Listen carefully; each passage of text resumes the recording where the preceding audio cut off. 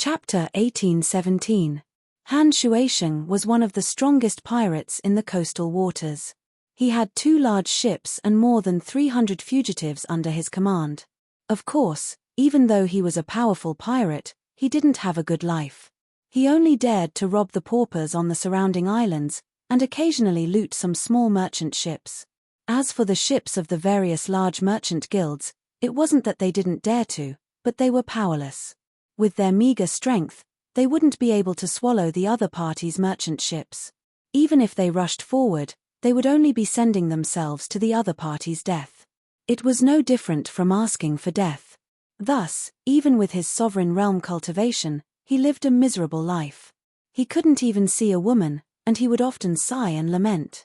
He regretted his hot-headed decision to become a pirate in the past. As expected, the impulsiveness of youth had to be repaid bit by bit through the hardships of middle age. It was really too miserable. The 2 large ships had been repaired in many places. From afar, they looked mighty and domineering, but up close, they looked miserable. They bobbed up and down with the waves. Han Shuaisheng, who was lying on the deck to dry salted fish, suddenly opened his eyes. Alert! Reality had proven that sovereign realm cultivation was not just for show. Very quickly, a large ship appeared on the surface of the sea in the distance. The ship's flag was made of black cloth with a perfectly round pearl embroidered on it.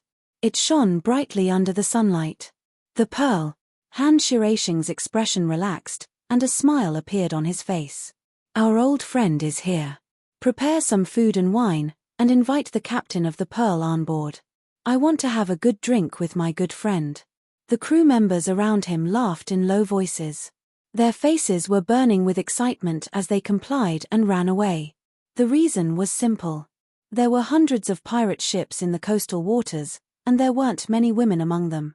Everyone on the Pearl, from the captain to the most basic sailors, was a woman. It could be said that the Pearl was the ship that pirates hoped to see the most in the boundless sea. They were willing to prepare the most sumptuous dishes and wine every time, hoping to catch up with their friends on the Pearl. The 3 large ships gradually approached, and the deputy in charge of the lookout ran over. General, something's not right. There's a man on the Pearl.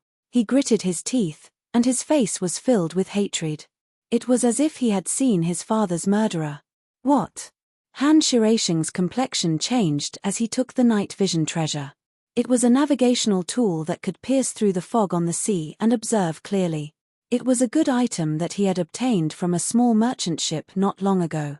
Sure enough, he really did see a man on the deck of the Pearl. More importantly, he was very young and very handsome. Damn it! Han Shuaisheng coldly sneered. That bitch Black Pearl, what did she say to me before? She said that only women were allowed on her ship and that men were not allowed to take a single step on it. What is this now? Hee hee. Let them come closer. Since this boy can board the ship, then us brothers can also board. I want to see what this Black Pearl woman can say. Soon, the 2 ships merged together. Han Shuaisheng smiled as if he were reunited with an old friend. Black Pearl, it's been a few years since we last met. You're still as beautiful as ever. Standing on the deck, Black Pearl was a tall and beautiful woman. Although there was a shallow scar on the left side of her face, it didn't ruin her beauty.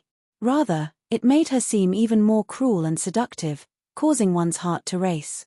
Now, when she heard Han Shuaisheng's words, she only glanced at him and didn't respond at all. This caused the pirates on the other ship to feel as if they had lost all face. They loudly shouted and waved the weapons in their hands. Han Shuaisheng's complexion darkened, but he didn't act impulsively. He looked at the young man sitting on the chair and slowly said, Black Pearl, it seems that the weather today isn't good. It isn't suitable for us to sit down and drink together. Then, we will part ways here. We will meet again in the boundless sea. The man sitting on the chair stood up. The sea breeze ruffled his robes. He calmly looked at them and said, starting from today, you have been taken in. You can choose to resist, but this will be your fate. He lifted a hand and punched out. Bang! The sea surface violently exploded and a terrifying strength spread outwards. Terrifying waves rose up, causing the 3 ships to turn into shaky dinghies on the verge of collapse. Even though the ship's stabilizing spell formation had been activated, Han Shuaisheng's face still instantly turned pale. Just a casual punch was able to create such a terrifying scene. If that punch had been aimed at them, the entire ship would have been smashed into smithereens. These people, of course, would also become a group of dead ghosts. With a thud, Han Shuaisheng knelt on the deck. Greetings, Grand General. Pirates at sea usually called themselves generals. Only true great pirates could be called great generals. This was an honorific title among pirates. Qin Yu nodded non-committally. He wasn't surprised by today's smooth sailing. These were pirates, after all. It was normal for them to be spineless. Moreover, as long as their brains weren't damaged, then it was only natural for them to be like this. I knew what to choose. Black Pearl, I'll leave this to you. I'm going to rest. If there's nothing important, don't disturb me. Yes. The Black Pearl respectfully bowed, but there was a hint of resentment in her eyes. The Great One's cultivation was heaven-reaching, deep and immeasurable. Everything about him was perfect, but the only bad thing was that he was too cold, not understanding at all. In the past, she had climbed into his bed but was still dragged off and thrown outside. If she hadn't experienced this herself, she wouldn't have believed it. She was a flower of the sea. Han Shuaisheng crawled up and wiped away a cold sweat. He leapt onto the ship and said, Pearl, the Grand General is, get away from me. The Black Pearl glared at him. She sneered, what Grand General? Our Lord is the Sea King. Remember, very soon, everyone in this sea region will be taken in and serve under His Excellency. Han Shuaisheng's eyes widened. Sea King. He screamed out loud, his voice filled with fear. He glared at the Black Pearl as if she were a madman. He looked in the direction Qin Yu left in. He lowered his voice and roared, you smelly woman, have you gone insane? The title of Sea King already has an owner. Do you want to provoke the dignity of His Majesty the Sea King? That is simply seeking death. Before, it was said that in the coastal region, there were many small and large islands. There were many country bumpkins living on these islands, living a miserable life without much profit. But there were always exceptions. For instance, the Sea King Island that was close to the deep sea region. This was an island that was comparable to a province, and it was also rich in resources. It was a pearl in this terrifying sea region. The Sea King was the master of this island, or, to be more precise, any pirate that could seize this island would automatically obtain the title of Sea King. The current Sea King had successfully seized this position 3,000 years ago. He was publicly recognized as the strongest powerhouse in the entire sea region. True sovereign realm. That's right, a pirate had actually broken into the true sovereign realm. Moreover, he hadn't accepted the recruitment of the East Sea nation and instead chose to remain at sea. This was simply inconceivable. From then on, for the next 3,000 years, the pirates of the sea region, large and small, constantly fought with each other. But no one dared to provoke the Sea King's position. The Black Pearl's eyes were ice cold. Han Shuaisheng, let me remind you. From now on, you have already worshipped His Majesty the Sea King. If you say anything like that again, that is rebelling against His Majesty the Sea King. That is an unforgivable crime. She sneered again and again. I don't mind personally cutting off your head. Do you hear me? Han Shuaisheng's pupils shrank. They were both people who made a living at sea and had interacted with each other countless times over the years. He was well aware of just how cruel and ruthless the Black Pearl was. If she could say something like that, she would definitely do it. He squeezed out a smile and said, I was panicking for a moment and made a slip of the tongue. Pearl, don't report me. I, Han Shuaisheng, am well aware of the rules of our sea. Since I have already worshipped the new Sea King, I will definitely abide by my place and pledge my life to serve His Majesty the Sea King. The Black Pearl swept her eyes over him. That's for the best. But, let me remind you one last time. Do not seek death. His Majesty the Sea King's strength is not something you can imagine. She turned and left. At the same time, she ordered her subordinates to take control of Han Shuaisheng's 2 ships and have them follow behind the Black Pearl. Han Shuaisheng returned to his ship. His complexion was gloomy and his eyes were filled with anger. That crazy woman. She had to be insane. Although he had displayed an incomparably formidable strength in that punch, in Han Shuaisheng's opinion, there was no chance of success if he wanted to challenge the Sea King. He would only be seeking death. True sovereign, that was a true sovereign, a great character that stood at the peak of the heavens. No, I can't go crazy with them. I have to think of a way to escape and find a way to survive. The only thing that comforted Han Shuaisheng was that they only had 3 ships right now. There was still a great disparity between them and challenging the Sea King's authority. The Sea King would definitely roam the sea and continue to accumulate strength in secret. This would give Han Shuaisheng a chance to escape. He was an excellent swimmer and he also cultivated a fierce water supernatural art. As long as he had a chance to dive deep into the sea, no one would be able to find him. As for these 2 ships and the people on them, they could only rely on the fates of the heavens. Perhaps he could report this matter to the Sea King Island ahead of time and perhaps he could even earn some merit. If the Sea King took a liking to him and recruited him to work for the Sea King Island, that would truly be a blessing. But soon, Han Shuaisheng discovered a terrifying fact that left his entire body cold, as if he had fallen into an icy lake. The 3 ships were heading straight into the depths of the sea, and the direction they were heading in was the direction of the Sea King Island. This was madness. This was madness. If they wanted to directly attack the Sea King Island with just 3 ships and less than 1,000 pirates in total, this was no different from striking a stone with an egg. Han Shuaisheng ran out to find the Black Pearl and changed his words. But his meaning was clear. With their current strength, the Sea King Island would have no chance of victory. Wang Dao had no chance of winning at all. He could only court death. Pearl, you must persuade His Majesty the Sea King. His grand ambitions cannot be accomplished overnight. Only by patiently waiting and accumulating will he be able to succeed. We cannot go to the Sea King Island right now. We absolutely cannot go. He had a pained expression.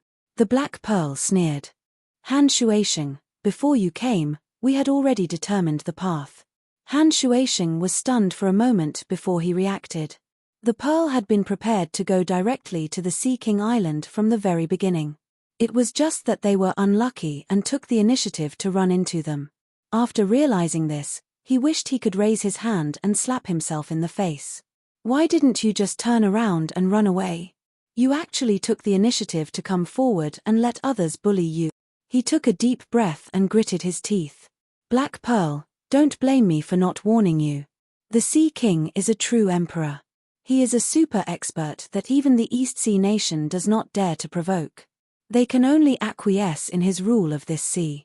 If you dare to bring people to the Sea King Island, you will only be courting death. A trace of fear flashed in the Black Pearl's eyes. She thought of the Sea King's strength, but she quickly calmed down. Her eyes were resolute.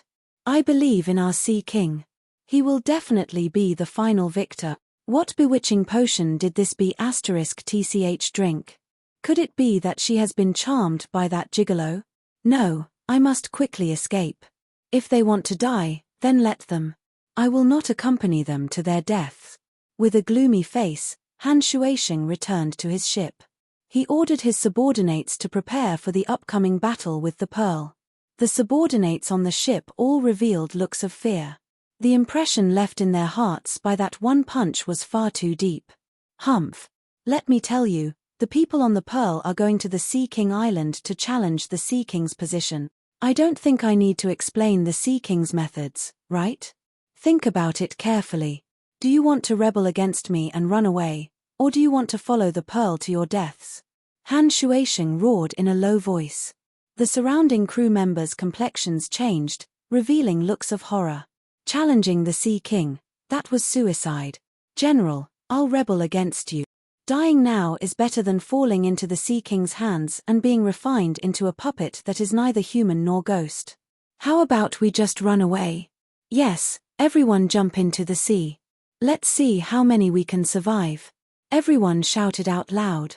At this time, the dim candlelight in the cabin suddenly came to a stop.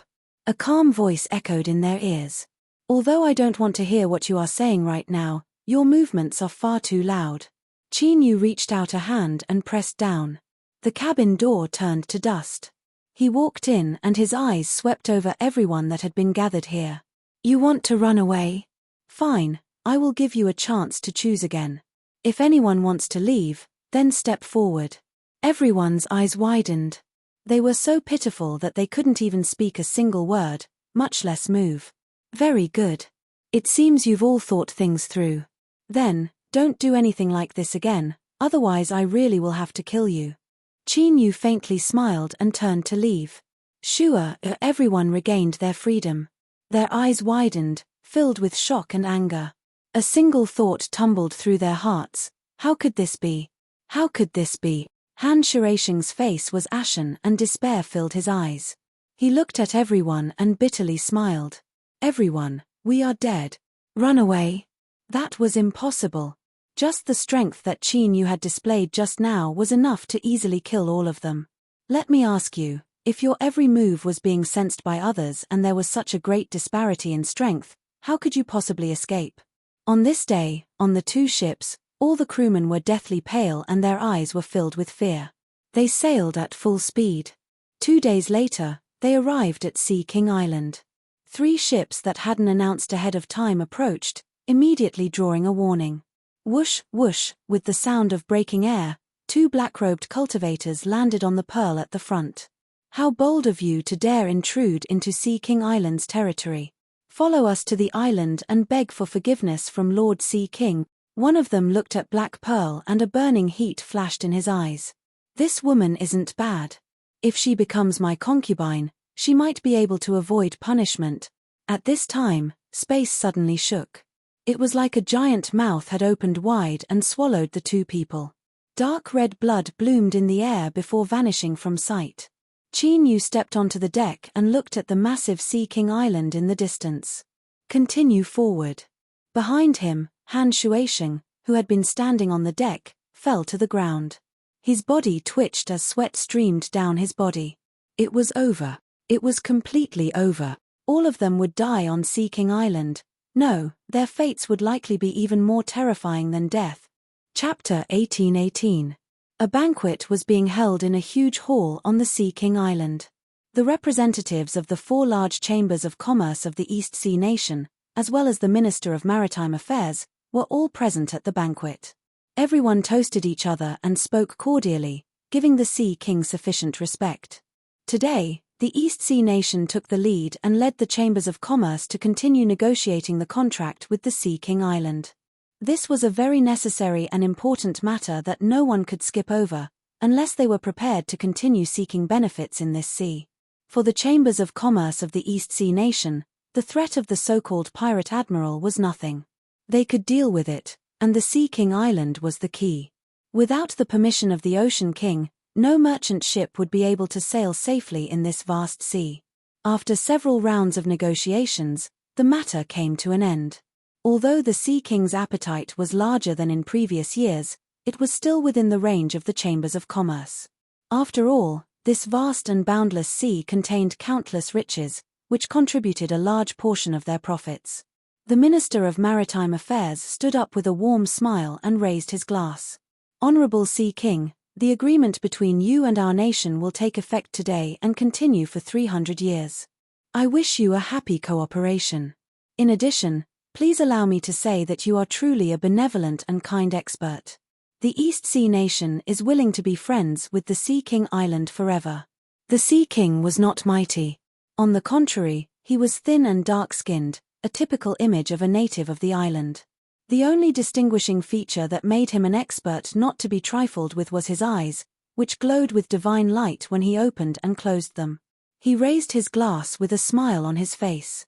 To be able to make the envoy of the East Sea Nation bow his head and respect him, the name of the Sea King would spread even further.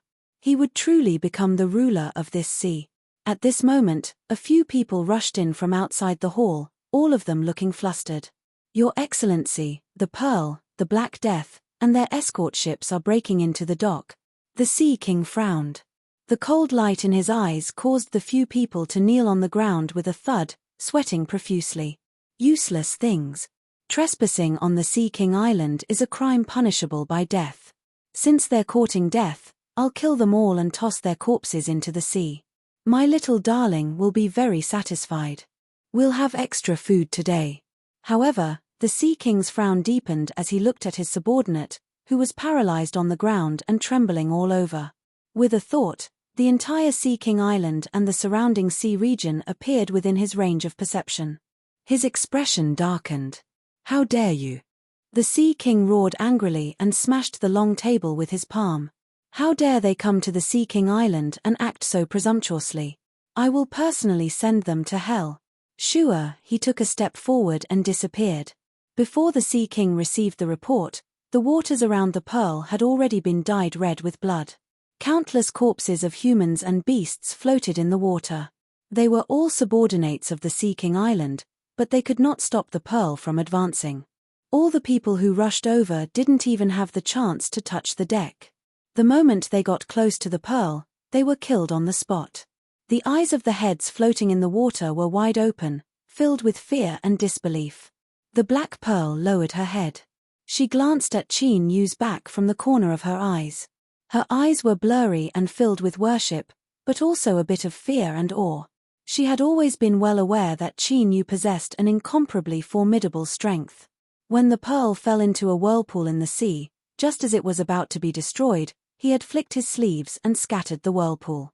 It was because of this that she was willing to attach herself to Qin Yu, respectfully calling him the new Sea King and obeying his every will. But today, the Black Pearl could see that beneath Qin Yu's calm exterior was a cold and unyielding heart. He was like a reaper of life that had emerged from hell. Any living being that tried to stop him would be exterminated without hesitation. From beginning to end, his complexion didn't change at all. His eyes were cold and indifferent, leaving one's heart racing. Suddenly, a feeling of palpitation exploded out. Black Pearl's expression changed greatly, and she jerked her head up to look forward. The surging sea suddenly calmed down. It was like an incomparably huge blue mirror, clearly reflecting the sky above. Then, space suddenly exploded and a terrifying strength erupted, shattering this mirror that had existed for a brief moment. The surface of the sea exploded, billions of waves splashing outwards.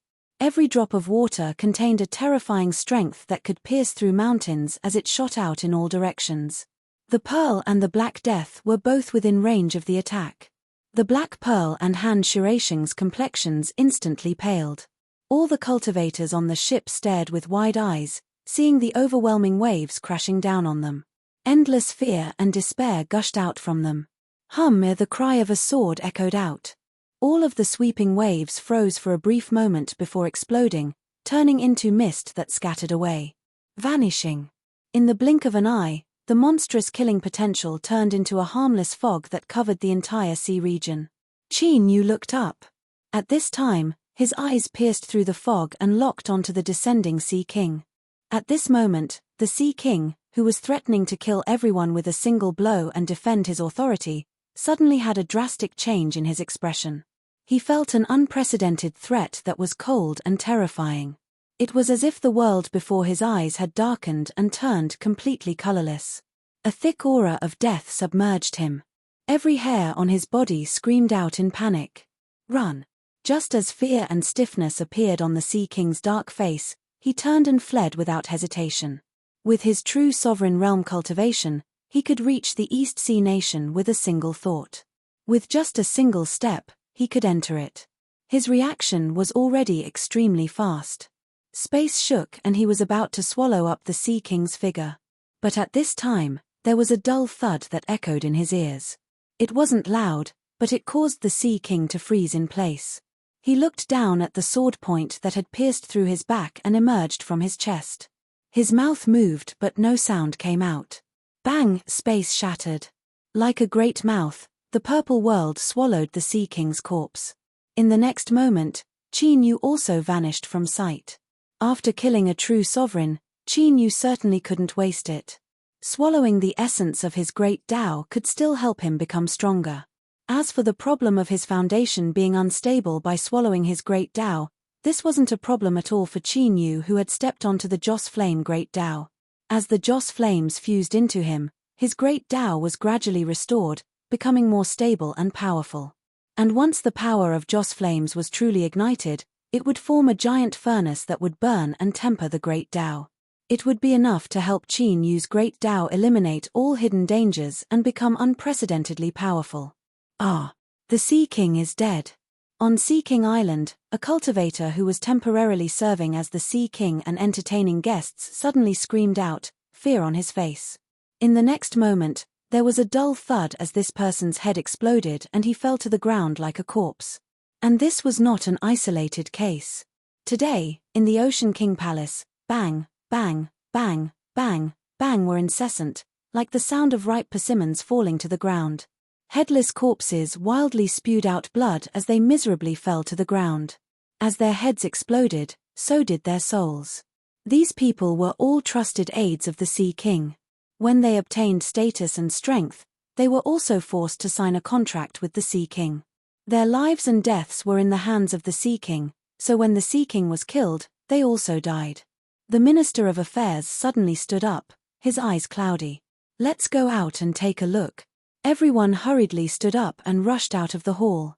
What they saw was the sea in front of them. There was an extremely thick fog that obscured their line of sight, making it impossible to see what was happening within. And in the divine sense, there wasn't any powerful aura. Could it be that the person who killed the Sea King had died together with him? The eyes of the Minister of Affairs and the representatives of the various merchant associations lit up with joy. If this was true, then it would be incomparably wonderful.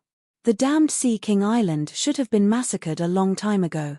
Every year, they risked their lives to transport goods across the dangerous sea. In the end, 20 to 30% of their profits were taken away by the Sea King Island. Over the years, this was an astronomical figure that couldn't be calculated. Once the Sea King's throne was vacant, the East Sea nation could directly take action and forcefully suppress this sea region. They would tear those damned pirates to shreds and allow the dynasty's merchant ships to travel the sea unimpeded. This would inevitably bring them even more wealth. The Minister of Affairs took a deep breath. Everyone, his low voice was filled with excitement and joy. As long as he could smoothly accomplish this, it would be a great merit.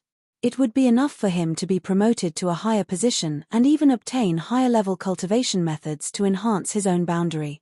But unfortunately, he only managed to say 2 words before it was as if a giant invisible hand had gripped his neck and he couldn't spit out any more words.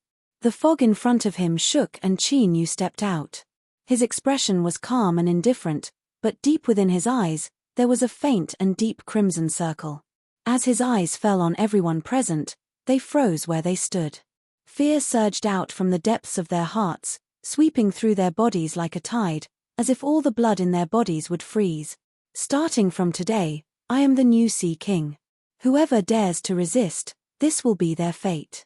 Qin Yu lifted a hand and pointed. The minister's eyes widened, revealing a look of panic. He wanted to roar out loud. I only had a thought, I didn't do anything at all, you can't. Bang! The Minister of Affairs blew up on the spot, turning into countless pieces of broken bones and flesh. His blood sprayed everywhere as he vanished. The thick smell of blood filled the air, causing the representatives of the various merchant associations to nearly collapse on the spot. The crimson light in the depths of Qin Yu's eyes swept over all of them. Now, all of you can leave. Take my will with you. Tell the East Sea nation that the Sea King Island demands half of its territory and its people. Otherwise, the East Sea nation will have to withstand the subjugation of the Sea King Island. I will step into the imperial capital and personally kill the emperor.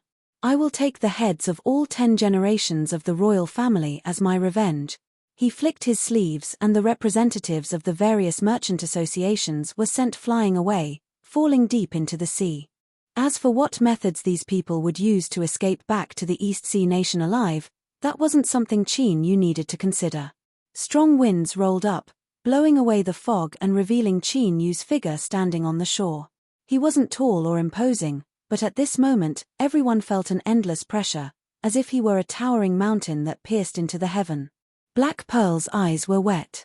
She respectfully prostrated herself on the ground.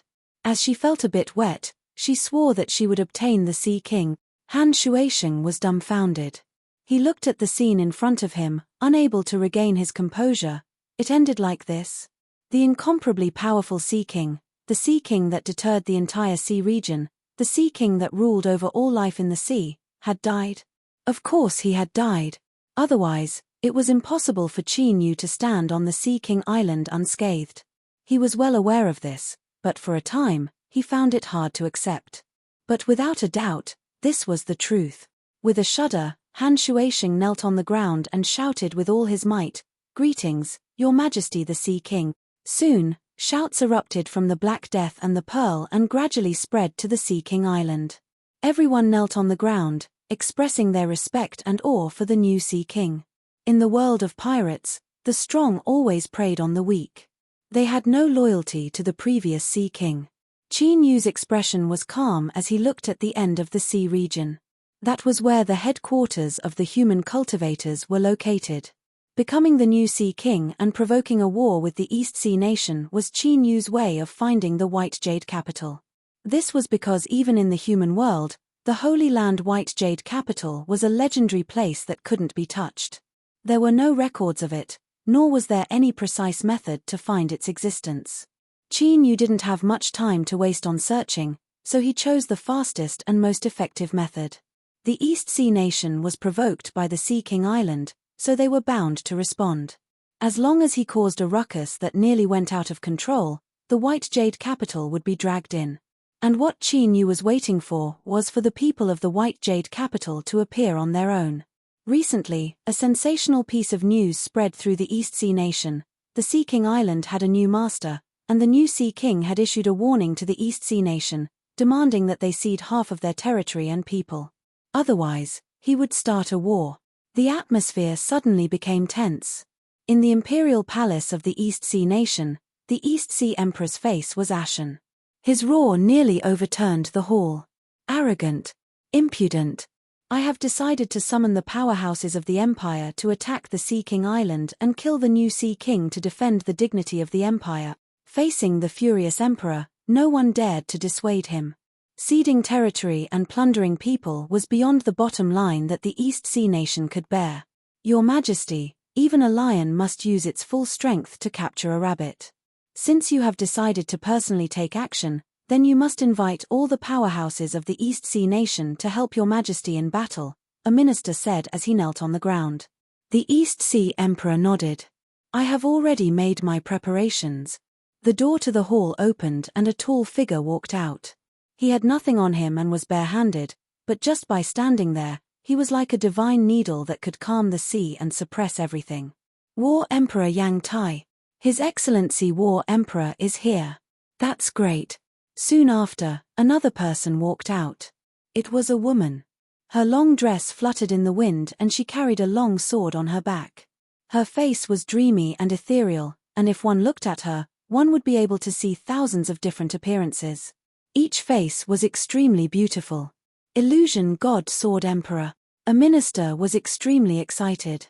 "Two true emperors of the East Sea nation will help Your Majesty at the same time. We will definitely win this battle. Kill the Sea King and defend the dignity of the East Sea Empire. This will let all the countries in the world know that although the East Sea nation is small, we also have powerhouses supporting us." War Emperor Yang Tai and Illusion Godsword Emperor cupped their hands. "Your Majesty." The East Sea Emperor laughed. "With the help of two true emperors, we will conquer the Sea King Island." He stood up. "Now, let's descend together and kill the new Sea King." "Very well. Very well." The East Sea Emperor took a step forward. War Emperor Yang Tai and Illusion Godsword Emperor followed him and disappeared. In the hall, the ministers were extremely excited. After the War Emperor and Illusion Godsword Emperor became famous, they had gone to other powerful countries to settle down. They did not expect that they would return today to help the East Sea Empire. With two true emperors and the divine power of His Majesty, after the Sea King Island was suppressed, all the countries in the world would change their impression of the East Sea nation. Chapter 1819. Sea King Island. Qin Yu opened his eyes, a sharp light flashing within them. They had finally arrived. He stood up and took a step forward. In the next moment, his figure appeared high in the clouds. Bang! Airspace collapsed and the East Sea Great Emperor stepped out. Battle Sovereign Yang Tai and the Phantom Godsword Empress followed behind him. 3 true sovereigns arrived. A terrifying pressure fell down. The entire Sea King Island fell silent. Countless people stared with wide eyes. "You are the new Sea King? How dare you?" The East Sea Great Emperor shouted out loud. "You want me to give up half of my territory and my people? Today, I will suppress you and cause the Great Tao to collapse." The battle sovereign stepped forward. He lifted a hand and a vast and irresistible strength covered Qin Yu like a falling mountain. In the air, golden runes appeared, flickering and flickering. Each rune represented a world rule. This was the human cultivation system. The cultivation path they walked was completely different from that of the barbarian and desolate races. They perceived the world rules and fused them into their bodies, treating themselves as a small world that they constantly perfected. Although their cultivation realms were the same as the barbarian and desolate races, the two sides were not from the same system. The phantom god Sword Empress drew her sword. As the battle sovereign moved to suppress Qin Yu, she attacked without hesitation, decisively killing him. As her sword fell, the world rules obeyed her will, transforming into invisible sword breaths that came from all directions.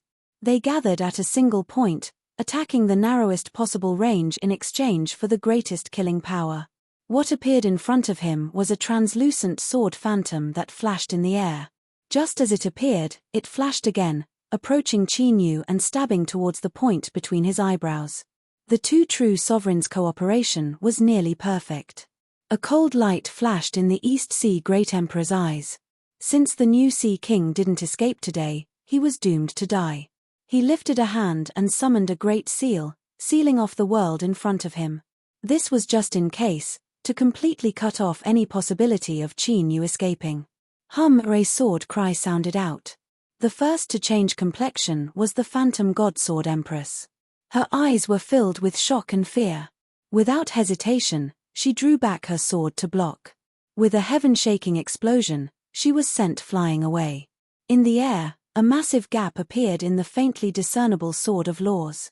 Then, it began to break apart and was completely annihilated. Puff, the illusory god Sword Emperor coughed up a mouthful of blood, his dreamy face growing more and more shocked. Half-step eternal. Only a peak Emperor realm expert who had 1 foot in the Eternal Realm and was half a step into the Eternal Realm would be able to do such a thing. The new Sea King was actually a powerful being who was likely to step into the Eternal Realm within 100 years and transform into a long-lived species. The Battle Emperor's expression changed slightly. His brows furrowed tightly, like the wrinkles of an ice-cold rock. He didn't panic because the illusory God Sword Emperor had been beaten back. It wasn't that he was confident in his ability to fight against a half-step eternal expert.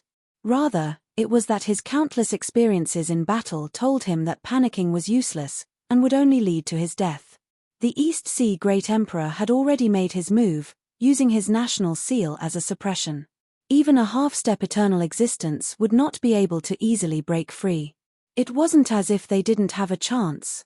At the very least, they could suppress the new Sea King, or wait for an opportunity to act, or stop for the time being. With a loud shout, Battle Emperor Yang Tai's body tensed up.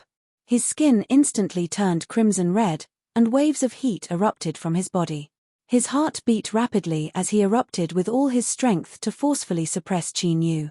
But at this moment, Battle Emperor Yang Tai's complexion changed. He saw Qin Yu raise his hand and punch out. From what he could see, this punch wasn't very strong.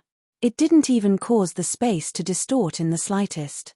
But in Yang Tai's ears, he heard an earth-shattering sound, as if a drum had been struck 10,000 feet high. Puff, the Battle Emperor spat out a mouthful of blood, still feeling dizzy. The golden runes that appeared around Qin Yu rapidly collapsed and shattered. In front of his fist, they were as fragile as a thin icicle, unable to withstand a single blow. And the reason why the Battle Emperor was so seriously injured was because when Qin Yu's fist smashed the golden runes, it was the same as smashing the Battle Emperor's Great Tao. It was a direct attack on the Great Tao. In the Eternal Sea world, although Qin Yu hadn't absorbed the strength of the Ancients and transformed into the Ancient King, he had still awakened the abilities of the Ancients. Countless years ago, the Ancients didn't cultivate any divine arts or cultivation methods. No matter what powerful enemies they faced, Their fists were their best weapons and also their most powerful offensive method. Every attack contained the talent of the ancients, directly attacking the source of their opponent's strength. One sword and one fist. The illusion god sword emperor and battle emperor Yang Tai were both wounded. The East Sea Emperor revealed a look of anger and his eyes began to throb. He suddenly had a feeling that his decision to come to the Sea King Island today was a bit rash. But with things having reached this step, there was no way to ease the situation. If they couldn't suppress the new Sea King today, then the East Sea nation would inevitably face the terrifying retaliation of the other party. Two true sovereigns, I will burn the destiny of my nation to forcefully suppress the new Sea King. I ask that you too take this chance to kill him, the East Sea Emperor roared out loud. He lifted his hand without hesitation and a burning flame erupted from the surface of the nation's seal. Qin Yu's eyes brightened with pleasant surprise. This was because the flames burning on the nation's seal were actually the power of Joss flames. In other words, the Joss flames that Qin Yu had always dreamed of igniting was now right in front of him. The suppressive strength from the nation's seal crazily erupted. It was like thousands of mountains had fallen down around Qin Yu, sealing him in and constantly squeezing him. This degree of strength would greatly affect even a true sovereign's cultivation. Battle Emperor Yang Tai and the illusion god sword emperor glanced at each other. They took deep breaths and stepped forwards. Sure, two figures appeared at the same time, a fist and a sword hurtling towards Qin Yu. But at this time, the ringing of a bell entered their ears and the two true sovereigns froze. And at this time, Qin Yu had already raised the mountain and river sword and slashed down. The suppression of the nation's seal seemed to have no effect on him at all. This was beyond everyone's expectations. Ah! With a pitiful cry, Battle Emperor Yang Tai's blood sprinkled through the air. One of his arms had been cut off and his face was deathly pale. This person's cultivation was focused on his mortal body. Now that one of his arms had been cut off, that was the same as wasting a third of his combat strength. Fear appeared in his eyes, not only because Qin Yu's sword just now was inconceivable, but also because deep within his eyes, a dark red circle had appeared. Although it seemed faint, it was enough to make one's heart skip a beat. Bedevilment. But now, for Qin Yu, bedevilment had changed from a negative and life-threatening state to an ability that he could control. It was more like a transformation. In the bedevilment state, his consumption of energy was greatly increased, but he could erupt with even greater strength. In fact, purely in terms of cultivation level, Qin Yu had only just entered the Emperor realm. But he had stepped into the Joss Flame Great Tao. Although he hadn't completely ignited it, his strength had greatly increased. And with the mountain and river sword in hand and the bedevilment state, he had such astonishing strength. Of course, the help of the cosmic sea cross bell and the little blue lamp was also indispensable. After his sword succeeded, Qin Yu's feet fell. Without hesitation, he slashed at Battle Emperor Yang Tai. Take advantage of your weakness to take your life. Facing three true sovereigns that he wasn't familiar with, he naturally wouldn't be careless. Ding-dang, the cosmic do hailing rang out once more. Battle Emperor Yang Tai's face filled with fear. Illusion God Sword Emperor, save me. As he roared, he threw a punch with all his strength. The power of this punch was terrifying. It was the most powerful attack of a true Emperor realm expert in survival and escape from despair. All the clouds in a 1,000-kilometer radius were instantly torn to pieces. Huge waves rose on the surface of the sea, rumbling in all directions. The illusion god sword emperor slashed out with her sword without hesitation. It wasn't that she had a good relationship with Battle Emperor Yang Tai, but in today's situation, both sides were in the same boat. The Battle Emperor was heavily wounded or even killed and she couldn't escape. How could an existence that could cultivate to the true sovereign realm not understand this? But the moment this sword struck out, the illusion god sword emperor's complexion changed once more. This was because the Battle Emperor's pursuit didn't occur. Instead, that sword strike was clearly just a feint. Under the might of the Battle Emperor's punch, it directly shattered. But it was clear that with the strength Qin Yu had displayed, this sword strike was just a feint. Then, what was his true goal? The illusion god sword emperor shouted out loud. The sword in her hand lit up and a radiant sword aura was released, sweeping out for 10,000 feet around her to protect her from Qin Yu's sneak attack. But no collision or sudden attack occurred. Instead, she heard the East Sea Great Emperor's alarmed roar. Shuo Qin Yu's figure suddenly appeared. The mountain river sword thrust out at a strange angle. A bright yellow light erupted and the phantom of a great dragon broke out from its body. But it only managed to block the mountain river sword for a moment. Then, like a giant balloon, it was pierced through by the sword tip. The East Sea Great Emperor retreated in distress.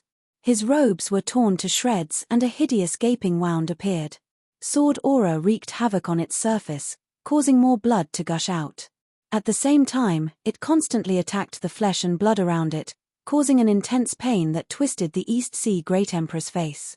After his sword strike succeeded, Qin Yu didn't continue chasing. His figure flickered and he arrived in front of the national seal. He lifted a hand and grasped it. "Little blue lamp," he roared out in his heart. In the past, Little Meaty already knew how to steal the destiny of the Western Wilderness and help Qin Yu perfect his divine kingdom. With how mysterious and powerful the little blue lamp was, there was no reason it wouldn't know.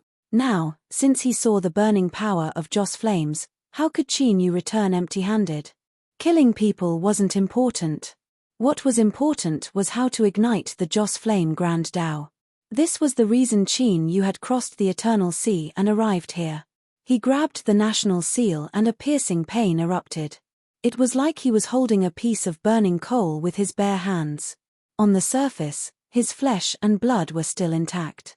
But this was directly aimed at Qin Yu's soul.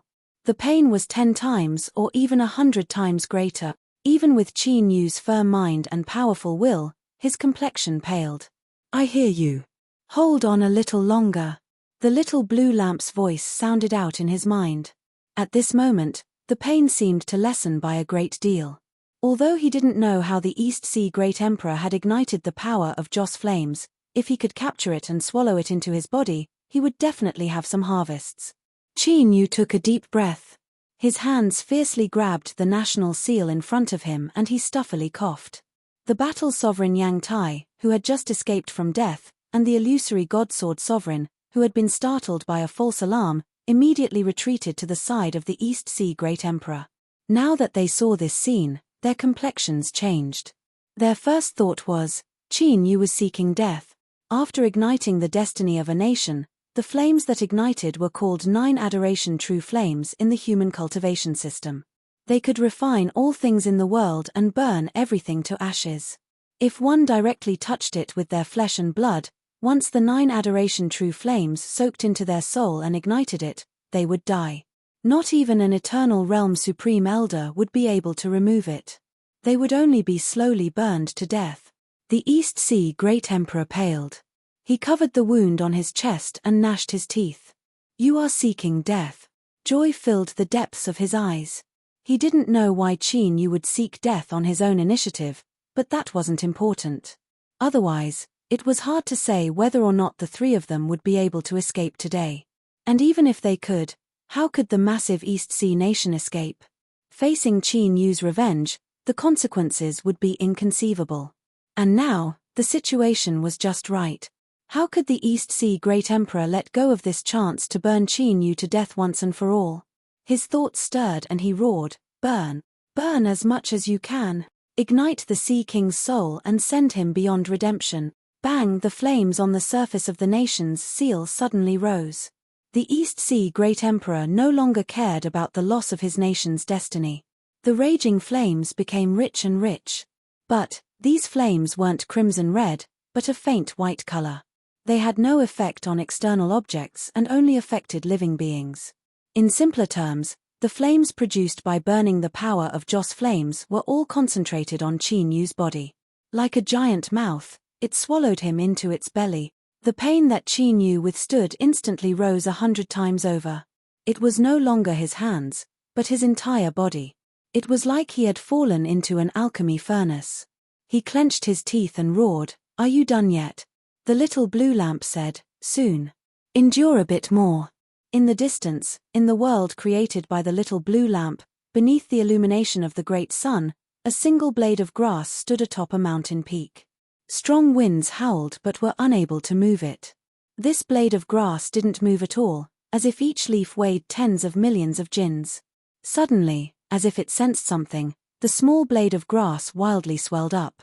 The entire mountain instantly broke apart, turning into countless stones that tumbled down. It was only then that one discovered that the so-called mountain was only a small stone hanging from this blade of grass. After it burst open, the true roots were revealed. In the blink of an eye, it had expanded to tens of thousands of miles in size, truly blocking out the skies. The emerald green leaves were now even darker in color. They seemed to have a metallic texture. They howled through the air, wildly stabbing into the highest heavens. Then, with a loud explosion, the heavens broke apart. The grass continued to grow. The blades of grass pierced into the highest heavens, as if they were extending into some unknown world. Then, in the coastal waters of the eternal sea, amidst the blazing power of Joss flames, Chin watched helplessly as several leaves drilled out from the collapsed void. With great joy and excitement, they rubbed against his body several times and then rapidly spread apart, wrapping around him from head to toe in the blink of an eye. From afar, he looked like a giant green rice dumpling. The terrifying burning sensation immediately vanished. But Chin didn't relax at all. Instead, his complexion became even heavier. This was because within his soul space, flames had already appeared and were falling towards his soul. Although he didn't know what would happen after he was attached to these flames, his intuition told him that it wouldn't be good. You do not need to worry, the flames of Joss flames have already been absent for a long time. May's figure appeared. She opened her mouth and swallowed. The flames that invaded Chin soul space instantly submerged into her mouth. May's face flushed red. She turned and vanished from sight. On the surface of the cosmic sea-cross bell, the great purple dragon roared again and again. It spun faster, its voice filled with joy. Looking carefully, one could see that there were faint traces of flames flowing on the surface of the great purple dragon's body, gradually gathering on both sides of its back. It was like something was being bred with the help of the power of fire. Seeing this, Chin was suddenly enlightened. In the past, when the ancients forged the cosmic sea-cross bell, they had to burn Joss flames in order to forge it. But there was a problem. If the ancients had ignited their Joss flames, why would they suffer such a calamity? Chapter 1820. His thoughts raced. There seemed to be some inside story behind the calamity of the ancient race in the past, but as for what exactly happened, it wasn't mentioned in his awakened memories, or perhaps it had been erased by someone. Chin took a deep breath and opened his eyes. The burning Joss flames were isolated outside. Although there was still a burning sensation, it was within a bearable range. And at this time, what was wrapping around him and isolating the burning power was the star-cutting grass. As if sensing that Chin recognized it, the star-cutting grass emitted excited fluctuations. The tips of the grass swayed back and forth like a dog's tail. The terrifying flames formed by the burning of Joss flames actually didn't harm it at all. Chin smiled. After greeting the star-cutting grass, he looked at the burning Joss flames in front of him, a burning heat in his eyes. The East Sea Great Emperor had a resounding reputation, but his strength could only be considered ordinary. He was far worse than Emperor Chin. Yet, he could actually control the burning power of Joss flames. There had to be some trick to this. If Chin could obtain this trick, his eyes brightened. The little blue lamp's voice sounded out. Although I don't want to pour cold water on you, let me tell you this, don't dream too much. If the Joss flame Great Tao could be so easily ignited, then even with the eternal sea as a natural moat, do you think the barbarians could still exist until now? Chin let out a breath, a helpless expression on his face. I knew things wouldn't go so smoothly. But the burning of Joss flames is right in front of me. I suffered so much and you mobilized so many people, so how could there be no harvest at all? The little blue lamp said, of course there is. It hesitated for a moment and continued to say, the power of Joss flames in front of you is indeed Joss flames, and it has already been ignited. But its existence and method of burning are different from yours. When the East Sea Great Emperor burns Joss flames, they are simply burning, they aren't fused into the Great Tao. Thus, this can only be considered a method to utilize the power of Joss flames. Although it can erupt with terrifying Joss flame flames, in essence, this is a serious waste. Even if you can plunder this Joss flame flames, it still cannot help you ignite your great Tao. Qin Yu said, "Get to the point. Even if I can withstand it, you should consider the star-cutting grass." The little blue lamp humphed. Plunder the Joss flame flames and use it as a primer to temporarily erupt with the strength to ignite a Joss flame. As for the star-cutting grass, you don't need to worry about it. Its defensive strength is enough to make this level of Joss flames despair. Power at the level of incense ignition. Qin Yu's eyes brightened. "Can you kill Qin Huang?" The little blue lamp sneered. He didn't answer, but he had already given the answer. It was indeed a bit difficult. "It's not a little difficult, it's extremely difficult," the little blue lamp said in a low voice. "Killing Qin Huang is far more difficult than you imagine. So, if you don't pay enough attention to this matter, the one who will die will definitely be you." Qin Yu frowned. "You can't kill him either?" "I can't." The little blue lamp was silent for a moment. "Otherwise, I would have already acted when we left the desolate region." "Reason?" "I don't know," the little blue lamp bluntly said, "but my intuition tells me that killing Qin Emperor can only be done by yourself. No one else can interfere, otherwise something horrifying will occur." For the little blue lamp to call this matter extremely terrifying, there was no need to say how serious it was. Qin Yu revealed a dignified expression. He already knew that Qin's sovereign had some sort of background, but now it seemed, he feared he had been too naive. The secrets hidden on Qin Huang's body were far greater and greater than anyone could imagine. "Don't think about it. I have already captured the Joss flame flames. Let's deal with these people." The little blue lamp's voice fell silent. Qin Yu took a deep breath and his eyes returned to tranquility. If he really immersed himself in fear and worry towards the unknown, he would have already been scared to death. He would have to take things one step at a time. When the time comes, there will always be a way out. He raised his hand and punched out. With a muffled bang, the burning seal of the nation was sent flying. The Joss flame around it flickered a few times before it was quickly extinguished. Like a huge rock, it fell into the sea with a splash. The air fell silent. The confident East Sea Great Emperor, who had been waiting for Qin Yu's soul to burn and for him to die in pain and despair, was now completely stunned. He looked at the great waves that had been set off by the falling seal and then at the unharmed Qin Yu in front of him. After a brief moment of bewilderment, fear flooded his face. "Run!" The East Sea Great Emperor turned without hesitation. But in truth, there was no need for him to remind them. Battle Sovereign Yang Tai and the illusory God Sword Sovereign had already retreated the moment the seal was sent flying away. Space violently shook and ripples spread out. The three true sovereigns fled in different directions. Now was the time to gamble on luck. Even if Qin Yu tried to stop them, it was impossible for him to simultaneously stop all three true sovereigns from escaping. This was the truth. But from the very start, Qin Yu had a clear goal: the Great Void Crossing. The sea bell rang out. On its surface, a pair of golden wings had grown out from the purple dragon's back. Flames burned on its surface. These were the Joss flame flames. It was unknown what changes had occurred, but the might of the bell had clearly risen to a new level. The fleeing East Sea Great Emperor froze. In the next moment, Qin Yu's figure was right in front of him. The East Sea Great Emperor wore imperial robes embroidered with dragon patterns. With a roar, a giant dragon flew out, its momentum astonishing. But when Qin Yu's eyes fell on this great dragon, a look of fear appeared in its giant eyes. With a mournful wail, the giant dragon's stiff body shattered and vanished from sight. Surprise flashed in Qin Yu's eyes. This was because he knew that this wasn't his own ability, but that it came from the surface of the cosmic sea-cross bell.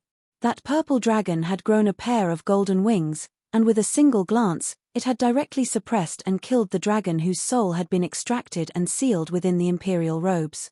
"Don't kill me, otherwise the White Jade capital will never let this matter rest," the East Sea Great Emperor screamed. In the next moment, his voice came to an abrupt end. Qin Yu had grabbed his neck as if he were strangling his great Tao. His fingers tightened. There was a loud crack. As his neck broke, so did his great Tao. The East Sea Great Emperor's eyes widened and the light in them rapidly dimmed. As the ruler of a dynasty and a great emperor conferred the title of Great Emperor by the White Jade Capital, he had never imagined that he would be killed in such a manner. But what the East Sea Great Emperor didn't expect was that he would die so easily. The main reason was because of the words he had shouted just now. The White Jade Capital would never let this matter rest. Qin Yu was looking for the White Jade Capital. It was for the best that they wouldn't let this matter rest. They had come to him on their own initiative so that Qin Yu wouldn't have to waste time and effort searching for the White Jade Capital's path. This was the reason he had stirred up this storm. The moment Battle Sovereign Yang Tai and the Illusion God Sword Sovereign left, they witnessed the East Sea Great Emperor's death with their own eyes. The East Sea Great Emperor's soft corpse hung in front of Qin Yu. A great emperor of a generation, a true sovereign who ruled over a vast territory and ruled over a nation, had been killed on the spot.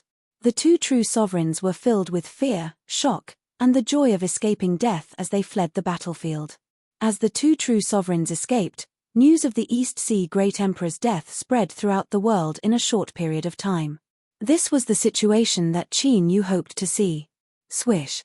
He grabbed the East Sea Great Emperor's corpse and stepped forward, disappearing without a trace.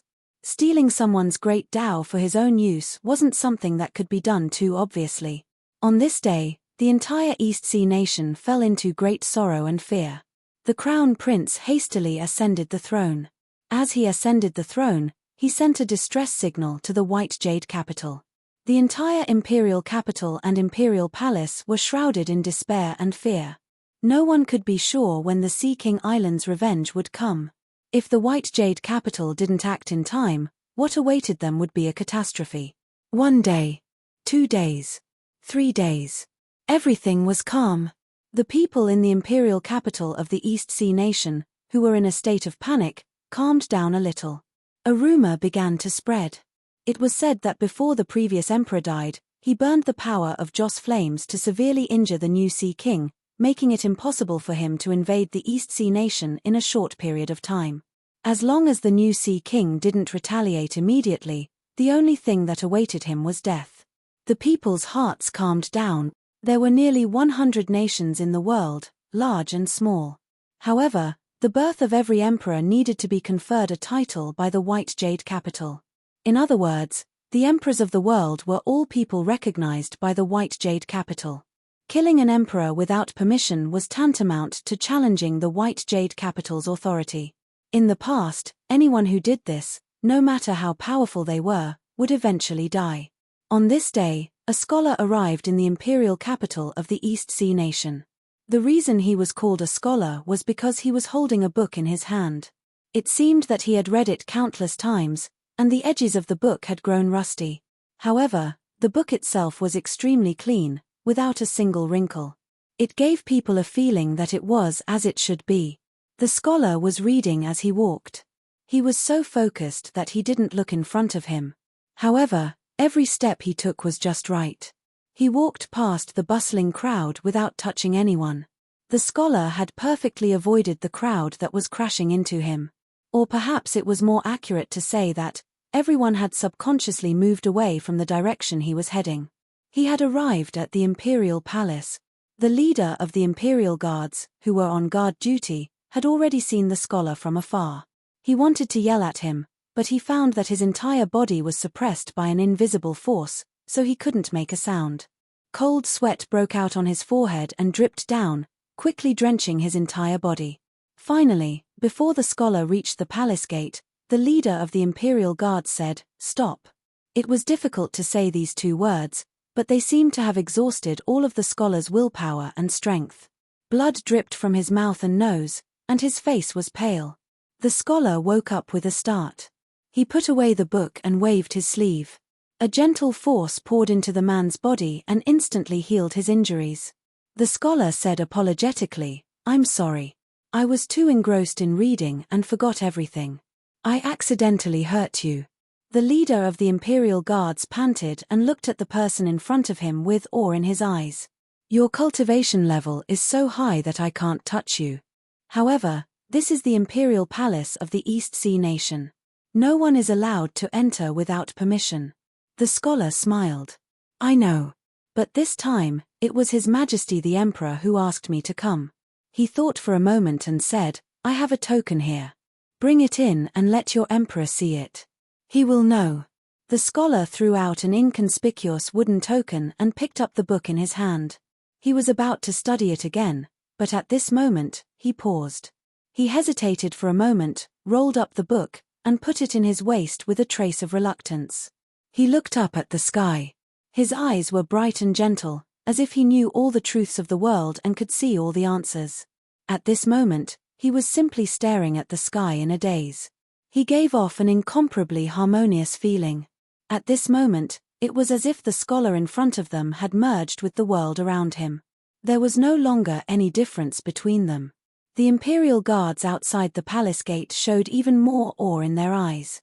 They subconsciously lowered their heads and didn't dare to look at the scholar.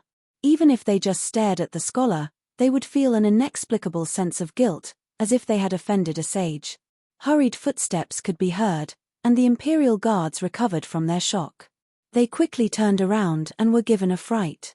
At the very front was the newly ascended emperor, and behind him was a large group of influential figures in the empire. All of them had anxious expressions on their faces. Retreat! Everyone retreat! The new emperor roared. When he saw the young man outside the palace gate, he lowered his voice and hurriedly knelt to salute. The 37th Emperor of the East Sea Nation pays respect to your excellency. Behind him, a group of important officials of the empire followed suit. The terrified royal guards collapsed to the ground. They guarded the imperial palace, so of course, they knew what had happened recently. The entire East Sea Nation was waiting for White Jade Jing's help. The identity of the person in front of them was self-evident. The scholar smiled and waved his hand, "Get up." He thought for a moment, then took out a document from his pocket and said, "This is my master's handwritten letter. He asked me to give it to the new emperor of the East Sea Nation, saying it's for the conferment." The emperor and ministers of Donghai Kingdom were shocked. They looked at the scholar in front of them with more awe. Although all rulers of the world had to be conferred a title by the White Jade capital, not everyone was qualified to confer a title to the ruler of a nation. At the very least, he was one of the top characters in the White Jade capital. He was a powerful existence that could truly dominate the world. "Thank you, Your Excellency." The new emperor received the conferment letter with both hands. A hint of joy appeared on his face. Only now was his position as emperor truly confirmed. "Your Excellency, you must have traveled a long way. Please enter the imperial palace to rest." The scholar looked a little embarrassed. "It wasn't hard. It was just that I was too engrossed in reading on the way. Otherwise, I would have arrived 2 days ago." The emperor and ministers of the East Sea Nation smiled bitterly. They thought, "You were so engrossed in reading that we almost wet our pants for a long time." Of course, it was inevitable that they would have their own thoughts, but no one dared to show them. It's okay," the new emperor said. "Since Your Excellency has come today, the East Sea Nation will be safe." The scholar shook his head.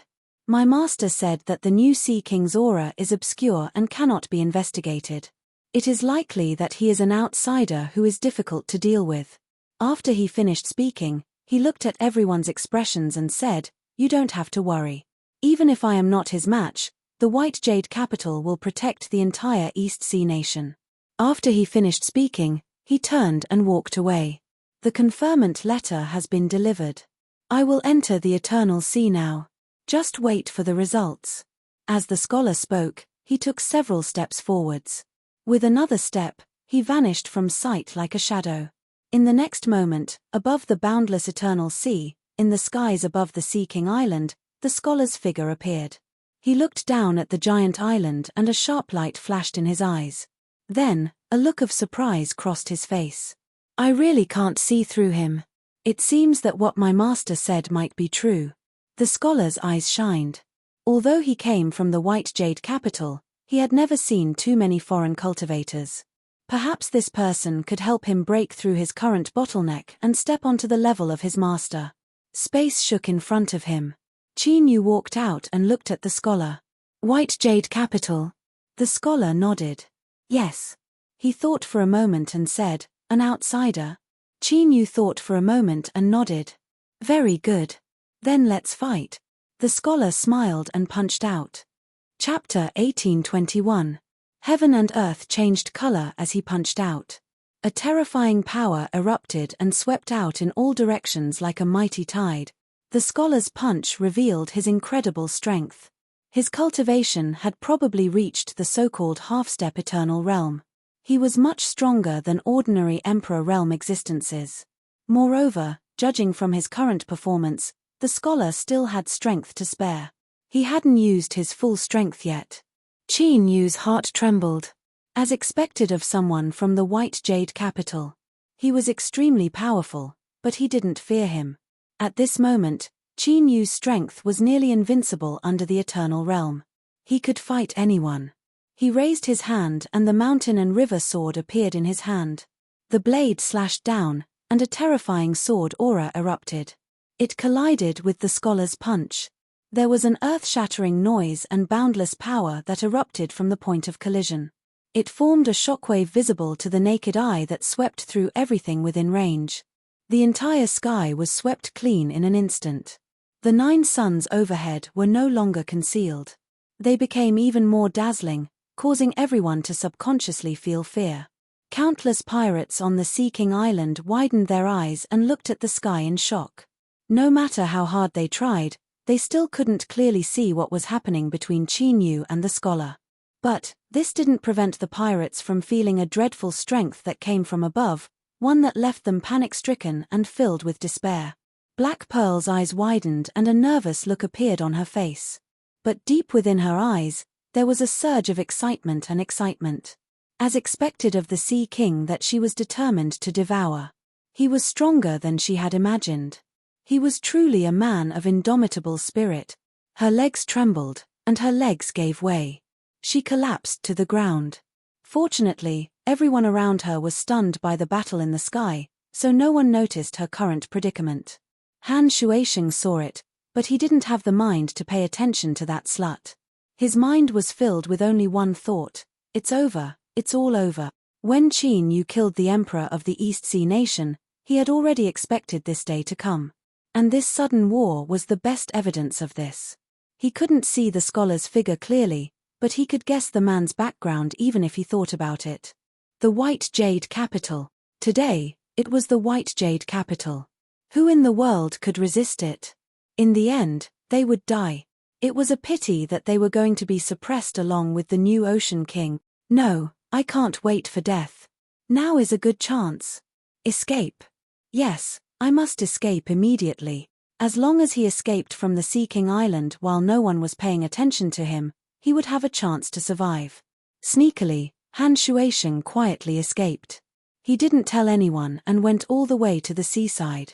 Joy appeared in his eyes, and he leaped into the sea with a splash. With his Water Dao divine art realm, he would be like a fish in water when he entered the ocean. He would be able to escape with just a flick of his tail. I'm too smart. Suddenly, in the dark seabed, a pair of lantern-like huge eyes opened and locked on Han Shuisheng's body.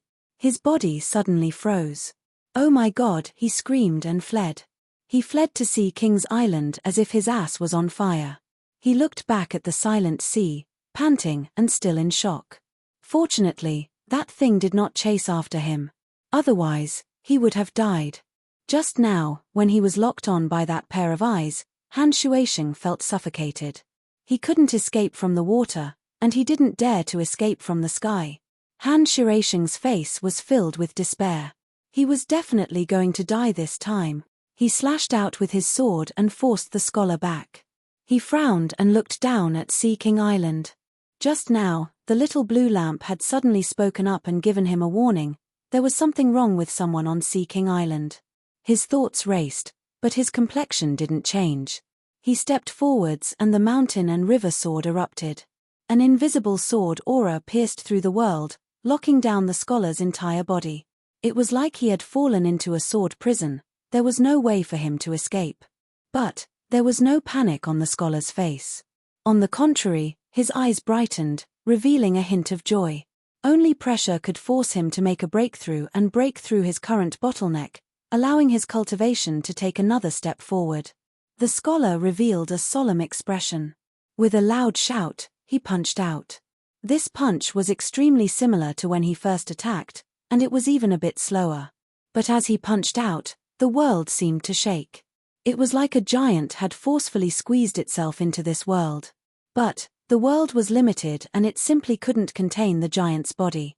But in the next moment, the phantom of a giant appeared behind the scholar. This giant supported the heavens and the earth, towering like a divine mountain, ancient race. With a single glance, Qin Yu was able to see the origin of this phantom. It was a powerful ancient from ancient times, and what it appeared now was only a phantom that was formed from the pull of strength. It had been dead for countless years, but its will hadn't been extinguished and its remnant body was able to condense into a phantom. This ancient must have been extremely powerful in the past. Within Qin Yu's chest, his heartbeat sped up. Bang! Bang! Bang! Killing intent erupted from the depths of his heart. The ancient race had perished, but they still couldn't rest in peace. Their remnant will was being driven around by humans. Qin Yu, restrain your aura. Once your identity as an ancient is exposed, you will be in great trouble, the little blue lamp shouted out. Qin Yu took a deep breath. But the chill in his eyes didn't dissipate. Instead, it became even colder. He lifted the mountain and river sword. You said that the Joss flames that I can seize can allow me to ignite the strength of a Joss flame for a short period of time. That's right. Then it is now. Qin Yu took a step forwards. Across from him, the scholar's complexion changed. He could feel a formidable aura erupting from the other side. This was a high and lofty strength that couldn't be touched. It was unfathomably deep, like a boundless sea of stars. And this was a feeling that the scholar had only felt from his honorable master and the several tower lords. This isn't fun anymore. Moreover, your sudden body transformation will make me feel awkward. I originally wanted to use you as a whetstone, he muttered to himself and then screamed, Honorable master, save me. If he couldn't win, then he had to admit defeat. If he couldn't admit defeat, then he had to shout for help. This was something that his honorable master had always taught him. The scholar didn't feel shame, because the most important thing was to live on. If he died, then everything would be for naught. He hadn't taken a wife yet and he hadn't enjoyed the beauty that walked out of a book. Just how warm and gentle was that? He certainly couldn't die like this. Sea King Island. Standing on the shore, Han Shirashing's heart was filled with despair. Suddenly, his aura changed. He closed his eyes and opened them again. His pupils instantly became incomparably deep. His gaze seemed to pierce through the endless distance and fall upon the highest heavens. Then, Han Shuashing stepped forward and his figure instantly disappeared. When he reappeared, he was already in front of the scholar. He lifted his hand and pushed forward. And at this moment, the long sword in Qin Yu's hand slashed down. Everything in front of them turned dark. Including the scholar, everyone fell into temporary blindness. When their vision recovered, there was a gap in the sky, forming a giant black nothingness. A terrifying swallowing strength erupted from this nothingness. Seawater shot up into the sky, instantly forming a giant waterspout. With a loud rumble, it shot into the highest heavens and poured into the dark nothingness. The water column shot into the sky, but there were two gaps. Qin Yu frowned. He looked at Han Shuashing across from him. The mountain and river sword in his hand hummed. One could faintly see a layer of leaping flames spreading across the blade.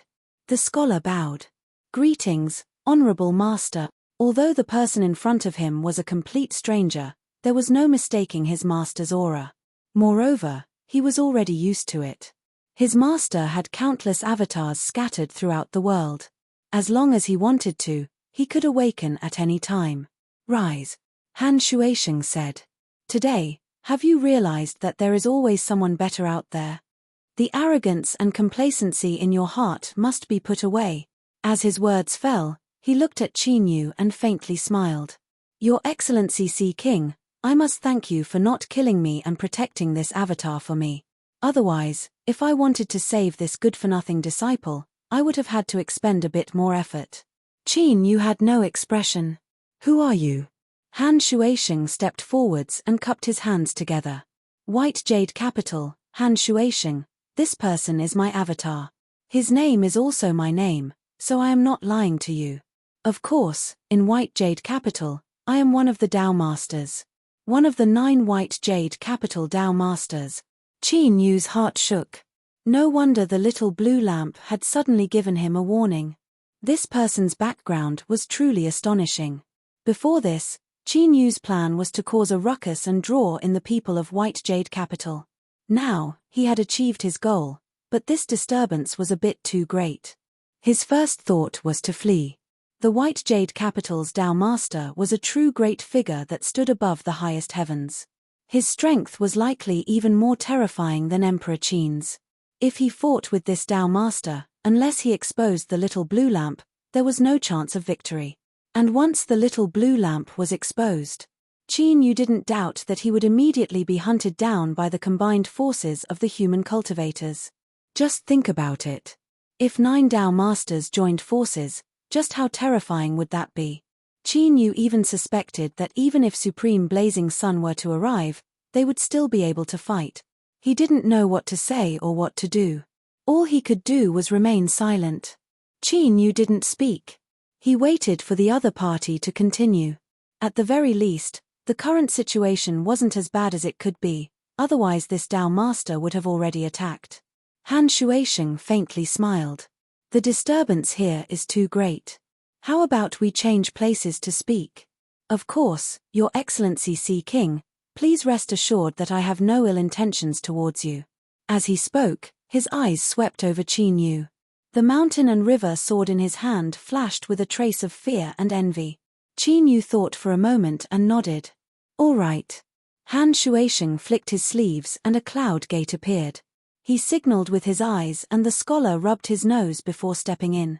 Qin Yu followed behind. He chose to believe Han Shuaisheng's words. Otherwise, with this person's strength, there was no need to go through so much trouble to attack Qin Yu. Han Shuaisheng faintly smiled and stepped into the cloud gate. As he stepped in, it was as if he really had passed through a gate. His eyes widened and a temple in the clouds appeared in front of him. Han Shuaisheng's voice sounded out from behind him. This isn't White Jade Capital, but one of my training areas. I have invited Your Excellency Sea King here because there is a matter I wish to cooperate with you. His voice paused and then he changed the topic. But before that, I must first confirm your identity to avoid any accidents. He looked straight at Qin Yu, his eyes sharp. Your Excellency Sea King, may I ask if you have stepped onto the incense flame Great Road? The little blue lamp was silent. Its aura was completely restrained. Qin Yu knew that this was to avoid being detected by this White Jade Capital Dao Master. So, he could only make his own decision now. After a brief hesitation, Qin Yu nodded. Yes. Very good. I will ask Your Excellency Sea King, what is your name? Where do you come from? Han Shuaisheng's eyes brightened. Qin Yu said, Waterfront World, Luo Guan. He narrowed his eyes and rudely interrupted the Dao Master's question.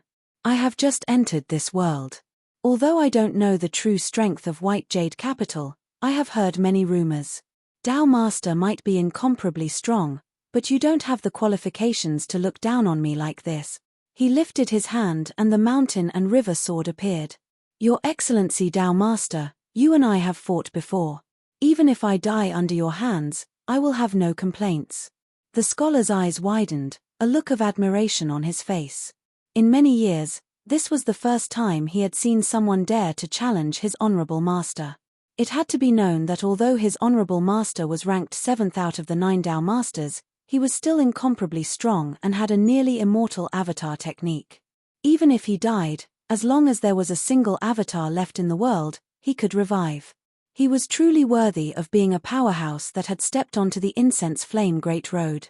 Just this sort of courage was unparalleled. Han Shuaisheng faintly smiled. He waved his hand and said, Your Excellency Sea King, there is no need to be angry. I am only being cautious. He thought for several breaths of time and said, I once sent an avatar to the waterfront world.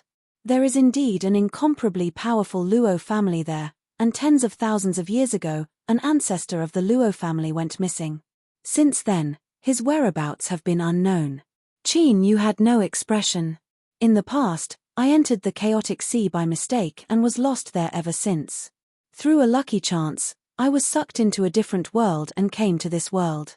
He furrowed his eyebrows. As for the Luo family of the Eastwards, perhaps the Tao Master has remembered wrongly. I come from the Great Azure Province. Han Shuaisheng laughed. It really is fellow Daoist Luo Guan. He had deliberately said wrong about his background to test Qin Yu's identity, but now that he had been exposed, although he didn't believe him, most of his doubts had been dispelled. Qin Yu lightly said, Tao Master, what do you wish to speak of today? If you don't trust me, then let's stop here. I do not wish to be involved in the internal affairs of White Jade Capital. Fellow Daoist Luo Guan, please don't be in such a hurry. Let me finish first. Han Shuaisheng paced a few steps and slowly said, My White Jade Capital has always been investigating the Void Realm. Many years ago, I accidentally discovered an altar. It drifted with the waves in the depths of the bewildered sea and kept changing its position. There is nothing wrong with the altar itself, but it is the entrance to a mysterious world, a world that has already died. Qin Yu's eyes brightened. Han Shuaisheng faintly smiled. According to what White Jade Capital obtained, this altar is unusual. Although the world it leads to has already died, there are still a massive number of native life forms struggling to survive. Moreover, the unraveling of the altar is still continuing. According to the latest news, it is likely to connect to more than one world. He turned around. It is inconvenient for me to tell you any more, unless fellow Daoist Luo Guan agrees to help me with something. Qin Yu said, Speak. World source. Han Shuaisheng smiled. What fellow Daoist Luo Guan walks is to step onto the great road of Joss Flames and directly step onto that unsurpassed road. It is different from the cultivation system of my human race, and a world source is not indispensable. Thus, there is a basis for cooperation between us. Fellow Daoist Luo Guan can help me enter and search for a world source. In return, I can guarantee that I will give a world to fellow Daoist Luo Guan and turn it into your divine kingdom so that you can draw the strength of Joss Flames from it. Qin Yu had no expression. Tao Master, why don't you personally do this? Han Shuaisheng lightly said, White Jade Capital has a total of 9 worlds, and everyone wants the world source. The reason Tao Master doesn't interfere in this matter is to avoid any serious consequences from conflict. Qin Yu was silent for a moment. He nodded. Very well. I agree. I hope that Tao Master will keep your word. Ha ha ha. Han Shuaisheng laughed. Fellow Daoist Luo Guan, rest assured that I will not disappoint you. Chapter 1822. Sea King Island. Space suddenly twisted and Qin Yu walked out. Behind him was a scholar. Of course, everyone now knew that his name was Cheng Haoren. He was a disciple of the 7th Tao Master. In terms of status, he was one of the most respected people in this world. But now, he was willing to follow behind Qin Yu and maintain a very low profile. First, Cheng Haoren wasn't someone who liked to keep a low profile. Second, he admired Qin Yu's cultivation and courage. Well, he admired Qin Yu's courage even more. The Sea King has returned. There was a sudden scream from the panic-stricken Sea King Island. Whoosh! With the sound of breaking air, the Black Pearl welcomed Qin Yu. She was excited as she saw him and respectfully bowed. Your Excellency Sea King, you have returned. She carefully looked him up and down. Only after making sure he was unharmed did she finally relax. Qin Yu nodded. He casually said, His name is Cheng Haoren. He is my friend. Arrange for him to stay here. He nodded to Cheng Haoren and stepped out, vanishing from sight. Yes. The Black Pearl bowed once more. She looked over. Since you are the Sea King's friend, you are also an honored guest of Sea King Island. Please follow me. Cheng Haoren coughed. All right. He lowered his head and tried to restrain his gaze. The Black Pearl in front of him was too hot. In addition to the amount of clothing he was wearing, it was a bit too little. His exposed skin had been exposed to the wind and sun on the sea, revealing a faint black luster. Although it seemed a bit rough, it added a strange sense of beauty to his appearance. It was naturally different from the beauty described in books. But Cheng Haoran had to admit that looking at the black pearl gave him a different feeling. The black pearl subconsciously turned around and looked at Cheng Haoran. She felt that this friend of the Sea King was a bit strange. His eyes were timid and he didn't seem manly at all. He seemed like a weak little girl. Thinking of this, she paused and her face stiffened. A thought emerged in her mind like a wild weed that couldn't be suppressed. No wonder the Sea King never cared about her beauty. In fact, he didn't even care about the existence of the Pearl of the Sea. Perhaps it was because the Sea King didn't like women at all. The black pearl suddenly felt sorrow. She could be flirtatious to the bone and could even steal souls, but if the Sea King didn't like women, what could she do? As a scholar, Cheng Haoran's perception was very sharp. He quickly sensed the change in the black pearl's emotions. Her eyes were a bit strange. She stealthily glanced over and then quickly looked away. She was trying her best to appear calm, but the emotions in her eyes couldn't be hidden from him. There was sadness and anger, as well as jealousy and unwillingness. This left Cheng Haoran completely confused. After hesitating for a while, he smiled and said, "Miss, is there anything wrong with my body?" As the saying goes, when a spring breeze caresses one's face, a smile as warm as jade, this was precisely the smile that Cheng Haoran revealed at this moment. But what a pity, the black pearl didn't sense the slightest emotion in his smile. At this time, her heart skipped a beat. There was only a single thought in her mind. She had originally looked quite feminine, but now with that smile, there was no way to escape. She had never imagined that her famous black pearl would one day be defeated by a man, allowing him to snatch away her Sea King. The black pearl coldly coughed. She turned around and quickened her pace. Cheng Haoran revealed a helpless expression. Although he had an outstanding will, he didn't understand women at all. He naturally wouldn't have guessed that this woman in front of him had already turned her thoughts 108,000 miles away and regarded him as a rival in love. Otherwise, no matter how good her temper was, she would still be stomping her feet in anger. On the other side, Qin Yu retracted his divine sense and rubbed his chin. He didn't know if this Cheng Haoran was faking it or if he really was, but he knew that this person wasn't simple at all. He was an extreme true sovereign, a formidable existence half-step into the eternal realm. If he could patiently endure a female pirate like the Black Pearl, then he naturally wasn't ordinary. Just what was the seventh Tao Master's meaning in keeping him here? Little blue lamp. After a brief silence, its voice sounded out. I don't know either. But this seventh Tao Master is indeed formidable. You were taking too big of a risk by pretending to advance and retreat. Qin Yu said, I could only do this. Only with an appropriate and forceful attitude can I better prove my current status. Seaside Realms Luo Guan, I never thought that you would lend me your status after you died. Now that I think about it, if I hadn't met this person in the void boundary, things would have been troublesome today. He paused for a moment and then said, as for the cooperation that the seventh Tao Master proposed, what do you think? It should be true. There is no need for him to lie to you. The little blue lamp said, but things aren't so simple. This involves the source of a world as well as the burning incense sticks of a world.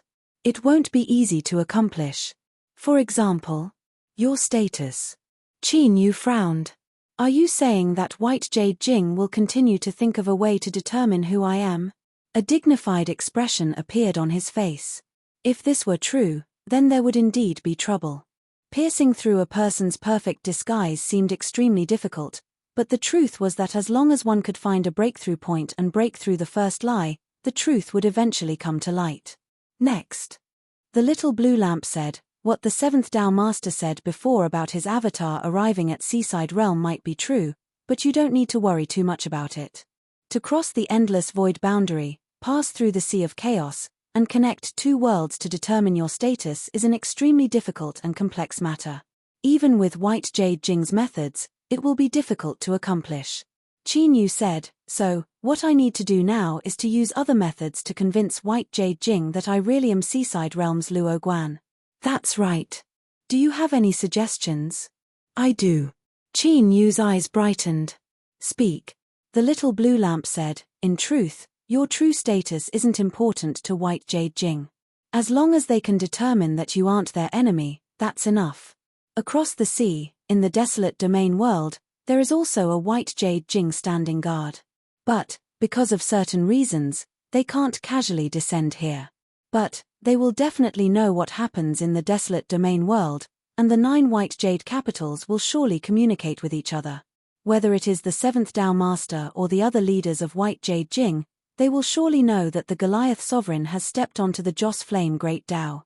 And now, in the desolate domain world, the Goliath sovereign has disappeared without a trace.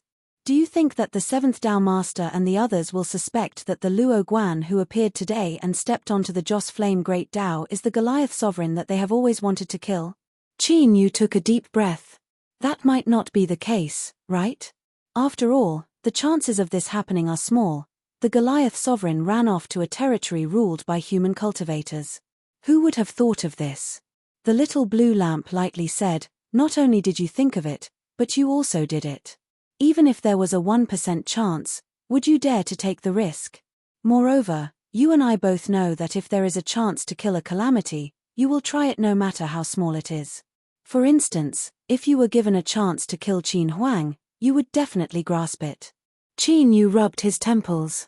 He had to admit that what the little blue lamp said was reasonable. If White Jade Jing also tried, there was a chance that Qin Yu's identity would be exposed. After all, even the most perfect disguise in the world had a chance of being seen through. Tell me your plan. Since you thought of this, you should have made some preparations, right? A thought fluctuation spread into Qin Yu's mind. The little blue lamp completely fused all of its preparations into it. Qin Yu closed his eyes for several breaths of time. Then, he opened them, a thoughtful look on his face. Just this.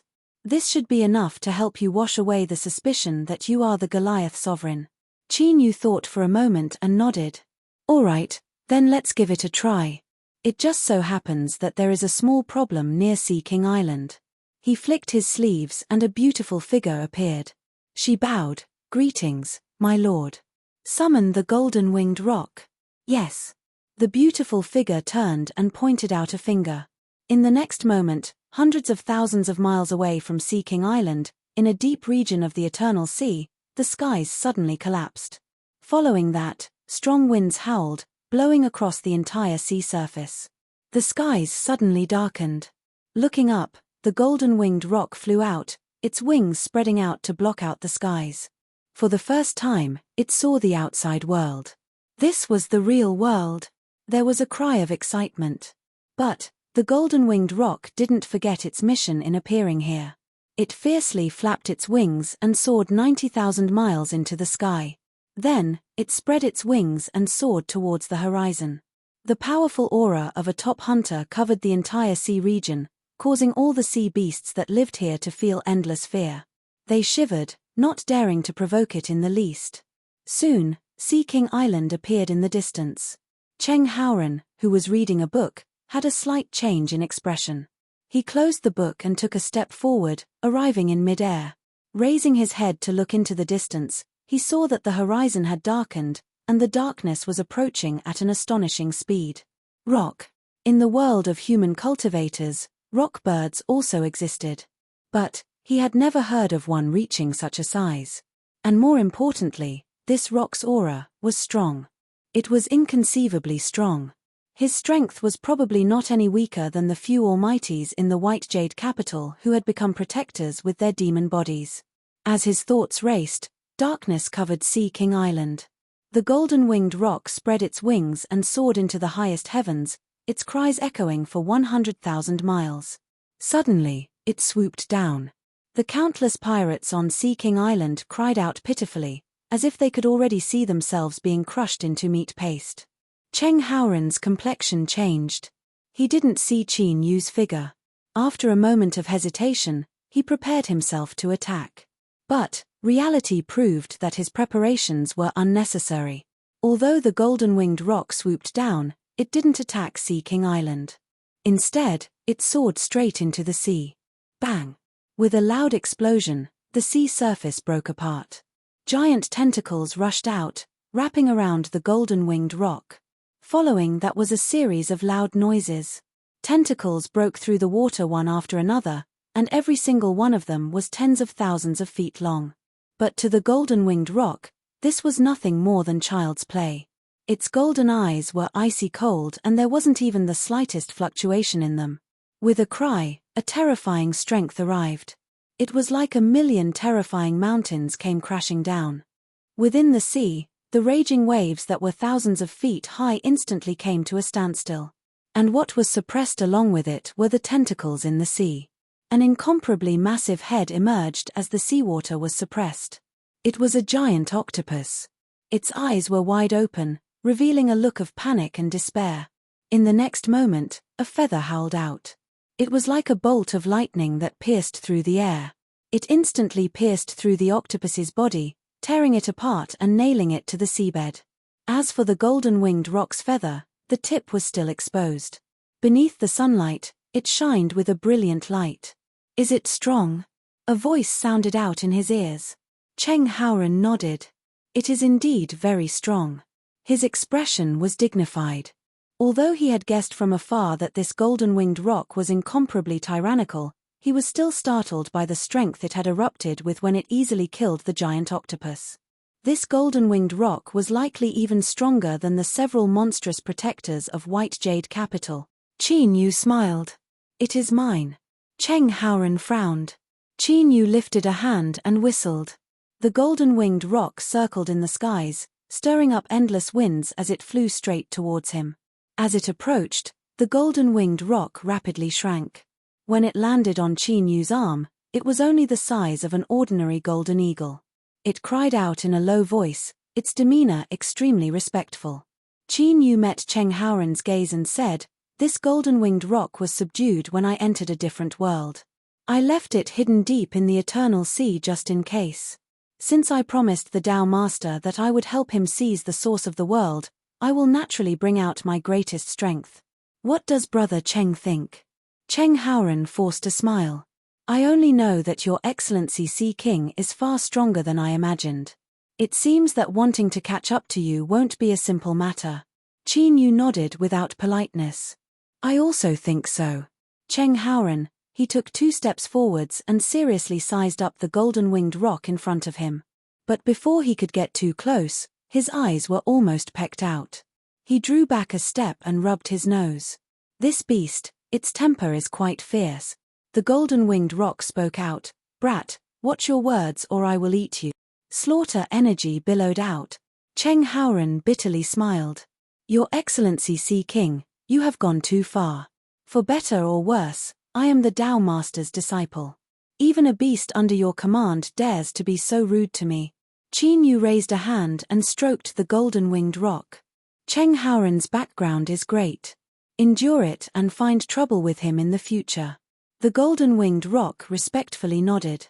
Cheng Haoran, he looked at Qin Yu, as if recognizing for the first time just what sort of person this Sea King was. "I'm leaving." After Qin Yu finished speaking, he turned and vanished from sight. Below, countless songs of worship sounded out. "Your Excellency Sea King is invincible." The pirates all trembled with excitement. Although they didn't have any true feelings towards the new Sea King. But the stronger the Sea King was, the better the sheltered little pirates like them would be able to live. This was a very simple truth. Black Pearl's eyes were wet. She felt that the Sea King's every move was filled with a manly charm. Unfortunately, her eyes fell onto Cheng Haoran and revealed a trace of anger and resentment. This damned man dared to seduce the Sea King. Cheng Haoran frowned. He looked down at Black Pearl. He didn't know where this woman's dissatisfaction came from to be so unfriendly towards him. Whatever, he didn't have time to waste with her. He turned and vanished from sight. He had to inform his master of this matter as soon as possible. Moments later, Cheng Haoran cupped his hands together and bowed. "Honorable Master, this disciple has a matter to report." Within the room, a pot of water bamboo rapidly grew. It wove together, quietly forming a bamboo man. He turned and sat down. "Speak." The bamboo man's tone was surprisingly Han Shurashing's. Cheng Haoran respectfully said, "Honorable Master, just now, Luo Guan summoned a golden-winged roc to descend and kill the octopus beneath Sea King Island. As he spoke, he lifted a hand and a projection appeared between his eyebrows. This projection depicted what he had just witnessed. The bamboo man received it and swallowed it. After several breaths of time, he said, "What do you think?" Cheng Haoren hesitated for a moment. Luo Guan walks the path of incense, so today's actions aren't strange at all. There are many pirates on Sea King Island, and by intimidating and subduing them, he can also collect incense. In addition, that golden-winged roc, it should be the ancient race variation that Master mentioned before. The bamboo man said, "You are right. My human race's mortal enemies, the barbarians, have inherited a faint trace of the ancient race bloodline. It seems that I was overthinking things before. There is no problem with Luo Guan's identity." Cheng Haoren revealed a surprised expression. The bamboo man lightly said, "If Luo Guan is really related to the barbarians, then after seeing the strength of the ancient race, he definitely won't remain indifferent. Alright, I will deal with internal matters as soon as possible. Make preparations and bring him to White Jade Capital in 3 days." "Yes, Honorable Master." Chapter 1823. Qin Yu closed his eyes, not speaking. The golden-winged roc carefully restrained its aura and fell to the side, motionless. As it sensed this, the atmosphere became a bit dignified. At this time, the little blue lamp's voice sounded out in his mind. "The 7th Tao Master has arrived." Shua Qin Yu's eyes flashed open, and a sharp light flashed through them. The fact that the 7th Tao Master had arrived proved that his strategy was correct. However, it was hard to say how effective it would be. However, Cheng Haoren was still here. From his attitude, one could tell a thing or two. A moment later, the Black Pearl came to report, "Your Excellency, Cheng Haoren is waiting outside." Qin Yu said, "Invite him in." "Yes." Black Pearl lowered her head and suppressed the trace of resentment in her eyes. She turned around and left. Her tone was stiff as she said, "The Sea King asked you to enter." Her gaze swept across his body, and with a cold snort, she turned around and left.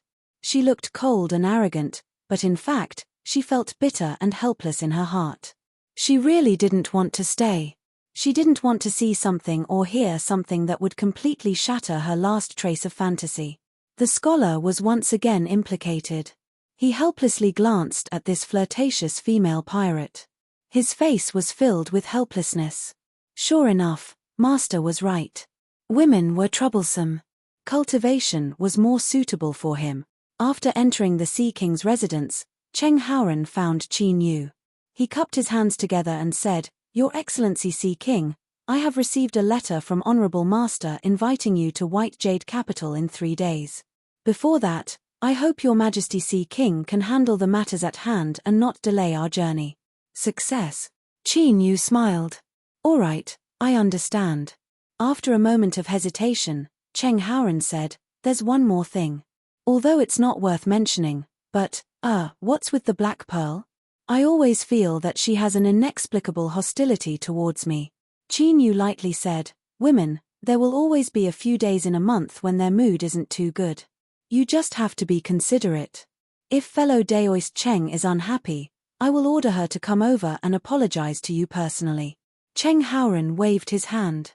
"There's no need. I'm not that petty." With that, he cupped his hands and turned to leave. Qin Yu looked at his back. He thought that if he knew what the Black Pearl was thinking, he wouldn't have said those words. That woman's way of thinking was horrifying, and her imagination was really big. Thinking of this, Qin Yu's lips couldn't help but twitch. He felt a chill crawl down his spine. He shook his head and suppressed these thoughts. His eyes brightened. 3 days from now, he would leave for White Jade Capital. Leaving aside the situation of the altar and the world it was connected to, at the very least, the step of being a spy went very smoothly. If he hadn't become the Sea King and caused such a commotion, it would have taken a long time to find the White Jade Capital. "Little Blue Lamp, prepare yourself. Of course, I want to take a serious look and see just what sort of origin these so-called 9 White Jade Capitals of humanity have." Its voice was calm, but Qin Yu could feel a trace of seriousness in it.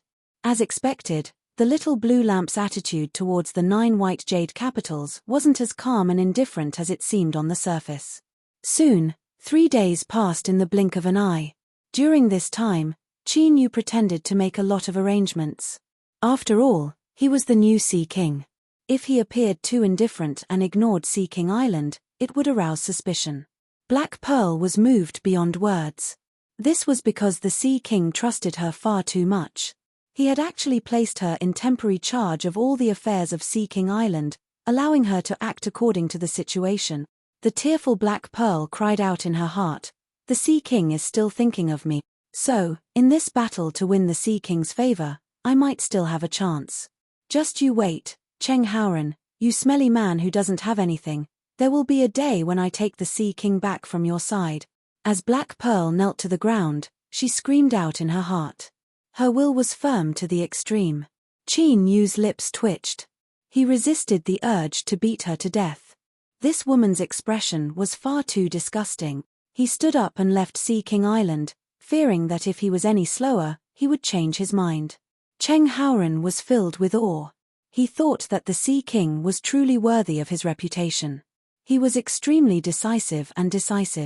When he abandoned his family's foundation, he did so without the slightest hesitation.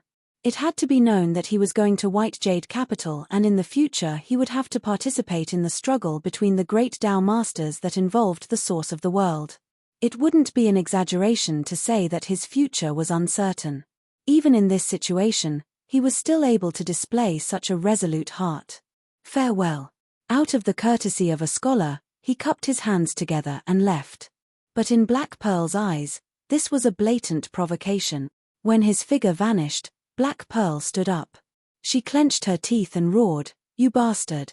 Outside Sea King Island, the scholar's figure suddenly staggered and he nearly fell to the ground. He fiercely turned his head and stared in the direction of Sea King Island. His eyes widened, filled with shock and alarm. It was as if he had been startled by something. Just now, what did he hear? He couldn't believe it. Qin Yu lightly said, "She is just a woman who is immersed in her own world. She is stupid and ignorant. Fellow Daoist Cheng, you shouldn't lower yourself to her level, right?" Cheng Haoran was silent. Although he wanted to say that he absolutely couldn't tolerate this, he looked at Qin Yu, who seemed as if he didn't have a single leaf on him. He clenched his teeth in his heart but didn't reveal anything on his face. Of course, she is just a woman. Cheng Haoran's smile stiffened. I have to endure. With his intelligence, he immediately realized why Black Pearl had such an attitude when she faced him. It was clear that Qin Yu was the male lead of this story. I can't be compared to him. If Qin Yu can display such a nonchalant attitude, then I can definitely do the same. But, I'm really angry. Why is Qin Yu the male lead? How am I bad? Qin Yu smiled. Fellow Daoist Cheng has a broad mind. Then, let's go. Cheng Haoran glanced at him and nodded. Okay. He lifted a hand and punched out.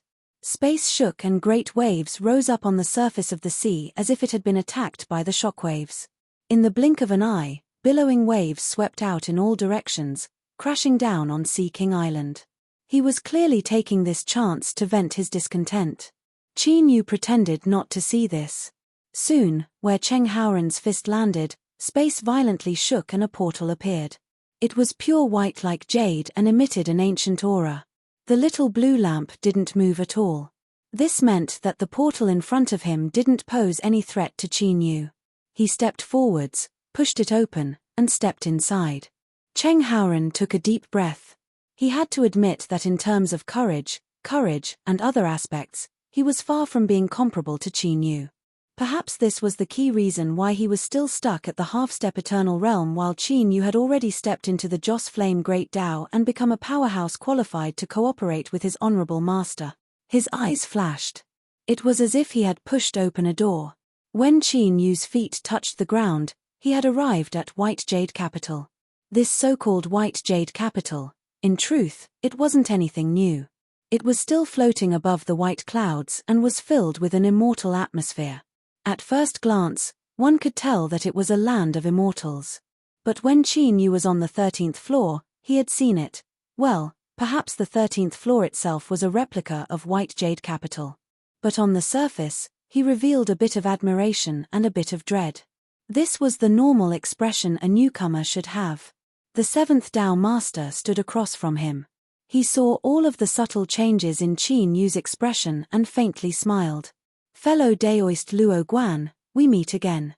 This is White Jade Capital. What do you think? Qin Yu took a deep breath and slowly said, a land of immortals is nothing more than this. White Jade Capital, the rumors are not as good as seeing it.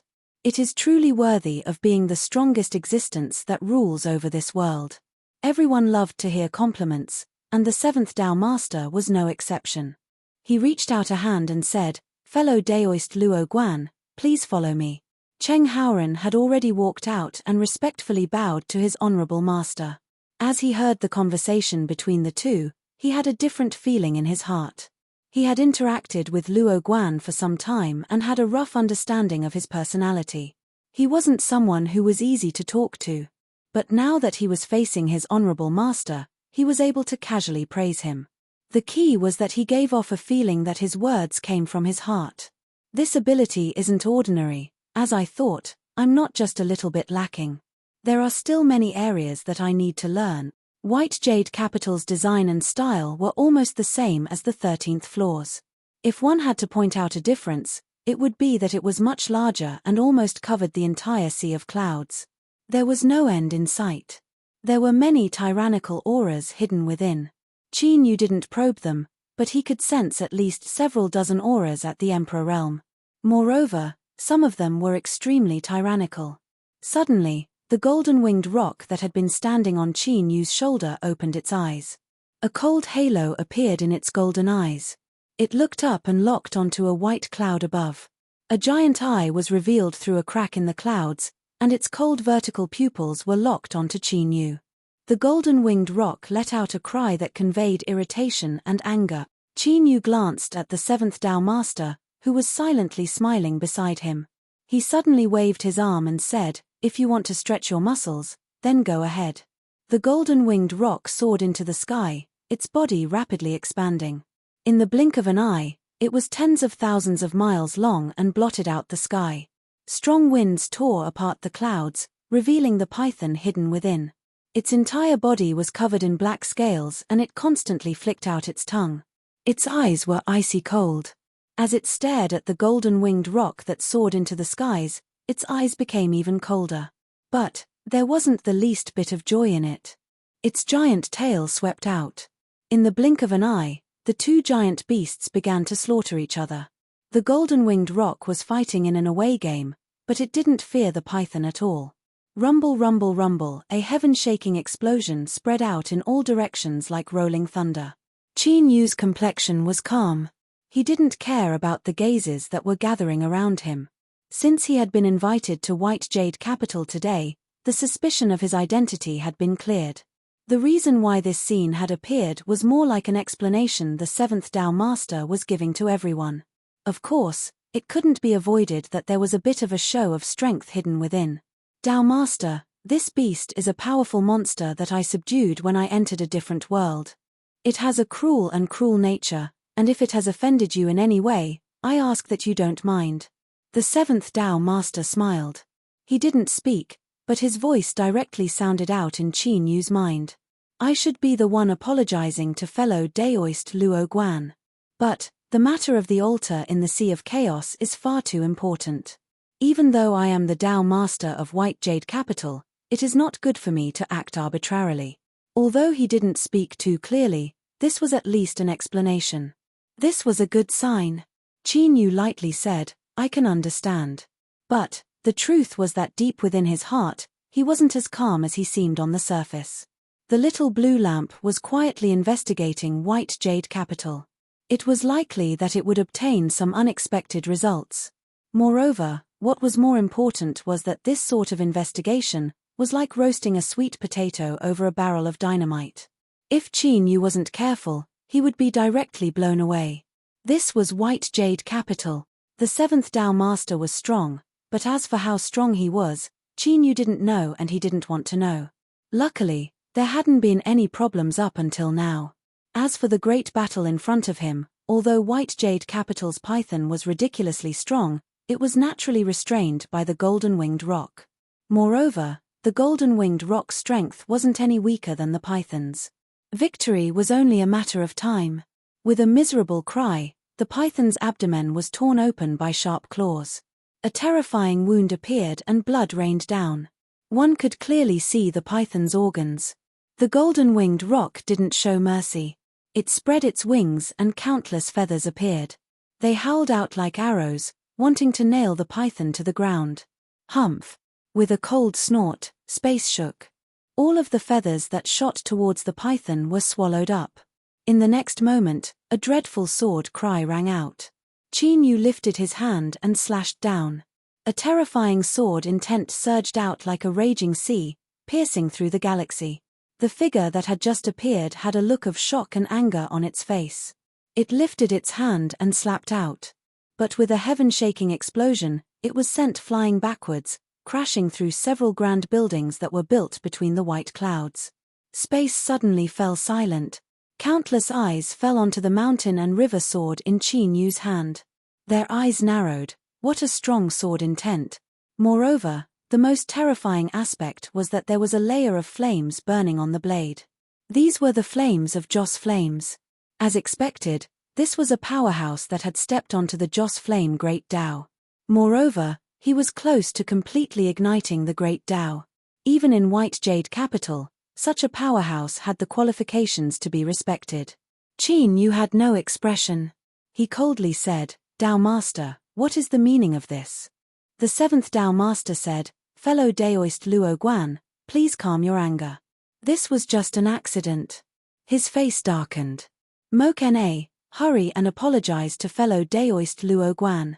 Your actions just now were far too disrespectful." Whoosh, a figure flew back and landed in front of Qin Yu. It was the powerhouse that had tried to suppress the golden-winged rock just now. He seemed as good as new, but there was a wound between his eyebrows. Dark red beads of blood constantly flowed out from it.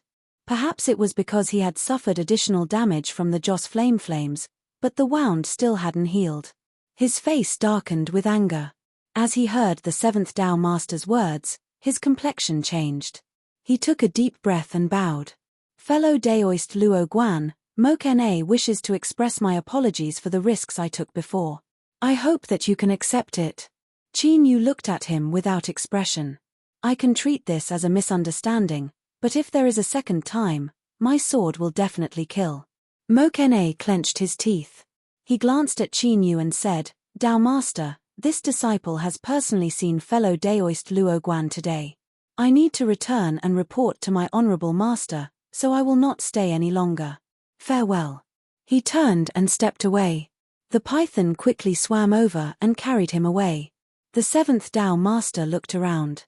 Fellow Daoist Luo Guan will represent the seventh White Jade Capital and enter the Sea of Chaos altar. Does anyone have any objections to this? There was silence. The seventh Tao Master smiled. "Very good. Then it's decided." A happy light flashed in his eyes.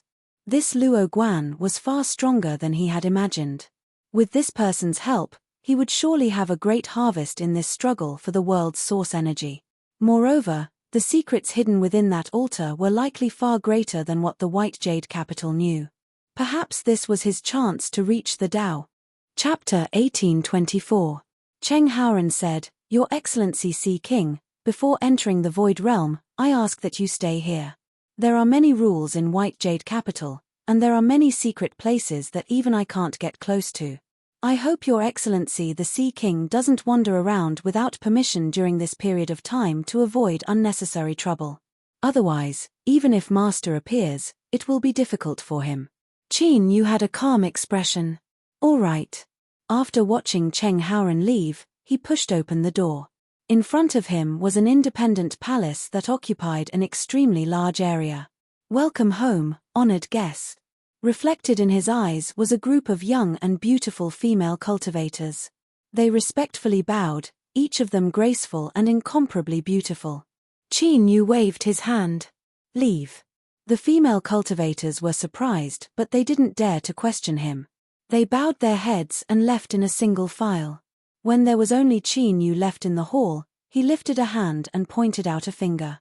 Layers of fluctuations and ripples spread out, sweeping through every corner of the hall. After determining that there wasn't anything wrong, he clenched his hand. Space trembled. The space within the hall was sealed, isolated from the outside world and unable to be sensed. Qin Yu took a deep breath and slowly said, "Little blue lamp." There was a long period of silence. Just as Qin Yu thought that he wouldn't be able to obtain a response because he was in White Jade Capital, a thought fluctuation spread into his mind. "Qin Yu, I am still confirming this. But as of now, the ambition and strength of the human cultivation system far surpass my expectations." Qin Yu said, "Good. After you confirm it, give me an answer as soon as possible." His voice was calm and his expression was dignified. As he thought, the 9 white jade capitals corresponded to 9 blazing suns. This matter wasn't ordinary at all. There must be something else hidden within. The human cultivation system. Qin Yu's thoughts raced. After several breaths of time, he let out a deep breath and slowly pressed down. He would temporarily leave these matters to the little blue lamp. What he needed to face now was how to obtain even more of the world's source energy. The 7th Tao Master was right. Because their cultivation systems were different and they walked different paths, he wasn't indispensable to the world's source energy. But there was one point that the 7th Tao Master hadn't calculated. Qin Yu had taken the risk of crossing the Eternal Sea and arriving at White Jade Capital. His original goal was to find the source of the dead world and help the Joss Flame Spirit Qin Yu transform. This would also accelerate the process of igniting his own Joss Flame Great Tao. Thus, there was no way he would let go of the source of the world. However, even if Qin Yu smoothly entered the world connected to the altar, wanting to safely obtain the world's source energy wasn't a simple matter. The 7th Tao Master's strength was too strong. Once he noticed it, things would become troublesome. Moreover, there was more than one White Jade Capital, and so was the Pathmaster. Qin Yu was secretly seizing the source energy of the world. This was the same as stealing food from the mouths of these Tao Masters. Wouldn't they be afraid of a group attack? Therefore, he had to be careful in this matter and think of a foolproof plan. What should he do? A thoughtful expression crossed Qin Yu's face. At the same time, far away in the world, in another White Jade Capital in the clouds, Mokene knelt down respectfully. "Master, I've returned." Across from him, a middle-aged Daoist wearing a 7-starred robe opened his eyes. "How was it?" "The 7th Tao Master has indeed been found. A powerhouse from a different world will represent him to enter the world connected to the altar. There shouldn't be any problems with his identity." After a brief pause, Mokene continued to say, "According to Honorable Master's orders, this disciple intentionally probed this person's cultivation. He is a sword cultivator that has nearly ignited the Joss Flame Great Tao. His strength is terrifying to the extreme, and this disciple is not his match." A sharp light flashed in the 3rd Tao Master's eyes. "Even you aren't his match. 7 Daoists' luck isn't bad to have found a useful person. But, in this struggle for the world's source energy, I must obtain it." He lifted a hand. Space shook and a drop of blood appeared. Just as it appeared, the drop of blood violently shook. An invisible strength constantly impacted the surroundings, causing space to distort. Roar, roar at this moment, one could even hear roars in their ears. Mokene's eyes widened. "Honorable Master, this is," the 3rd Tao Master said, "Many years ago, when I was exploring a different world, I found an evil god in a strange land. I killed it and refined it to obtain its blood essence. Fuse this drop of blood essence into your body. At a critical moment, it can help you incarnate into an evil god. You will possess all the might of an evil god for a short period of time. It will be enough to help you reverse the situation." Mokene revealed a happy expression. "Honorable Master, rest assured that this disciple will do his best and not disappoint your expectations." Half a month later, within the 7th White Jade Capital, Qin Yu's eyes flashed open. With a flick of his sleeves, the shackles were lifted. In the next moment, the doors to the hall opened from the outside and Cheng Haoran stepped in. "Your Excellency Sea King, Honorable Master requests your presence." "All right." Qin Yu stood up. He followed Cheng Haoran to where the 7th Tao Master lived. This was the highest point of the White Jade Capital.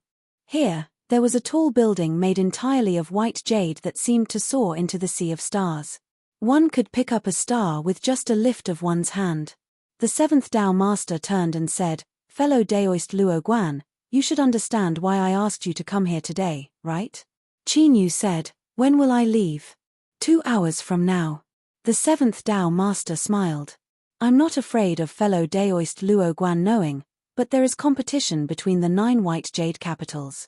This journey involves the source energy of the world and is something that we Tao Masters must cultivate with. Thus, there will definitely be competition. Today, I will clearly inform fellow Daoist Luo Guan that after entering the altar, there is no need for any scruples in your heart. If anyone tries to stop you from seizing the source energy of the world, you can directly kill them." Qin Yu frowned, silent. The seventh Tao Master said, "I will bear all the consequences and troubles that arise. I will not allow fellow Daoist Luo Guan to be implicated in the slightest." "That's good," Qin Yu said in a low voice. "Moreover, if possible, I would like to ask the Tao Master to give me a list of competitors. I believe that the Tao Master should have already prepared these things." The seventh Tao Master took out a jade slip. "The information that fellow Daoist Luo Guan wishes to know is in this jade slip." Qin Yu reached out and took it. He probed it with his divine sense. After several breaths of time, a sharp light flashed in his eyes and he crushed the jade slip. "I have no more questions." A look of appreciation appeared on the seventh Tao Master's face.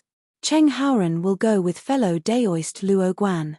I know that my request might be a bit excessive, but I am very satisfied with this disciple. I hope that fellow Daoist Luo Guan can take care of him and ensure that he returns unscathed." Cheng Haoren frowned. "Honorable Master, this disciple can protect himself." The seventh Tao Master coldly sneered. "If you hold on to such thoughts, you will definitely die in that world. Remember, listen to Luo Guan's arrangements and do not act on your own, otherwise I will severely punish you." Cheng Haoren bitterly smiled and respectfully nodded. Since his honorable master said this, he must be serious. He didn't want to make things difficult for himself. Qin Yu nodded. "Tao Master, rest assured that I will ensure Cheng Haoren's safety to the best of my abilities. But if I ask the Tao Master to understand." The seventh Tao Master nodded. "Of course." He stood up. "It's almost time. Let's go. I will personally send you to the altar in the depths of the void realm." He flicked his sleeves and an invisible strength was released. The 3 of them instantly vanished. When they reappeared, they were in the void realm. Looking all around them, there was nothing but endless darkness and deathly silence. Qin Yu swept his eyes around. He could feel the chaos here and a dignified look subconsciously appeared on his face. This place was already deep within the void realm, or, it was more accurate to say that this place was enough to cause a true sovereign to be lost in it, unable to escape for all eternity. The seventh Tao Master was able to directly bring them here. Although it seemed like a casual action, it had revealed an extremely potent strength. To accurately determine a location in the Sea of Chaos while also bringing 2 people with him, this was an extremely difficult task. But, it was clear that to the seventh Tao Master, this was an extremely simple matter. "Let's wait a moment." The ones they were waiting for were naturally the other white jade capitals Tao Masters. Qin Yu had a dignified expression. The void realm suddenly shook. A middle-aged Daoist with a jade-like face and wearing a 7-starred Daoist robe walked out first. 3 people followed behind him. One of them was Mokene, who had been struck by Qin Yu's sword in the past. Mokene glanced over, his eyes icy cold. "Third Tao Master." The 7th Tao Master cupped his hands together. The middle-aged Daoist smiled. "7th Tao, long time no see." The 2 of them didn't exchange pleasantries. They only nodded and then separated. First, this wasn't the place for them to speak. Second, there wasn't much time to speak, because the other Tao Masters also arrived at this time. Qin Yu stood behind the 7th Tao Master, watching as the other 8 Tao Masters arrived. When the 9th Tao Master arrived, his heart shook and he subconsciously restrained his aura. This was because Qin Yu could feel the aura of the wild and desolate races from the 9th Tao Master. In other words, This ninth Tao Master was the master of the white jade capital in the skies above the desolate domain. A strange fluctuation erupted from his body. It was the little blue lamp.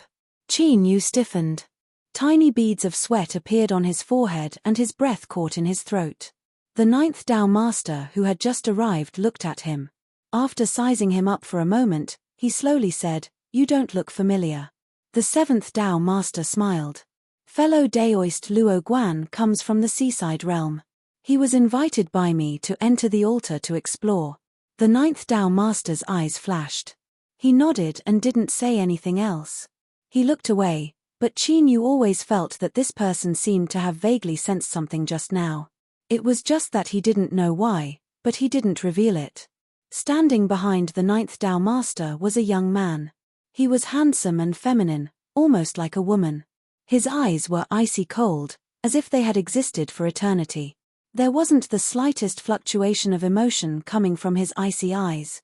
Now, his eyes swept over Qin Yu without pausing. But this brief gaze caused Qin Yu's heart to turn cold and he became extremely vigilant. The seventh Tao Master's voice suddenly sounded out in his mind. "Be careful of the person behind the ninth Tao Master.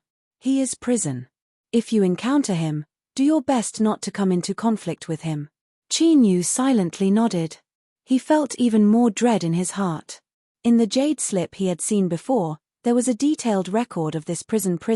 To sum it up, he was extremely strong and strange. He had once faced a Tao Master-level powerhouse and was able to escape unscathed. And beside him, Cheng Haoran already had a dignified expression. His eyes were filled with a deep dread. Since everyone has arrived, there is no need to delay any further. You and I will join forces to summon the altar. The first Tao Master slowly said. His voice was calm and gentle, but as it fell into the ears of everyone present, there was an unquestionable feeling to it. It was dignified, and lofty. "Okay." The other Tao Masters nodded. In the next moment, the 9 Tao Masters lifted their hands and pointed down. Light shined out from their fingertips, illuminating their bodies. Within the light, runes began to rapidly appear. As they circulated, they revealed a mysterious and mystical feeling. Rumble, rumble. Within the void boundary in front of them, there was a deep rumbling sound. The phantom of a boundless sea appeared in front of everyone. This was the manifestation of the chaotic sea. At this moment, raging waves were surging on the surface of the sea. An extremely terrifying shockwave erupted from within the waves. The chaotic sea resisted, suppressing the summons of the 9 Tao Masters and preventing the altar from appearing. It was as if there was an extremely formidable existence that had given it this will in the distant past. But when the 9 Tao Masters joined forces, just what sort of formidable strength was this? It was simply unimaginable. The phantom of the chaotic sea began to shake even more violently. An incomparably massive altar gradually appeared from within, becoming increasingly clear. Suddenly, with a loud explosion, the sea surface was torn apart by a formidable strength and the altar emerged from within. It was pitch black, as if it had been directly refined from an incomparably massive piece of black jade. On its surface, there were specks of light that constantly flickered, giving off a dreamlike feeling. At this moment, Qin Yu's expression was calm. But, deep in his heart, there was a strange feeling. It was like there was some sort of connection between him and this altar. It was faint and subtle, but it truly existed. This was beyond his expectations. Thoughts raced through his mind. As Qin Yu was thinking about where this feeling came from, the altar that broke through the sea began to rapidly solidify from its illusory state. And as it solidified, the feeling between Qin Yu and the altar became increasingly clear. This absolutely wasn't an illusion. However, he had to confirm once more, was this feeling unique to him, or was it something that everyone else felt? This was extremely important. He had to confirm it. Set. The first Tao Master shouted out loud. Humir in the void, there was nothing substantial in the void boundary. At this time, massive amounts of rules began to reform, covering the altar and forming a powerful seal. Only like this could the altar be temporarily kept within the sea of chaos. Otherwise, it would be submerged into the seabed in the next moment. According to our research of the altar, the exploration of the world connected to this altar will last for a month. When the time limit approaches, everyone must return to this altar. Otherwise, there is a chance that something beyond our control will occur. The first Tao Master swept his eyes around. Does anyone have any objections to this? It was clear that the first Tao Master was the true leader of the 9 white jade capitals. In response to his question, the other Tao Masters nodded one after another. Good, then it is decided. The first Tao Master said, "Now, I and the others will open the altar. Do not resist and allow yourselves to be sucked in by the altar's strength. Then, you will be able to enter that dead world. Finally, let me remind you all. Although this world is dead, there are still a massive number of living beings living within it. Although they are weak, it is best not to approach them." The first Tao Master didn't explain too much about this. But, looking at how the other Tao Masters tacitly agreed, it was possible that the living beings living in this dead world had some secrets on their bodies. The 7th Tao Master turned around. "Fellow Daoist Luo Guan, you can all go in. Take care of yourselves." His eyes fell on Cheng Haoren. "As for you, remember my words. Do not act recklessly and protect yourself. I understand, Honorable Master." Cheng Haoren revealed a helpless expression. In the next moment, the swallowing strength from the altar spread out. The 9 Tao Masters focused their minds and isolated themselves from the outside world. Everyone else flew up towards the giant black altar in front of them. Chapter 1825.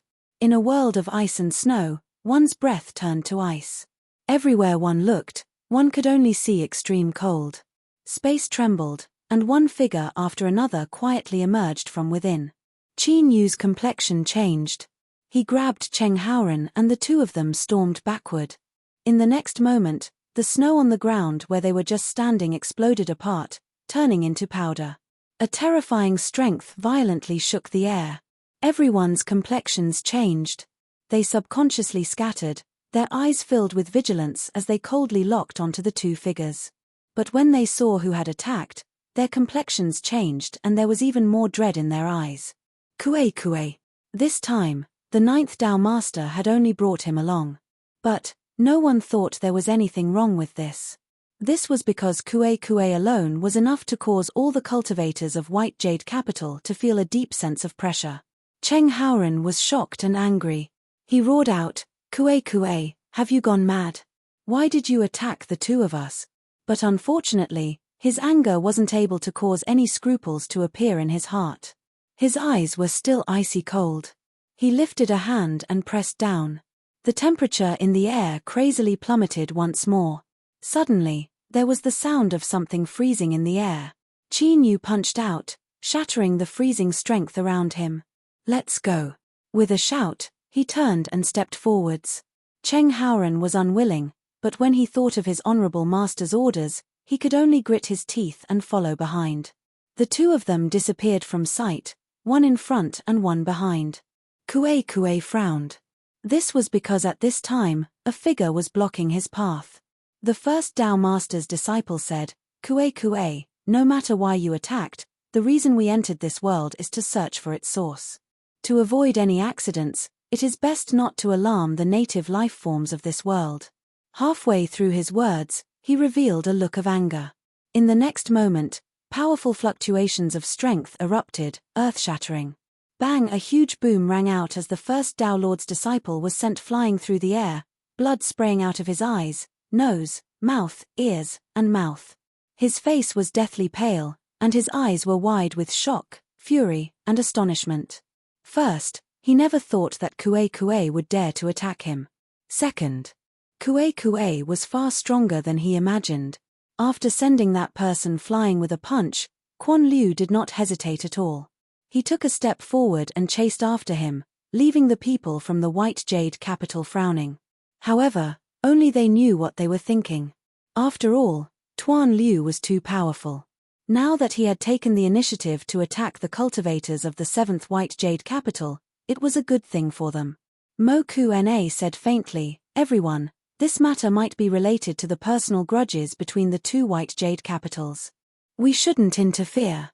Let's get back to work." Then, he cupped his hands and said, "We will take our leave." He turned around and disappeared with the other two cultivators. Let's go.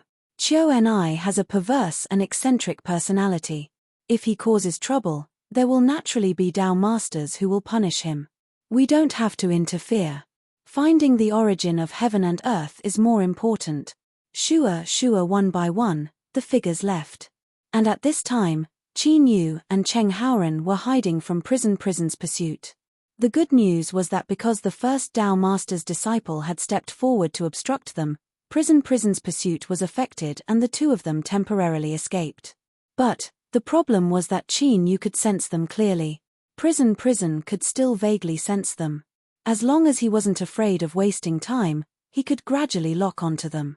And the problem should be with him. As expected, the ninth Tao master had discovered something.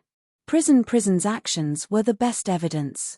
But why did he wait until now? When the 9 Tao masters gathered together, as long as the 9th Tao master spoke, Qin Yu wouldn't have been able to escape even if he had wings. Unless he had other thoughts in his heart and didn't want the other Tao masters to know of Qin Yu's secret. Cheng Haoren said, "Your Excellency Sea King, are we going to keep hiding?" A sharp light flashed in Qin Yu's eyes. He paused for a moment and said, "Let's separate." Cheng Haoren frowned. Qin Yu lightly said, "Qiu Qian came for me. If you leave by yourself, he won't chase you down. The Tao Master sent us into this world in order to seize the source of the world, so we cannot be delayed by Qiu Qian." Cheng Haoren hesitated. "Your Excellency Sea King wants to deal with prison alone?" Qin Yu said, "He is strong, but I don't lack the strength to resist him. If you stay here, I will only be distracted." Without giving Cheng Haoren a chance to speak, Qin Yu flicked his sleeves and sent him flying away. "We will meet again in the future." Shua, his figure flickered and he vanished from sight. And just as Qin Yu left, space shook and shattered. Prison, wrapped in endless killing intent, walked out from within. His icy cold eyes swept over him and his body tensed. Cheng Haoren immediately looked away. He punched space and stepped in once more. Cheng Haoren let out a long breath, his back slightly wet.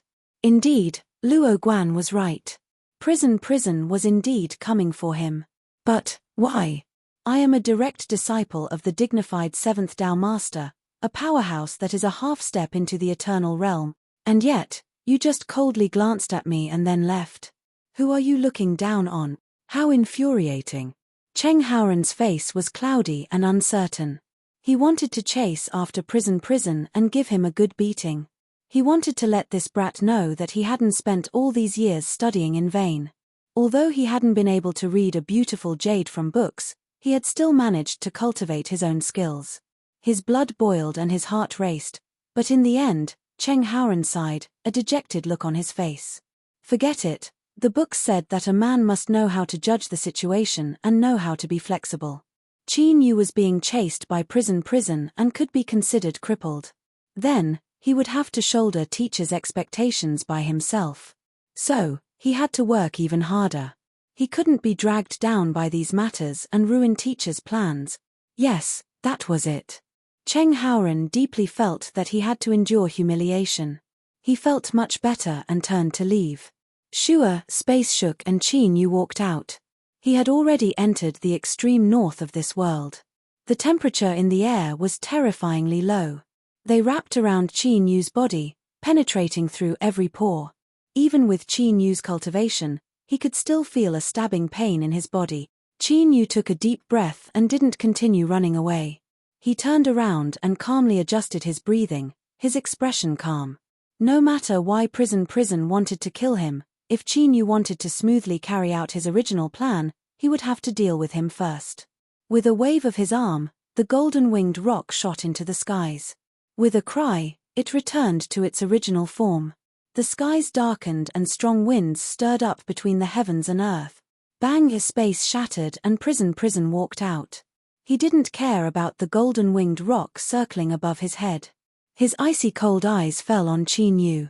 His gaze was like an invisible saber that instantly pierced through his body and soul, nailing him to the ground. Prison. Qin Yu loudly said, "I am Luo Guan." I was invited by the 7th Tao Master to participate in today's matter.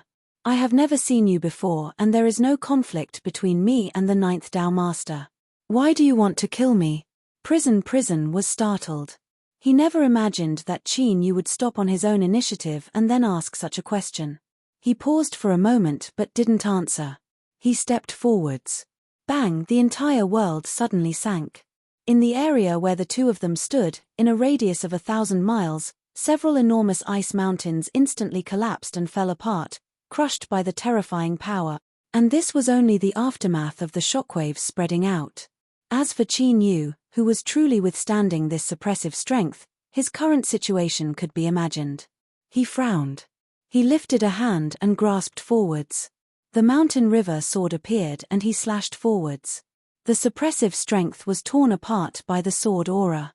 Prison approached and Qin Yu raised his sword to meet him. The two of them moved like bolts of lightning as they tangled together.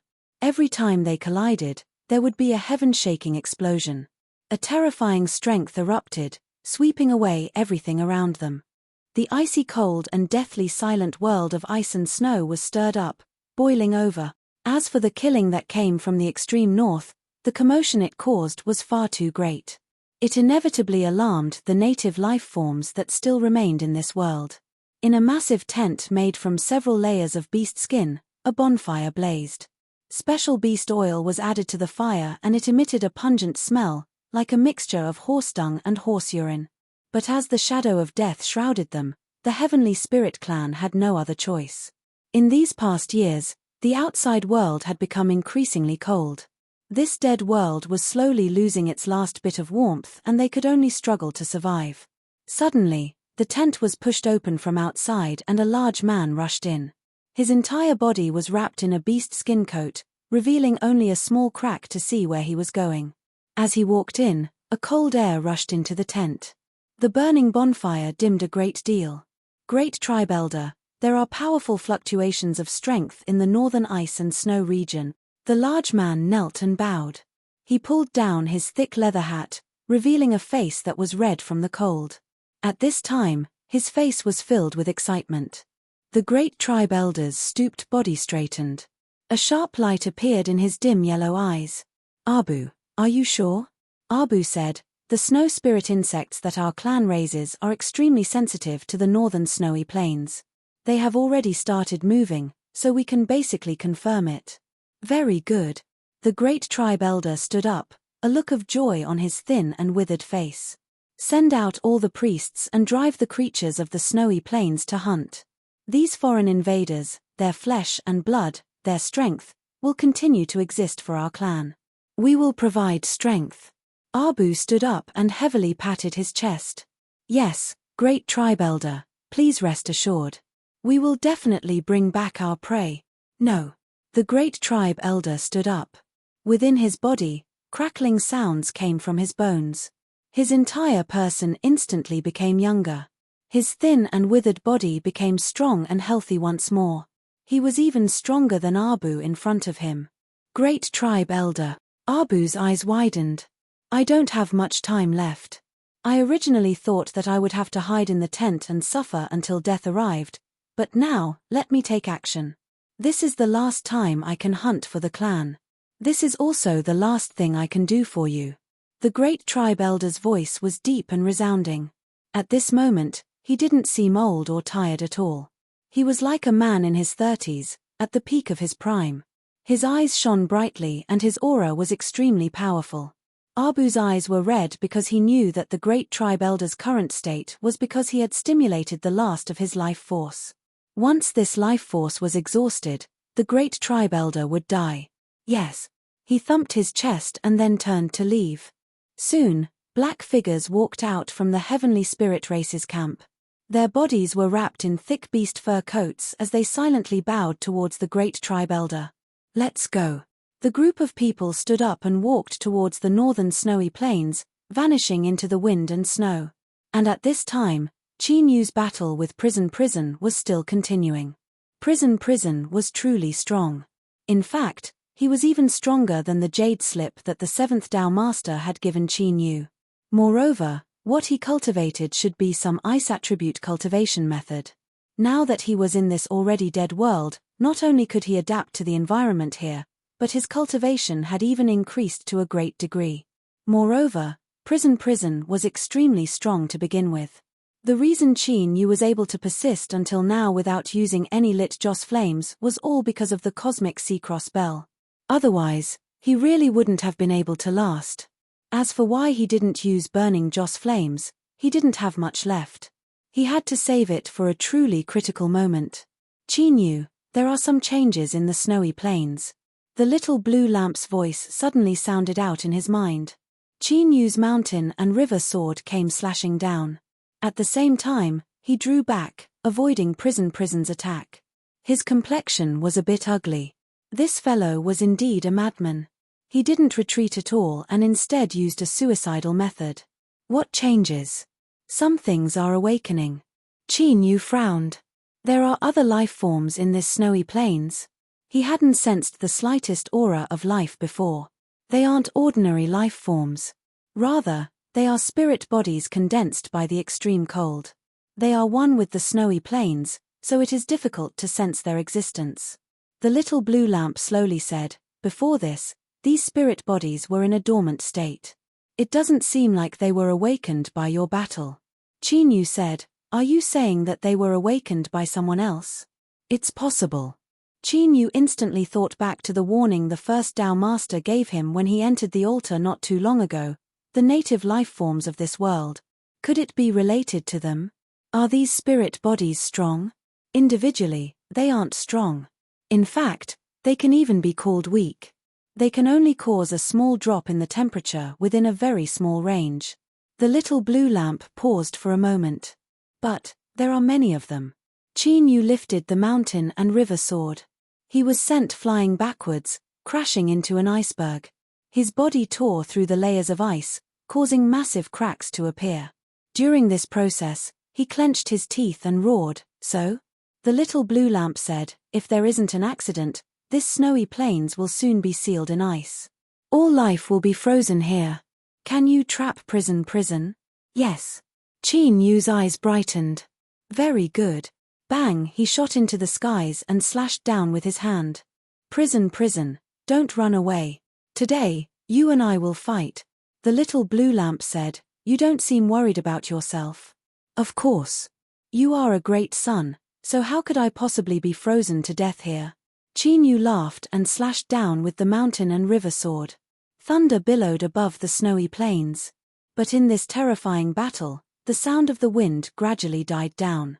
What followed was a terrifyingly low temperature. The thick layer of snow gradually turned from a crystalline white to a pale blue. It was like a crystal, adding a touch of beauty to this dark and pale world. But this beauty actually represented absolute death and destruction. Chapter 1826. Tuan Liu cultivated the 9-yin extreme frost art and was extremely sensitive to the changes in the cold of the world. When the spirit body in the depths of the snowfield awakened, he immediately sensed that something was wrong. But, Tuan Liu wasn't worried because of this. This was because the snowfield was even colder. With the descent of extreme cold, perhaps he would be frozen in the end, but this Luo Guan in front of him would definitely be unable to hold on before him. That would be the chance to end this chase. So, the current situation was that both sides were well aware of the changes occurring in the snowfield. But, they pretended to be ignorant of it and waited for the other side to make a mistake. Simply put, this was a competition of endurance and freezing resistance. It all depended on who could last until the end. Tuan Liu was confident in this, and the truth was that this should be the case. But, Qin Yu was in existence with a great son following him. If he wanted to freeze to death, it would indeed be an extremely difficult matter. The slaughter continued and the temperature continued to fall. The pure white snowfield gradually revealed a dazzling blue color.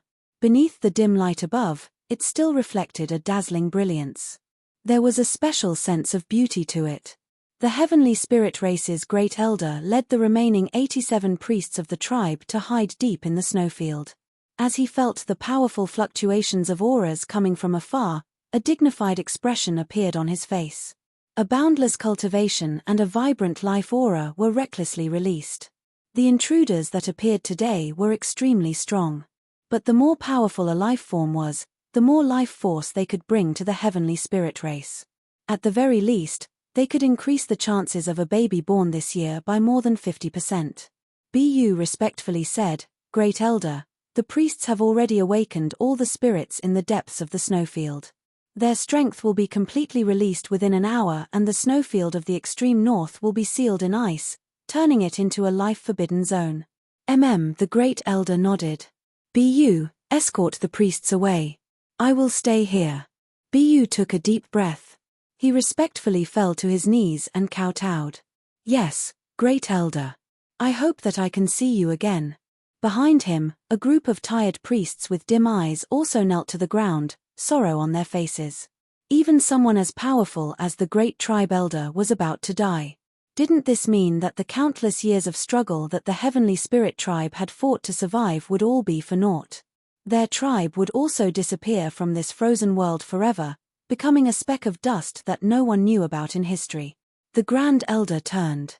As if he could sense the thoughts of the people in front of him, he said, "Years ago, the Almighty Sovereign left behind a prophecy before he left.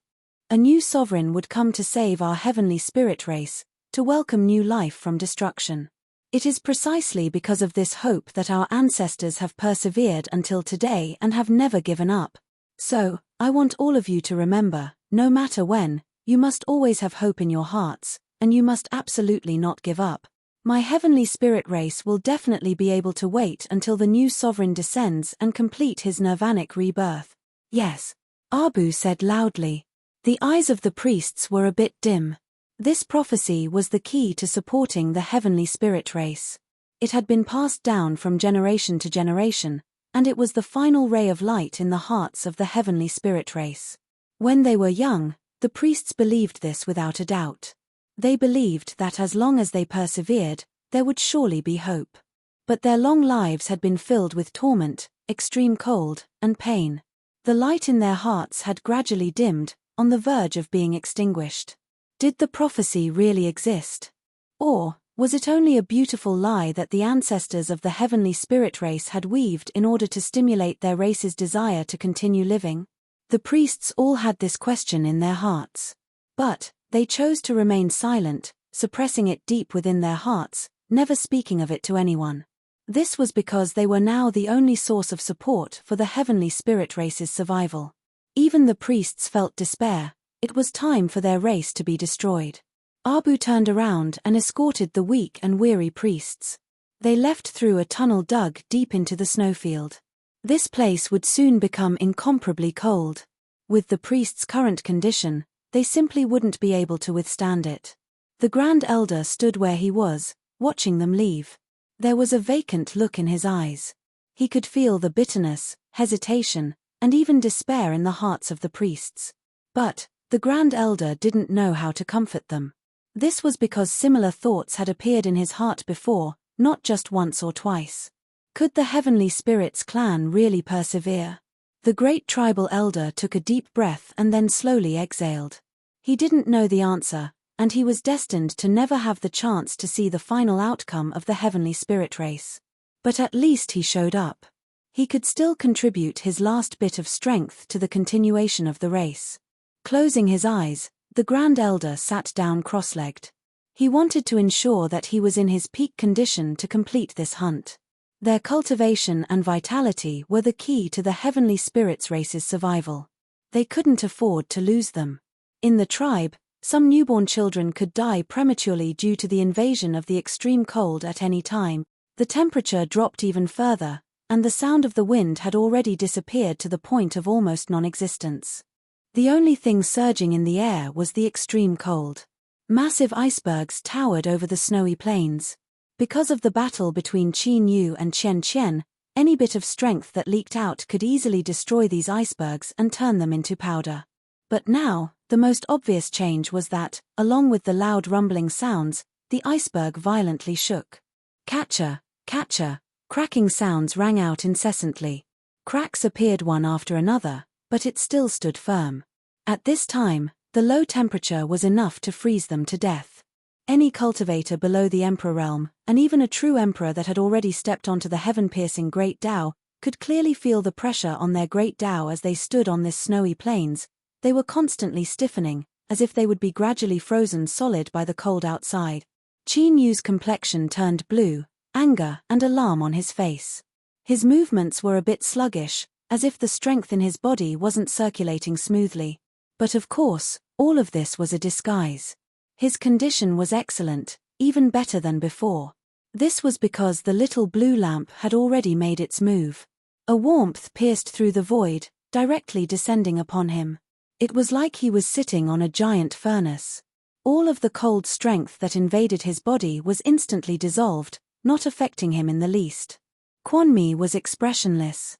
His skin had already turned extremely pale, without the slightest bit of blood.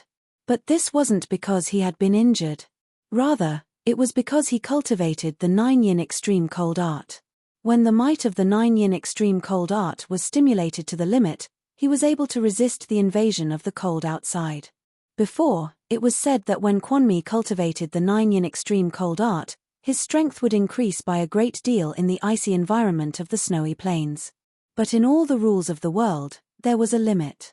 Once this limit was exceeded, there would be a backlash. The stronger the increase, the more terrifying the backlash would be. Thus, when Quan Mi cultivated the 9-yin extreme cold art, he had to ensure his own condition. Once he suffered a backlash from the cold, his fate wouldn't be good. So, why was Luo Guan still able to persist? Although his condition was a bit bad, as if he would be sealed in ice in the next moment, he still didn't fall. Quan Mi couldn't figure this out. But, unless he gave up on chasing Qin Yu and left, he could only continue to endure. As he breathed in and out, an endless chill surged. Like invisible blades, it cut at his mouth, nose, trachea, and even lungs, spreading this chill throughout his entire body. Above his head, the golden-winged rock's cries were no longer sharp. Its golden eyes revealed fear. But with Qin Yu here, it could only grit its teeth and stubbornly persist. In the past, in that different world in the Eternal Sea, all the giant beasts had accepted Qin Yu's grace and truly obtained the bloodline of the ancient race. This also meant that from that moment on, they had become Qin Yu's lackeys, willing to be ordered around by him. Suddenly, the golden-winged rock stiffened. Its golden eyes widened, revealing an unconcealable fear. This was because just now, the terrifying chill that flooded the world had risen several times over. Such a terrifying chill surpassed the limits of what the golden-winged rock could withstand. It was immediately invaded by the cold and froze. Catcher, a layer of blue ice appeared on the surface of the golden-winged rock's body at a speed visible to the naked eye. It turned into an incomparably massive block of ice that fell from the skies and smashed into the snowy plains. There was a heaven-shaking explosion, but it didn't cause too much of a stir. This was because the surface of the snowy plains had been completely sealed in ice. There wasn't even much of a depression, only a shallow mark left behind. With a loud rumble, the distant golden-winged rock maintained its frozen state as it vanished into the ends of the snowy plains. Quan Liu frowned. He froze where he was. A thick layer of ice had sealed him within. His eyes were filled with shock, anger, and shock. His face, which was originally as pale as a sheet of paper, actually started to show traces of blood. But to Quan Liu, this clearly wasn't a good thing. The anger in his eyes deepened and there was even a hint of panic. The sudden eruption of cold surpassed his expectations. In that short moment, it had risen several times over. Even he couldn't withstand it. And this wasn't the most terrifying thing, because the 9-yin extreme cold art had already begun. Backlash. His face became redder and his body gradually turned icy cold. Quan Liu could clearly feel every inch of his flesh and blood stiffening. Death would soon arrive. He stimulated his cultivation to the limit in an attempt to suppress the backlash within his body. But all of his efforts were in vain. But at this time, what Quan Liu couldn't accept the most was that Luo Guan was still fine. He wasn't sealed in ice. In an instant, Quan Liu reacted. Everything he saw before was only a disguise. Luo Guan must have some hidden card in his hand that could help him not be attacked by the cold in this extremely cold environment. Damn it. He had been tricked. Qin Yu faintly smiled. The pale blue on his face instantly faded away. Quan Liu, I am really curious. Just what sort of order did you receive for you to kill me? If you are willing, you can tell me the truth and I might be able to help you survive. Quan Liu's eyes were filled with hate. But there wasn't the slightest bit of wavering in them. Qin Yu shook his head. It seemed there was no way to pry open his mouth. At this time, Qin Yu's complexion changed. He turned to look behind him and saw a figure walking towards him from afar. His entire body was steaming hot and every pore on his body was wantonly releasing heat. He was like a giant human-shaped torch. Seeing Qin Yu, this person's complexion changed. He cried out, "Impossible." The great tribe elder's pupils shrank. He couldn't accept what was happening in front of him. The spirit body deep within the snowy plains had already released its complete strength, freezing the entire snowy plains. Everything was sealed in ice, and as long as one was within it, no life form would be able to escape. So, how could this otherworldly invader be completely unharmed? Qin Yu's eyebrows subconsciously furrowed even tighter. A native life form? He looked at the great tribe elder in front of him. From his aura, he could actually feel a hint of intimacy. This caused him to be on high alert. And at this time, the great tribe elder had already regained his composure. He stepped forwards and roared out loud. The extreme cold of the snowy plains crazily gathered towards him. The layer of ice around Qin Yu began to turn deep blue at a speed visible to the naked eye. Endless chilling intent crazily attacked him, like endless waves that wanted to swallow him up. But soon, the great tribe elder's complexion paled. This was because not only was this terrifying chilling intent unable to suppress Qin Yu, but the deep blue ice beneath his feet began to melt a little at a time. This outsider invader was too strong.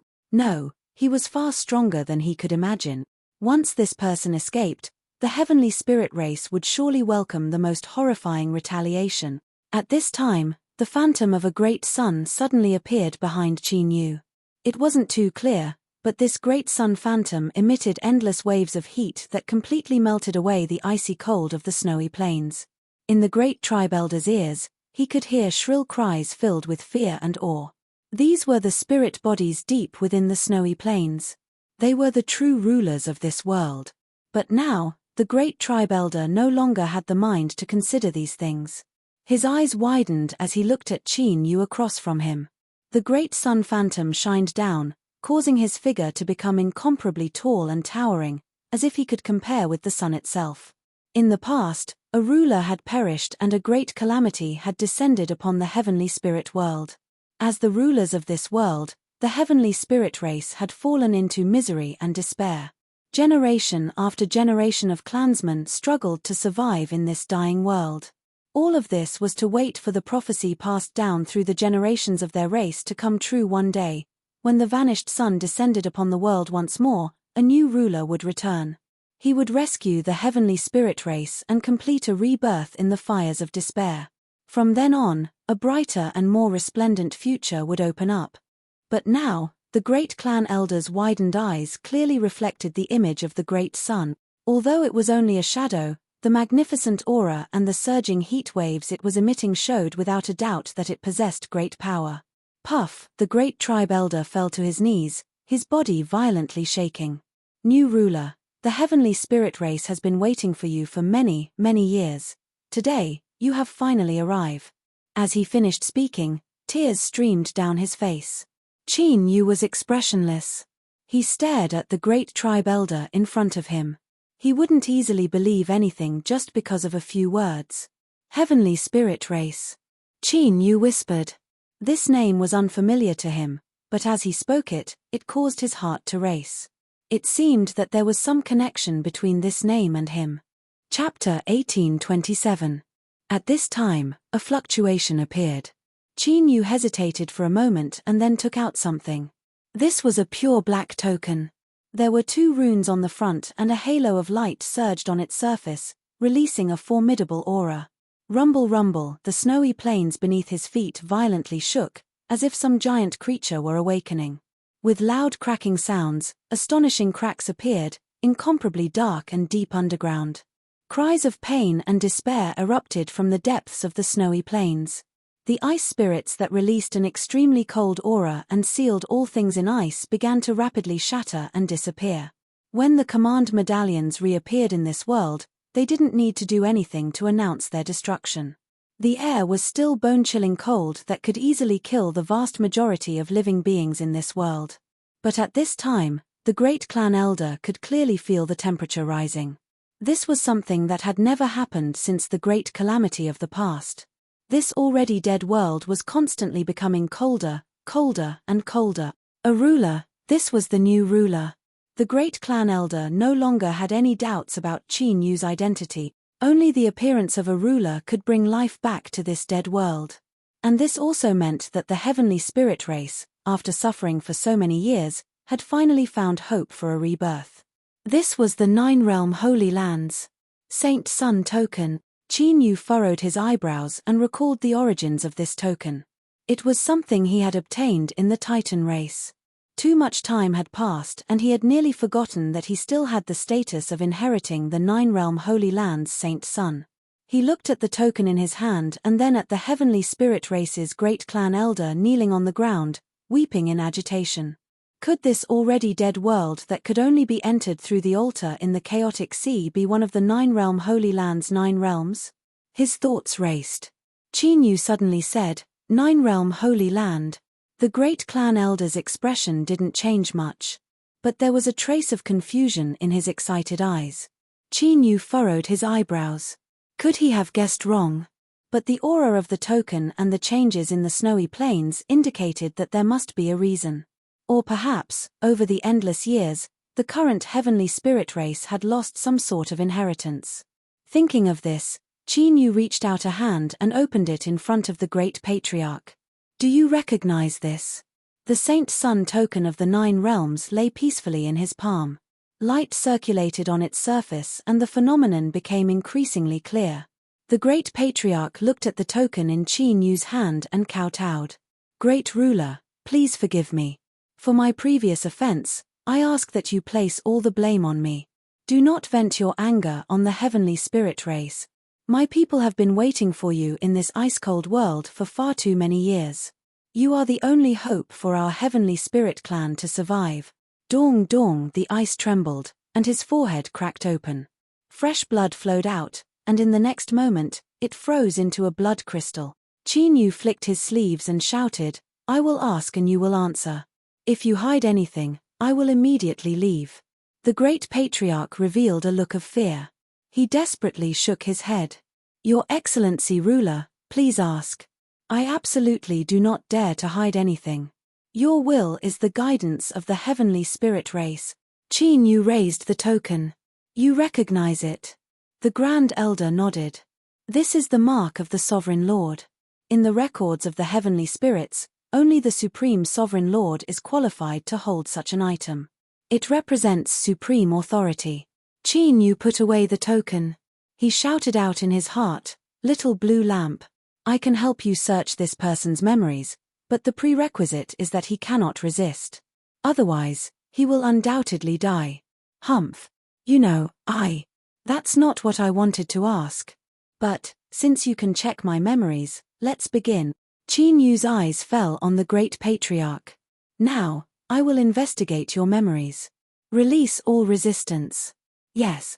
The great clan elder said respectfully, without the slightest bit of resistance. Qin Yu lifted a hand and placed it on his head. The little blue lamp's strength quietly spread out, invading his body. Soon, Qin Yu saw through this person's life. He didn't miss a single thing. He was able to determine his identity as well as the current situation of the heavenly spirit race. A moment later, Qin Yu drew back his hand, a thoughtful look on his face.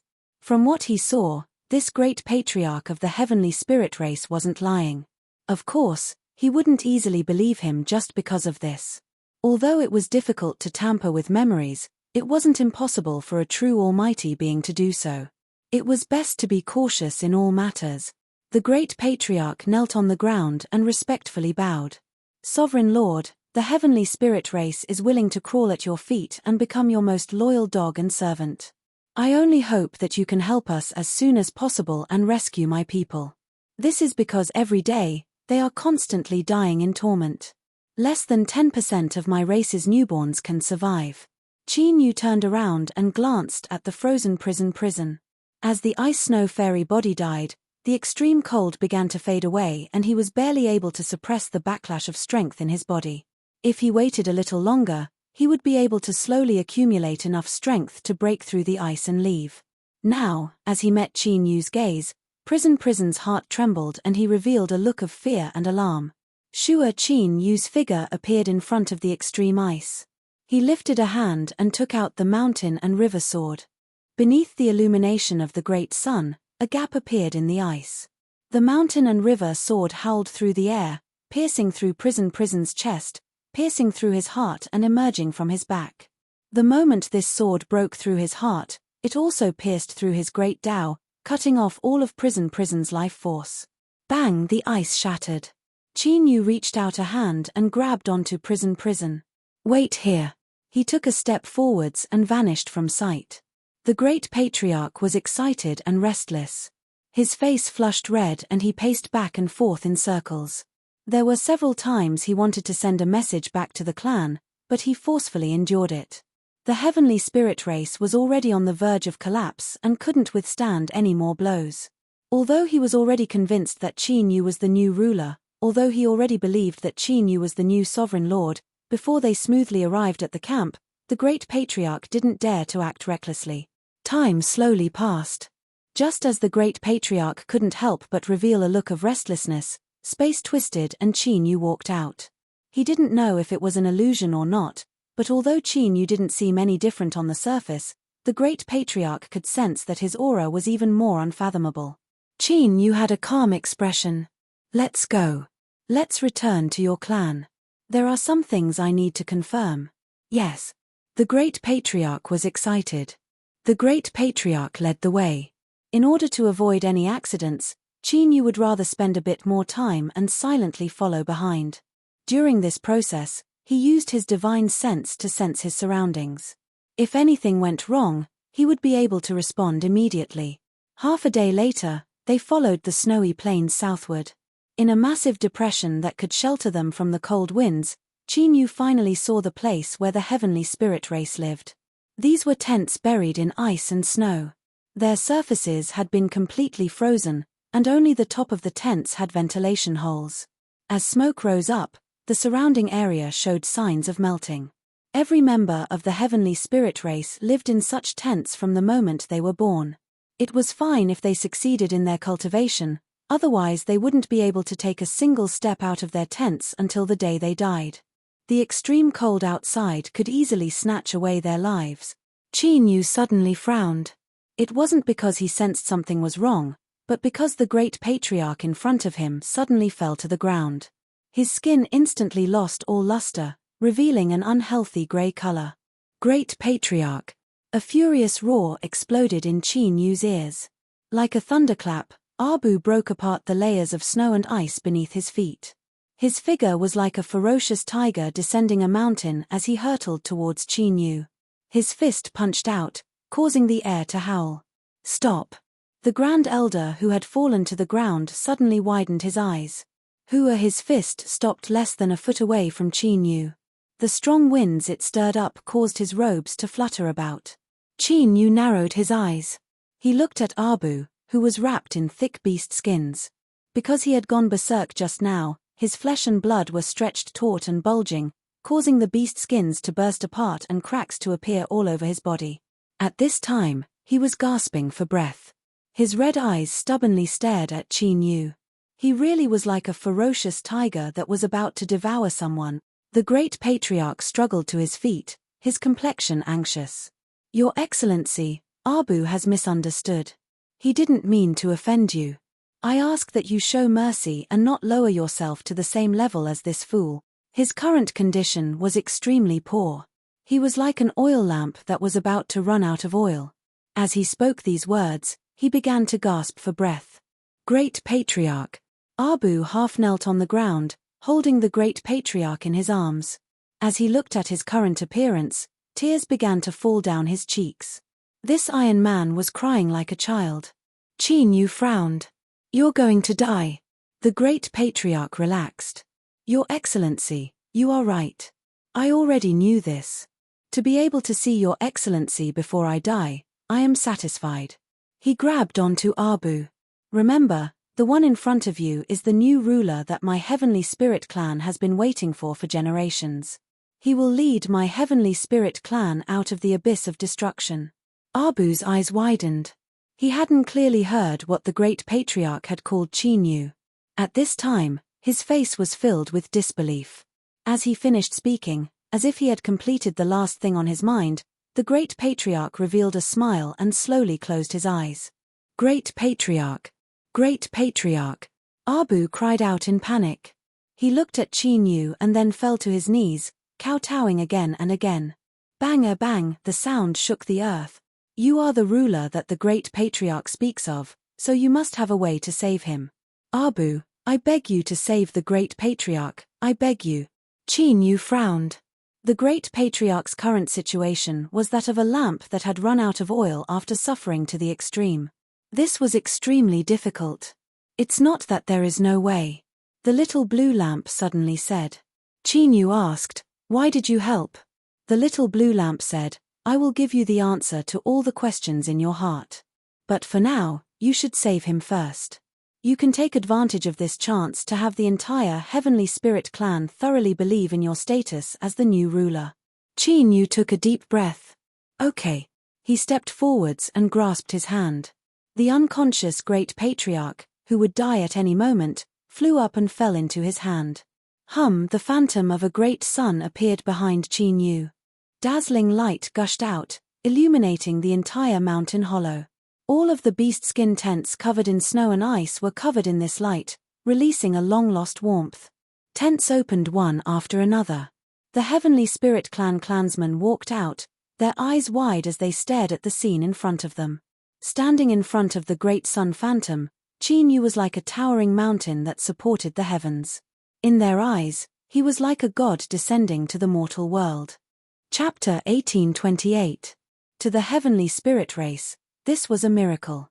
Countless clansmen walked out of their tents for the first time. Their eyes were blazing hot. They never thought that in their lives they would be able to leave their tents. The entire world fell deathly silent. The unconscious great patriarch slowly opened his eyes. After a brief daze, his pupils regained their focus. I didn't die. His face was shaken. The great elder naturally knew what his current situation was. When he had forcefully erupted, he had exhausted the last of his vitality. He was like a lamp without oil, he was doomed to die. Great patriarch. Abu was overjoyed. You've woken up. Thud thud thud thud. Your Excellency Sovereign, Abu thanks you for saving the great clan elder. From this day forth, Abu's life is yours. As long as you say the word, Abu is willing to jump into a sea of flames. Your Excellency. Your Excellency. The great patriarch stood up and knelt on the ground. You shouldn't have sacrificed yourself to save me. I have lived for a long time. To be able to see your arrival, I am willing to die. But my heavenly spirit race still has many infants. They need your grace to help them cross this endless winter. Chinyu swept his eyes over everyone. He slowly said, since I have returned, the heavenly spirit race's tribulations shall also come to an end. He lifted a hand and the great sun phantom behind him rose up, releasing even more light that illuminated the world. In the valley, the thick snow and ice began to rapidly melt, revealing the moist ground. Seeds began to sprout and sprout, producing a touch of green that gently swayed in the wind. All the heavenly spirit race clansmen froze in place. Green. An old heavenly spirit race clansman excitedly threw himself to the ground. Ignoring the mud, he knelt beside a blade of green grass. His eyes lit up. The aura of life, this is the aura of life. I never thought I would be able to see a green plant that only existed in the records. It's a new life, it's a new life. Another clansman was ecstatic. Your Excellency ruler has arrived. Our heavenly spirit race will be like them, able to overcome this calamity and obtain a new life. The great patriarch took a deep breath and raised his hands. All heavenly spirit race clansmen, today, the ancient prophecy has come true. Your Excellency ruler, who will save the world, has arrived. He is our only hope. Now, let us kneel together to the supreme ruler and ask for his light to drive away the cold of the world. Hulala! Everyone in the cave was kneeling in the mud. Although they looked battered and exhausted, their faces were filled with excitement, ecstasy, and longing. At the same time, Chinyu felt a rich and blazing Joss flame power suddenly surge out and gather towards him. Pure and pious, without the least bit of impurities. Chinyu could clearly feel that as the strength of the heavenly spirit race's Joss flames fused into him, his great Tao became even stronger. He was another step closer to igniting his Joss flames. Indeed, the most pious faith was the most powerful force. Those who believe in me will be freed from suffering, Chinyu said in a low voice, his voice echoing through the valley. But now, there are other powerful invaders that have entered this world. I must handle everything properly before I can truly lead you to a new life. That day is not far away. Members of the Heavenly Spirits clan, I need all of your faith to help me become stronger, the Grand Elder said loudly. Not long ago, His Excellency Hegemon personally took action and killed an incomparably powerful invader. This old man saw it with his own eyes. What we need to do is to believe in our master and patiently wait until we reach the end of this cold winter. He knelt on the ground and kissed the mud. He respectfully said, His Excellency Hegemon, after the great calamity of the past, ice descended upon the world and the Heavenly Spirit clan faced a calamity of destruction. Although we are the only tribe left in the entire Northern Territory, there are other Heavenly Spirit clans in this world that have managed to last until today. We will immediately send the strongest warriors of our clan to pass on news of your arrival to them. Abu slapped his chest and took off the leather hat on his head. I, Abu, am willing to act as His Excellency Hegemon's messenger and pass on your will. I do not hesitate to walk through this world. Even if I die in the cold, that will be my greatest honor, he kowtowed. I beg His Excellency Hegemon to give me this chance. Chinyu lifted a hand and light gathered at his fingertip, turning into a shining seed. He flicked it in front of Abu and fused it between his eyebrows. This seed can protect you from the invasion of the cold. If you encounter a powerful invader from the outside world, you can use it to summon me when you are in danger. I will give you my protection. Thank you. Abu stood up. Great Elder, I will immediately leave and search for other tribes. He turned and left. Outside the cave, it was still a world of ice and snow. The wind and snow soon swallowed up his figure. Chinyu thought for a moment. Then, he stepped forwards and the great sun phantom above his head erupted with light. Everyone closed their eyes.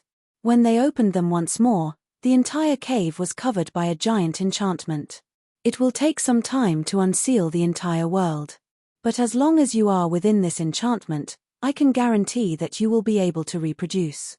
After a brief pause, Chinyu continued to say, starting from now, newborn babies of the Heavenly Spirit clan will no longer have to withstand the invasion of the cold. They will be able to smoothly live on and grow into adults. There was the sound of crying. The women of the Heavenly Spirit clan were crying out loud. They all had children and loved ones that had died in the cold.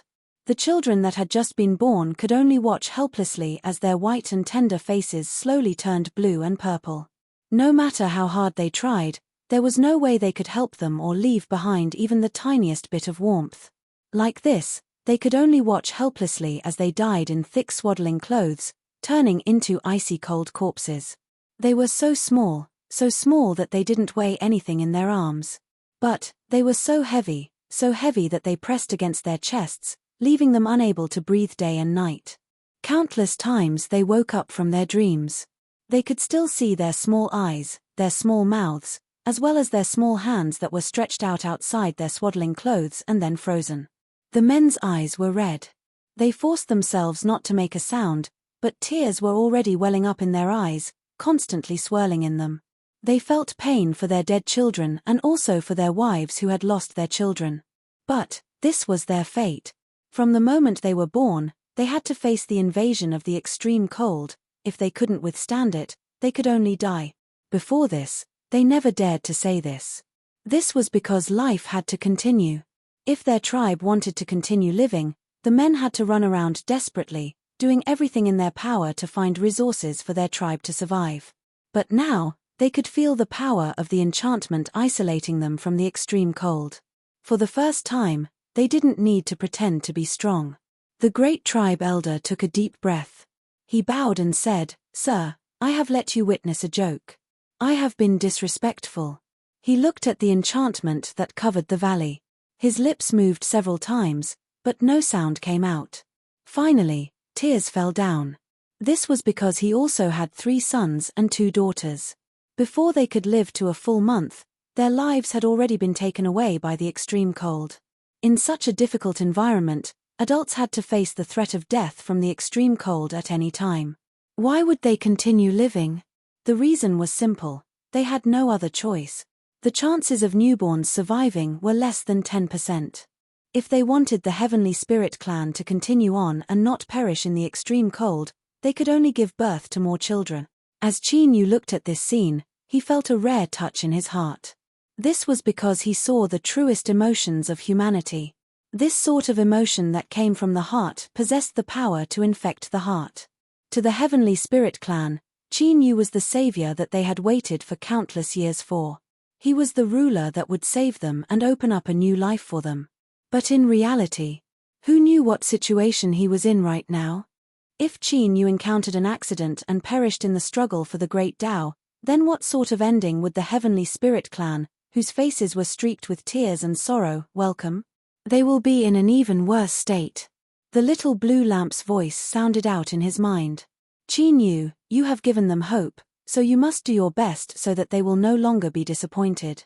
Otherwise, these ups and downs will completely destroy their hearts. The Heavenly Spirit clan will wail in despair before they are completely exterminated. Qin Yu took a deep breath and slowly exhaled. I know. His expression was calm and his eyes were firm. But he could clearly feel that the weight on his shoulders had become even heavier. He had to live on, but it wasn't just for his own survival. Because right now, Qin Yu's life and death also involved the life and death of countless people, and it wasn't just the Heavenly Spirit clan in front of him. Great Clan Elder. Your Excellency, please speak. I still have other matters to attend to, so I cannot stay here for long. For the next period of time, you must restrain your clansmen from leaving at will. Stay within the enchantment and wait for my orders. Yes. Qin Yu glanced at the weeping Heavenly Spirit clan one last time and then turned to leave. Shua. Space twisted. When he appeared once more, 10,000 miles had been sealed in ice and the air was filled with an endless chill. Little blue lamp. Qin Yu shouted out loud. Hum. Space twisted and the phantom of a great sun appeared. The faint outline of the little blue lamp could be seen within. What do you want to know? Ask away. Qin Yu said, Is there anything you can tell me about the Heavenly Spirit clan?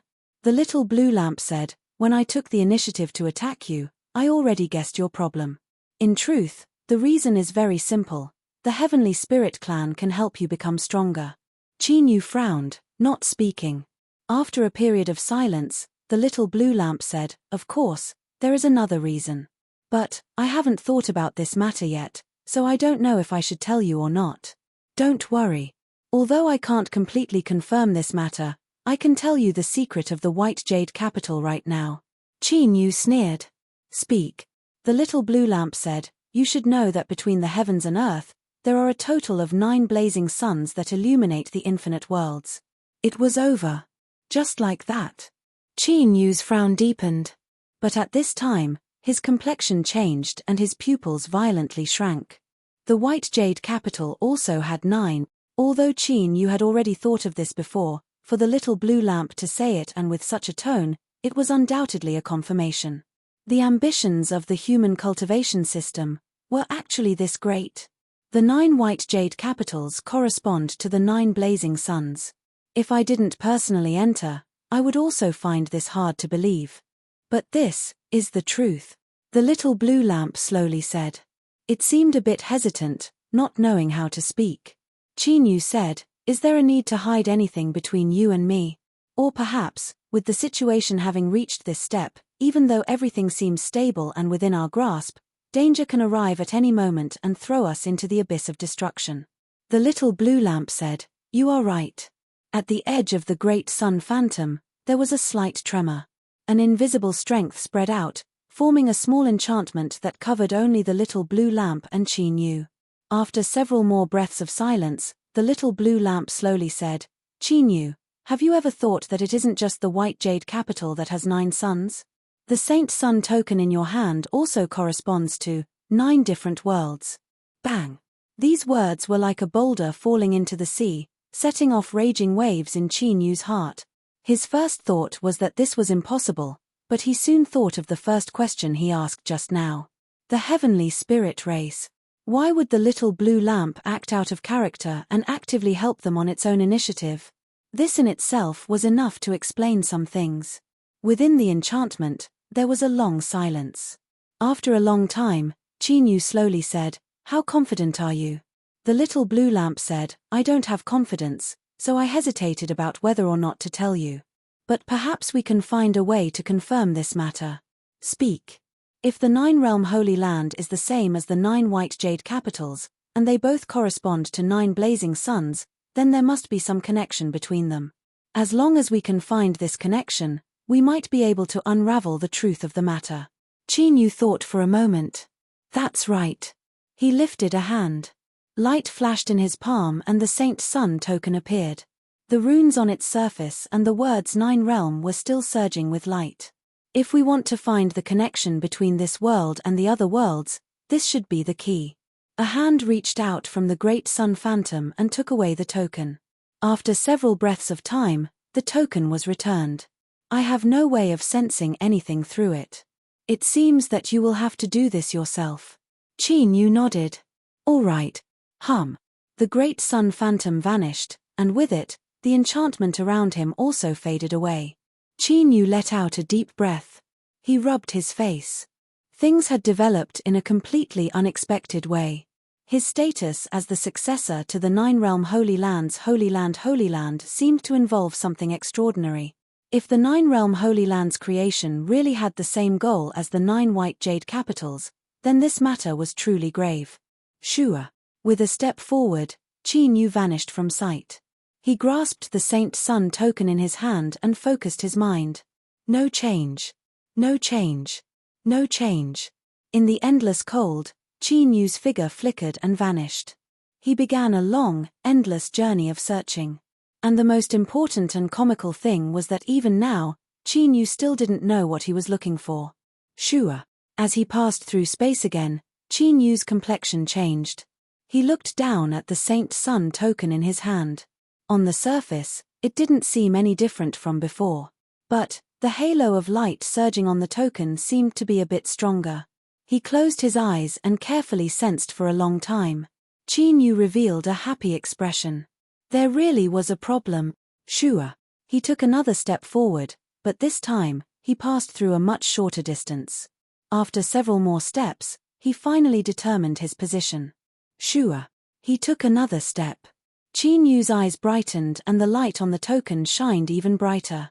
But soon, he frowned. Someone was here. Chapter 1829.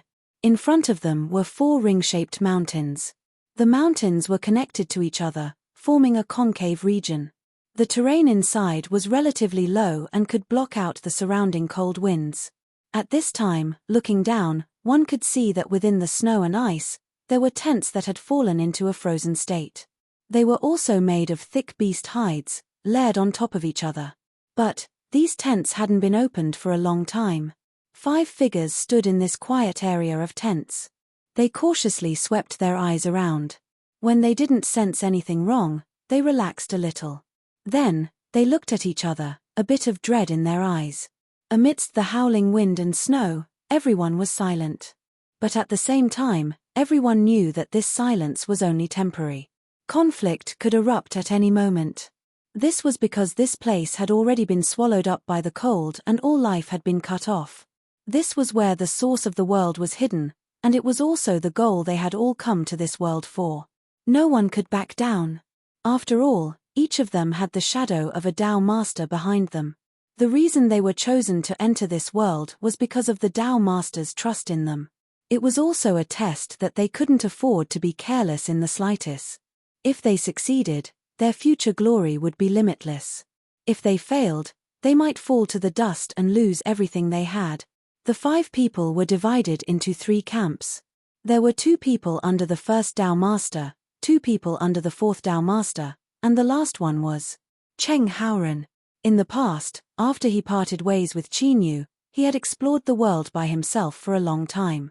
Through a lucky chance, he had coincidentally found some clues, and it was only then that he discovered this region that had already been reduced to a desolate region of ice and snow.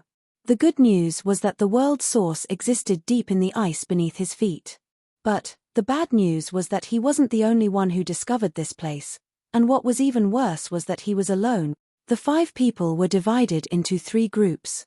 No matter how one looked at it, first eliminating the weakest one and then starting the competition was the safest choice. This caused Cheng Haoren's expression to be heavy. He looked around, his eyes filled with vigilance. In the silence, the cultivators under the first Tao Master and fourth Tao Master looked over to Cheng Haoren. Although they hadn't attacked yet, it was clear that the 2 sides had reached some sort of tacit understanding.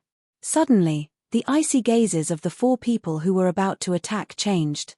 They turned and looked in another direction. In the wind and snow, a figure appeared, walking over. "Luo Guan!" Cheng Haoren shouted out loud. He was overjoyed and the fear in his heart was swept away. He was confident in Qin Yu's strength. If the 2 of them joined forces, they wouldn't fear either side. Qin Yu's eyes swept over the tent that was swallowed up by ice and snow. In his mind, the image of the Heavenly Spirit clan members crying and rejoicing not too long ago appeared. His heart felt heavy, but he didn't reveal any of this on his face. He slowly said, "It looks like everyone discovered this place together. Then, we can only fight and see whose fist is bigger and whose sword light is sharper." Bang! He took a step forward and raised his hand. The mountain river sword appeared and slashed down without any hesitation. Bang! The monstrous sword aura was like a river bursting through a dam, and it surged out in a vast and mighty manner towards the 2 cultivators beneath the fourth Tao Lord. These 2 people clearly didn't think that Qin Yu would suddenly attack. Their faces were filled with anger as they hurriedly defended themselves. Within Qin Yu's soul space, the cosmic Sea-Cross bell suddenly shook. The clear ringing of the bell entered their ears. To these 2 cultivators, it was like a cold and hard icicle was stabbing into their minds, causing them to stiffen. At the same time, the 9-realm Holy Land token in Qin Yu's chest began to glow and shake. Bang! It was like an invisible mountain was crashing down, pressing down on the 2 cultivators. Their souls were attacked by the cosmic Sea-Cross bell and their mortal bodies were suppressed by a terrifying strength. The result was that the 2 powerful cultivators chosen by the fourth Tao Lord to enter this world weren't even able to respond to Qin Yu's sword strike before they were sent flying away, blood gushing out from their noses and mouths. The 2 of them crashed into the ground, tearing apart the ice and snow, forming long cracks in the ground. "Run!" The 2 people that were sent flying away didn't hesitate at all. They stood up and fled, their faces pale and distressed. Anger surged in their eyes. Before entering this world, they had already looked through the information on Qin Yu and judged that this powerhouse from a different world from the seaside realm was indeed shockingly strong. But in today's battle, this youth had used a single sword strike to severely wound them. The methods he used could be called terrifying to the extreme. Cheng Haoren's eyes widened and his pupils shrank. He knew that Qin Yu was strong, someone who had nearly lit a true Joss Flame Great Tao and was a powerhouse second only to his honorable master. But this sword strike in front of him was unimaginable, far surpassing his expectations. Qin Yu put away his sword. He didn't take advantage of this victory to chase after them. His eyes fell onto the 2 disciples of the first Tao Lord. He slowly said, "Before this, you helped us delay for some time. I will give you a chance. If you leave now, I won't use my sword." If they hadn't seen Qin Yu use his sword with their own eyes, the 2 disciples of the first Tao Lord would have been shouting in their hearts, "How arrogant!" But now, their complexions changed again and again. Apart from anger, there was also a bit of fear and unwillingness. Qin Yu had no expression. This world is extremely large, and the source of the world isn't the only one. You and I are looking at this place. Leave. This is our last chance. Good. The first Daelord's first disciple shouted out loud. He glared at Chinyu. Let's go. Sure, the two disciples turned and left. Chinyu flipped his hand and the mountain and river sword vanished. He glanced at the stunned Cheng Haoren. They've all left. Let's move. He stepped towards the tent area that had been completely swallowed up by ice and snow. All he heard was silence, without the slightest sound. Okay. Cheng Haoren regained his composure and quickly walked over. He looked at Qin Yu's back and hesitated. In the end, he couldn't help but say, Luo Guan, your sword just now, don't ask. It's useless to ask. Qin Yu didn't even turn his head. Cheng Haoren choked for a moment. But thinking about it, this was normal. After all, Luo Guan and White Jade Capital only had a cooperative relationship. There was a great lack of trust between the two sides, so it was impossible for Luo Guan to reveal his hidden cards. He took a deep breath and continued to say, what about Tuor Tuor? That boy is a true madman. It won't be easy to get rid of him. As Cheng Haoren spoke, Qin Yu stopped in front of a tent and flicked his finger. An invisible sword aura was released, instantly piercing through the ice and tearing apart the tent, revealing the scene inside. The icy cold invaded, freezing everything. But the corpses in front of him didn't have much pain on their faces. It was as if they had been sleeping when the icy cold invaded them, causing them to die in their sleep. Qin Yu's eyes slowly swept around, pausing on a woman. This was a mother who had just given birth.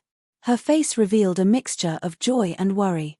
She stretched out a hand and held the infant in her arms, using her own chest to give him warmth. Although Qin Yu already knew about these matters when he was at the Heavenly Spirit Tribe, hearing about it and seeing it with his own eyes were ultimately different. Qin Yu looked at the small person in the woman's arms. He hadn't even been able to open his eyes to clearly see the world before he had lost his life that had just begun. He had never seen this person before. In fact, not too long ago, Qin Yu didn't even know anything about the Heavenly Spirit Tribe. But now, his heart was still surging with a sour feeling that constantly tumbled about. Cheng Haoren frowned. He looked at Qin Yu. Qin Yu took a deep breath and then slowly exhaled. He turned and continued walking forward, his face expressionless. He died. I know he died. In such an extreme cold environment, Cheng Haoren's eyes widened in shock. What did you say? Qin Yu said, he died. I killed him. He stopped and looked down at the ice and snow on the ground, ignoring Cheng Haoren who had clearly lost his voice because of the shock. In his sleeves, the 9 realms token trembled. This let Qin Yu know that this was the place he was looking for. He stepped forwards and the ice and snow instantly collapsed, forming a bottomless crack in the ground. Then, he leapt into it. Wait for me. Cheng Haoren hurriedly followed behind. Wind howled in his ears as he rapidly sank down. Qin Yu narrowed his eyes. Before he touched the ground, his figure slowed down. Then, like a feather, he gently floated to the ground. Cheng Haoren landed behind him. His expression was wonderful.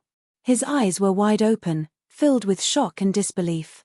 Without giving him a chance to speak, Qin Yu said, you and I will split up and search this crack. You start from this side. He lifted a hand and rushed to the other side. Cheng Haoren hesitated for a moment and then chose to listen to the arrangements. Soon, he cried out loud, a look of joy on his face. This was because in the space in front of him, there were dots of light the size of beans that constantly flickered. Heaven and earth source energy. That's right, these seemingly unremarkable dots of light were what appeared after the world died. After its source energy shattered and dispersed, it gathered together once more. Luo Guan. He turned his head and shouted out. But there was no response. Cheng Haoren took a deep breath and took out a jade bottle. After pouring his strength into it, the runes on the jade bottle slowly lit up. Then, it released a weak swallowing strength that slowly pulled up the dots of light and suspended them in the air. The dots of light in the air began to fly into the jade bottle one at a time. Now, Cheng Haoren no longer cared about Luo Guan. The world's source energy was right in front of him. This was the mission his honorable master had given him. And at this time, on the other side of the crack, Qin Yu lifted the Nine Realms token. Space shook in front of him and a door slowly appeared. He carefully looked at it several times. After sensing nothing wrong, he opened the door and stepped in. Everything in front of him turned dark. Then, in the next moment, everything turned crimson red. In front of him was a world of flowing lava. The air was filled with the thick smell of sulfur, and there was also a terrifyingly high temperature that could instantly burn a person to ashes. The great sun phantom appeared. The little blue lamp calmly observed its surroundings, as if it were sensing something. After a long time, it slowly said, "Qin Yu, it looks like the prophecy will come true." Qin Yu closed his eyes and then opened them. "What do I do?" The human cultivation system had 9 terrifying powerhouses on the level of Tao masters, and they ruled over endless territories. This was why they dared to construct 9 white jade capitals that corresponded to the 9 blazing suns of the world, all in order to achieve some great ambition. But Qin Yu, if he wanted to walk down the same path, that would be suicidal. "You have 2 choices." The little blue lamp's voice was calm. "First, give up on the 9-realm holy land. As long as you don't accept it, everything here will have nothing to do with you." Qin Yu was silent for a moment. "What is the second choice?" "Take a gamble." The little blue lamp said, "Right now, you are like a gambler who has already sat down at the gambling table. There is no chance for you to leave. Either you win or you die. If you lose, no matter how serious the consequences are, death is enough to erase everything. If you think like this, don't you feel much more relaxed? Because even your life is on the line, there is nothing else you don't dare to do." Qin Yu looked up at the world in front of him. The skies were dyed crimson and the air was filled with a terrifyingly high temperature. Compared to the world of the heavenly spirit race, the two were in 2 completely different extreme environments. But without exception, this meant that the world itself had already died. Even if the appearance of the 9-realm tokens caused these 2 worlds to gradually revive from the depths of death and show signs of new life. But this required time. If a dead world wanted to completely revive or even restore itself to its original appearance, it would take many, many years. But now, Qin Yu didn't have time. Let alone many, many years, he wasn't even sure if he could wait another year. He rubbed his temples and forced a smile. "Even if I want to gamble, I fear I won't have the chance." This was the truth. But the little blue lamp gave a different answer. "No, when I said to gamble, I naturally have the leeway to gamble. I don't want to hold on to this thought and die in the end. Hypothetically speaking, if you can seize the 9 white jade capitals and use them to suppress the 9 realms, or to be more precise, fuse the 9 white jade capitals into the 9 worlds, perhaps you can revive them in a short period of time." Qin Yu frowned. "Are you sure you know what you are saying? Seize the 9 white jade capitals? What a joke."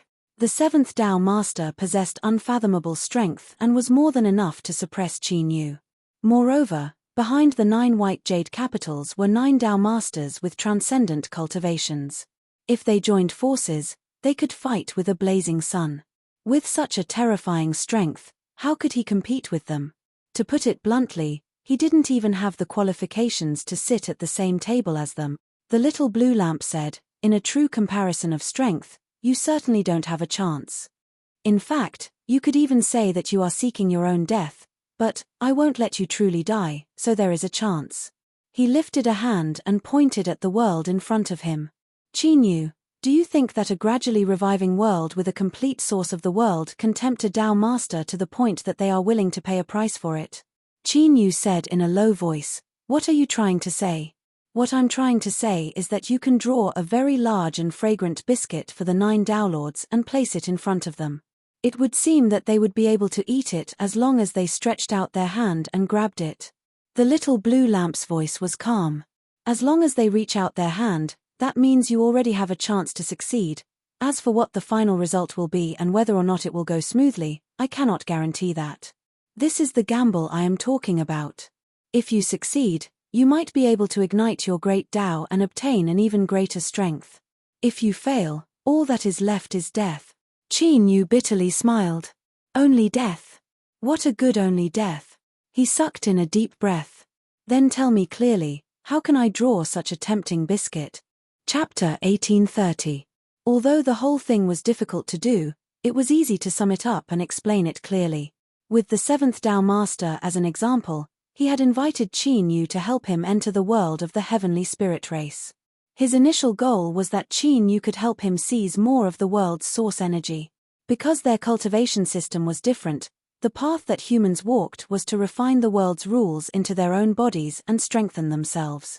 To them, the world's source energy was the best cultivation treasure. And to powerhouses at the Tao Master level, it could help them complete their final transformation and transform into the ultimate weapon of the world. In the human cultivation system, this was called achieving the Tao or Tao unification. It was the ultimate peak boundary, the highest level of cultivation, but for powerhouses at the Tao Master level to take that final step of transformation, it wouldn't be so simple. The amount of world's source energy needed was an astonishing amount. The world's remaining source energy of a dead world, even if a large portion of it was collected, still might not be enough. And this was Qin Yu's chance.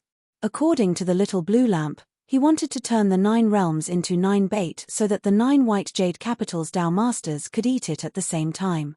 In the world of flowing magma, Qin Yu thought for a moment and then slowly said, "Your meaning is that I have to make the 9 Tao Masters believe that I can help them revive the 9 worlds and then give them the complete source of the world for them to swallow, but I fear that this is impossible. This involves their own cultivation of the great Tao and also involves the 9 white jade capitals. The 9 Tao Masters will definitely be extremely cautious." "You're right. But what if we can make them believe that the revived world's source energy is theirs?" The little blue lamp's voice was calm. The moment it fell, some information appeared in Qin Yu's mind. Condense the world heart.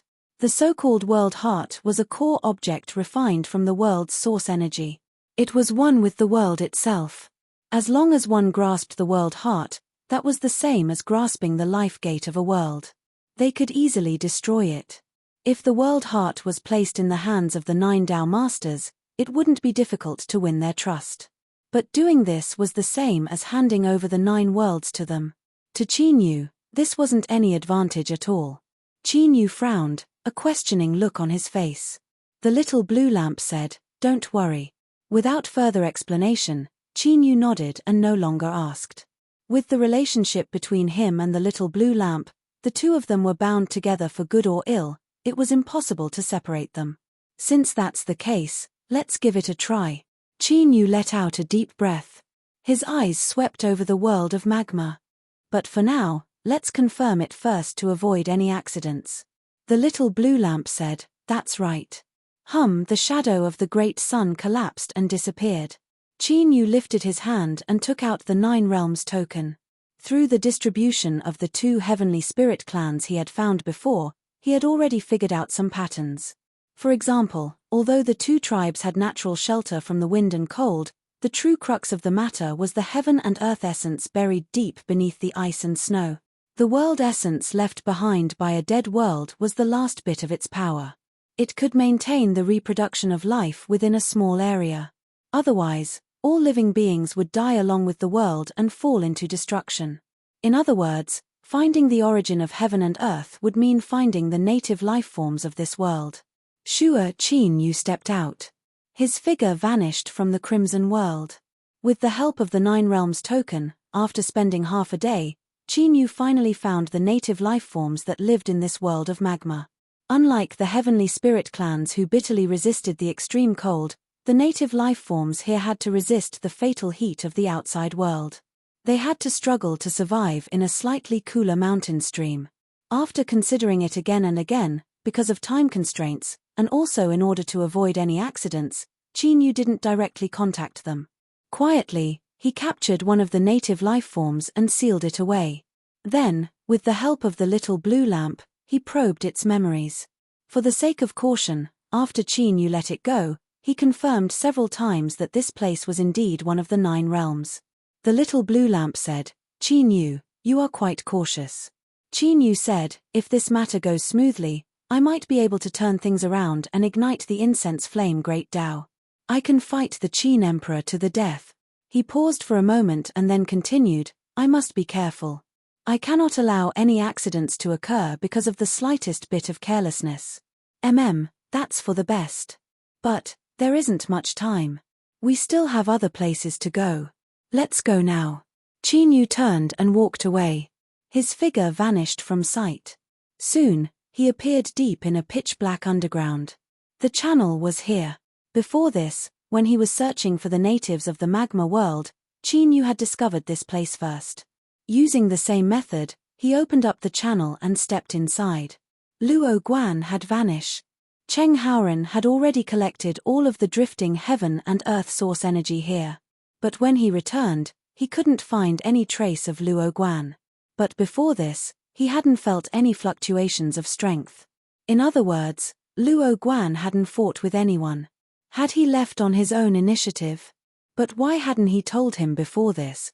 After searching the surroundings once more, Cheng Haoren could only leave, his heart filled with confusion and confusion. Time passed a day at a time. Soon, the 1-month deadline approached.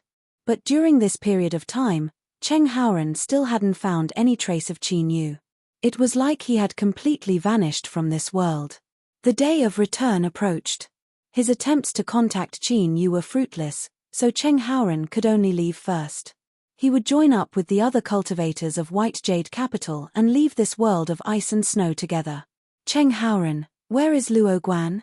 The first Tao Master's disciple asked, his voice attracting the attention of everyone. Cheng Haoren shook his head.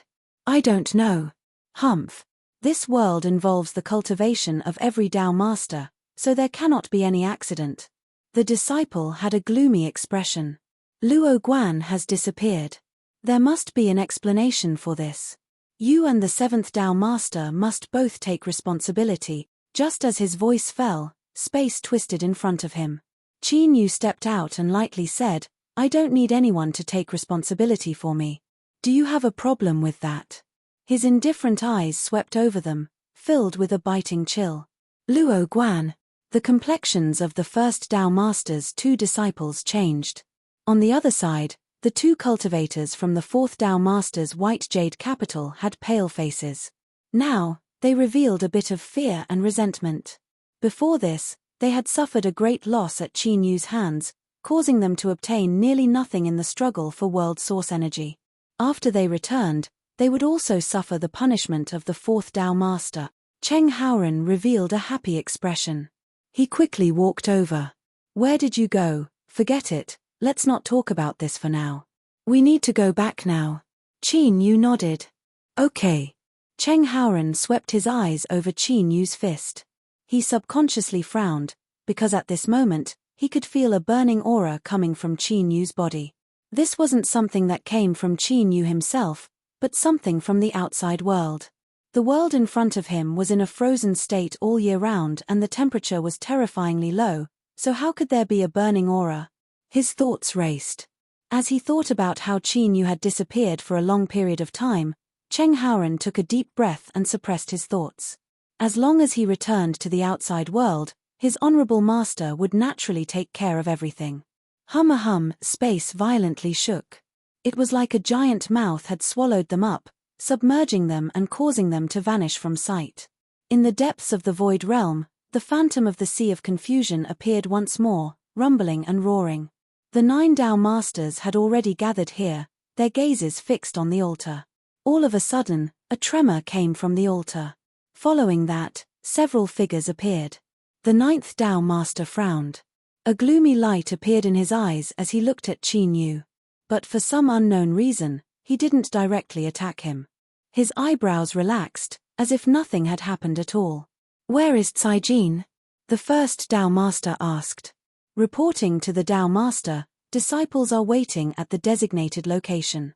Since Caijin didn't return, we could only return first. The first Tao Master's disciple respectfully replied. Sure, the Tao Masters looked at the 9th Tao Master. He lightly said, Caijin is dead. As he finished speaking, he looked at Qin Yu. Qin Yu stepped forward and cupped his hands together. In this world, Caijin chased me and Cheng Haoren, but was killed by me. This matter wasn't a secret. When Caijin attacked, everyone had seen it with their own eyes. Before Caijin had returned, Some people had thought of this, but they found it hard to believe. After all, everyone knew that Caijin was powerful and difficult to deal with.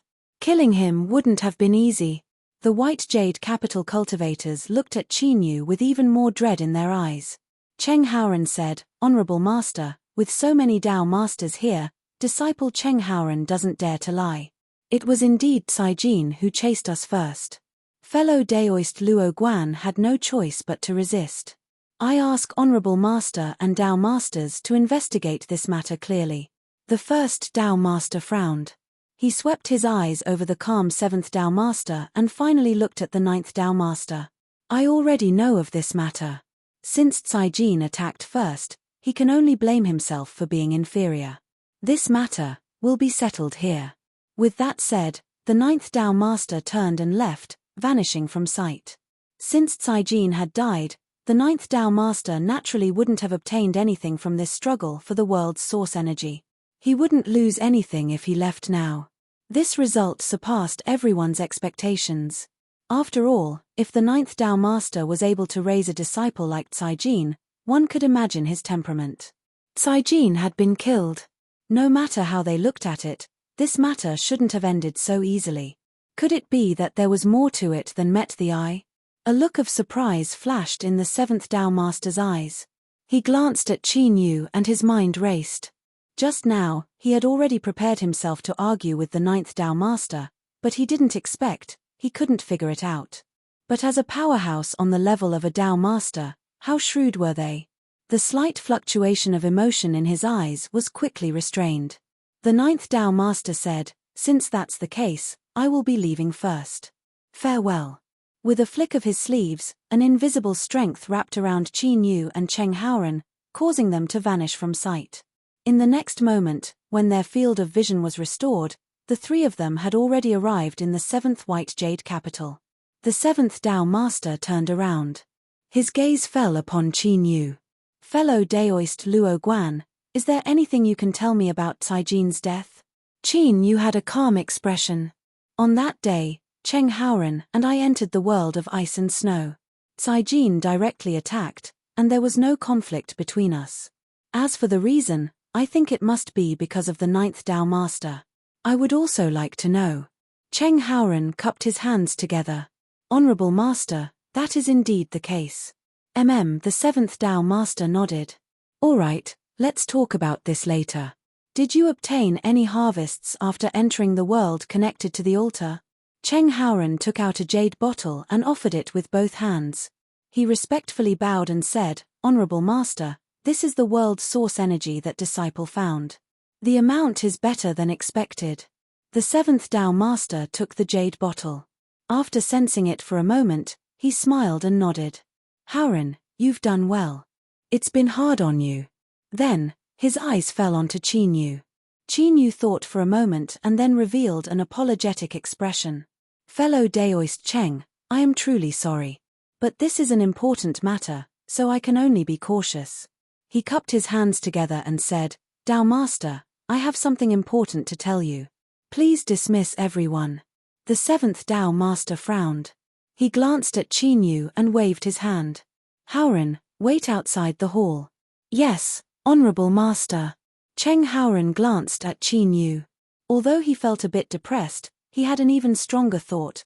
This was definitely related to the burning hot aura he felt from Luo Guan's body. As he thought, something must have happened while Luo Guan was gone, and it was an extremely crucial moment. Cheng Haoran left. The 7th Dao Master flicked his sleeves and the entrance to the hall closed on its own, completely isolating himself from the outside world. His eyes were calm.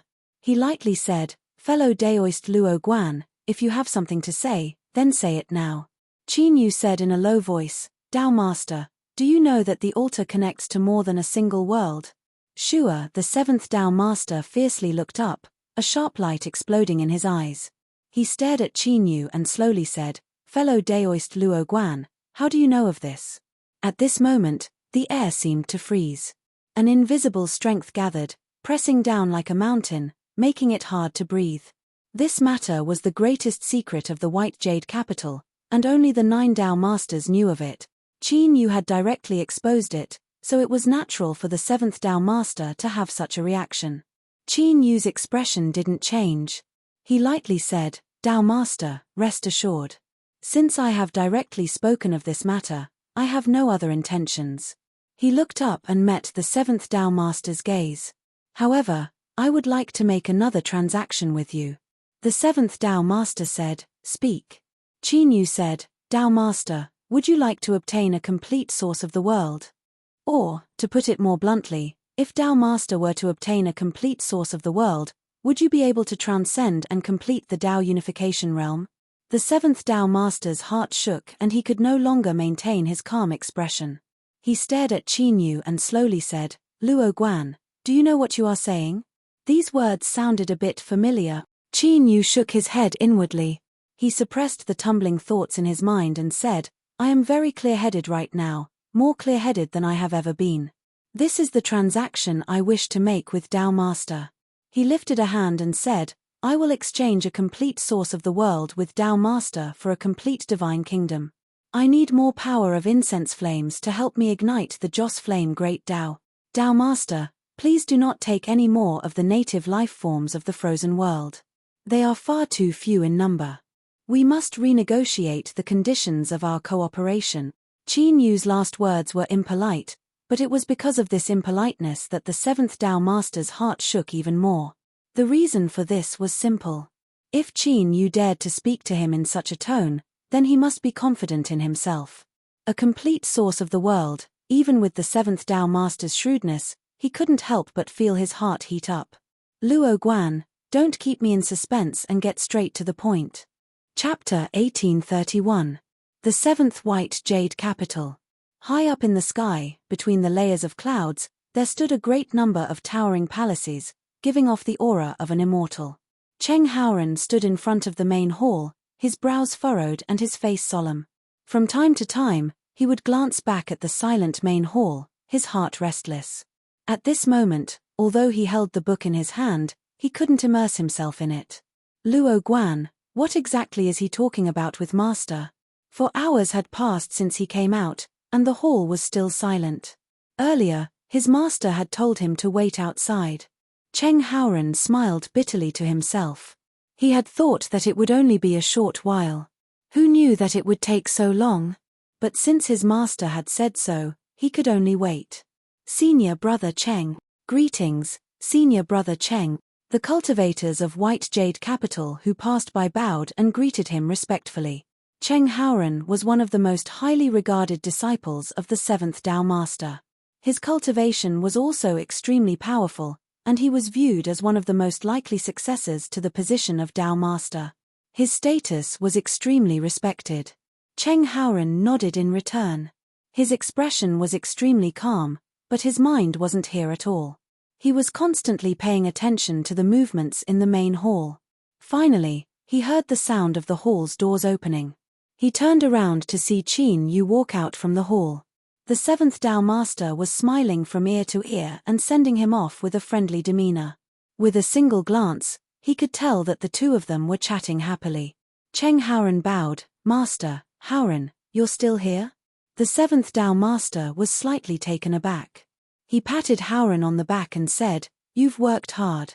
Hurry up and get some rest." Just like that, Cheng Haoran looked at Qin Yu and then at his master who clearly didn't plan on telling him anything. He bitterly smiled inwardly. "Yes, Master." He turned around and left. The seventh Tao Lord said, "Fellow Daoist Luo Guan, what do you think of my disciple?" Qin Yu said, "Fellow Daoist Cheng is quite good. You will surely have some good fortune in the future."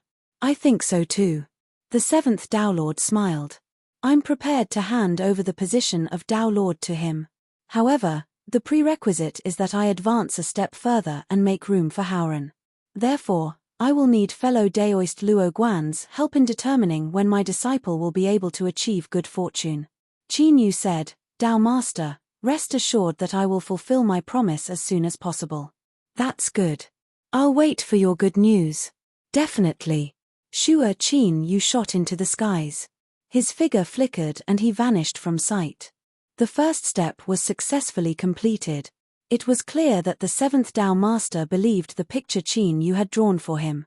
But he believed that this was also divided into different levels. At most, he was willing to give Qin Yu a chance to prove himself. Therefore, even though the first step was smooth, the next step was the real key. Qin Yu had to obtain the true trust of the seventh Tao Master. Only then would he be able to continue with his plan. Just because he had lured the 9 Tao Masters into a trap didn't mean that he had to rack his brains to scheme against everyone. So long as the 7th Tao Lord set an example, the other Tao Lords would be able to discover the truth of the matter through their own investigations, and they would naturally believe it without a doubt. Thus, obtaining the 7th Tao Lord's trust was the most critical step right now, and he absolutely couldn't allow anything to go wrong. Near the Eternal Sea, Sea King Island. Bang! Air space shook and Qin Yu stepped out. As his divine sense swept out, the complexions of countless pirates changed and they fell to their knees. "We welcome your Excellency Sea King's return." He had been taken away by cultivators from White Jade Capital and yet he was still safe and sound. This in itself already proved some things. The matter of His Excellency Sea King killing the East Sea Great Emperor had come to an end. His Excellency Sea King was safe and sound. Just this point alone caused the hearts of countless pirates to shake. Just how strong was His Excellency Sea King? Even when facing White Jade Capital, he was still safe and sound. Black Pearl knelt on the ground and respectfully bowed. "Greetings, Your Excellency Sea King." She wore a thin gauze dress and her slightly tanned skin exuded a seductive charm. But unfortunately, the little thoughts of this female pirate were nothing more than fleeting clouds in Qin Yu's eyes. In this current situation, how could he possibly think about the matters between men and women? Now that I have returned, I will be going into seclusion for a period of time. Pass down the order that no one is to disturb me. After speaking, Qin Yu's figure flickered and he vanished from sight. Yes. Black Pearl stood up. She bit her lips, a look of disappointment and helplessness on her face. She had probably been defeated by a smelly man. How infuriating. Elsewhere, in a grand hall on Sea King Island, Qin Yu appeared. With a flick of his sleeves, he sealed off the inside and the outside. Hum, hum, with a deep rumbling sound, the grand hall's array formation activated and released a powerful aura. Qin Yu sat down cross-legged. He flipped his palm and a jade bottle appeared. When he was at White Jade Capital, the 7th Tao Master had personally handed it to him. This was something Cheng Haoren had brought back from the heavenly spirit race's frozen world. There was a great deal of heaven and earth source energy sealed within. Little blue lamp. With a loud shout, the phantom of a great sun quietly appeared. Then, a hand reached out and took away the jade bottle. "I need some time." After speaking, the great sun phantom vanished from sight. Next, it would refine a world heart. But during this period of time, Qin Yu wouldn't be idle. He had to cooperate with the little blue lamp and ensure that everything was flawless. With a thought, the 9-realm Holy Land token appeared. He lifted a hand and touched the surface of the token. The token shook and fluctuations were released. Qin Yu took out the mountain and river sword and slashed forwards. Wherever the sword edge went, the vibrating ripples vanished. He let go of the mountain and river sword and stepped inside without hesitation. Sure, in the next moment, his field of vision was restored. Qin Yu appeared in the frozen world where the heavenly spirit race was. With a thought, he locked onto his position. Then, he stepped forwards and arrived at the sealed world where the heavenly spirit race was. Outside the tent, the great patriarch was looking at a group of children running through the green grass. He revealed a happy expression and bowed, "Greetings, ruler."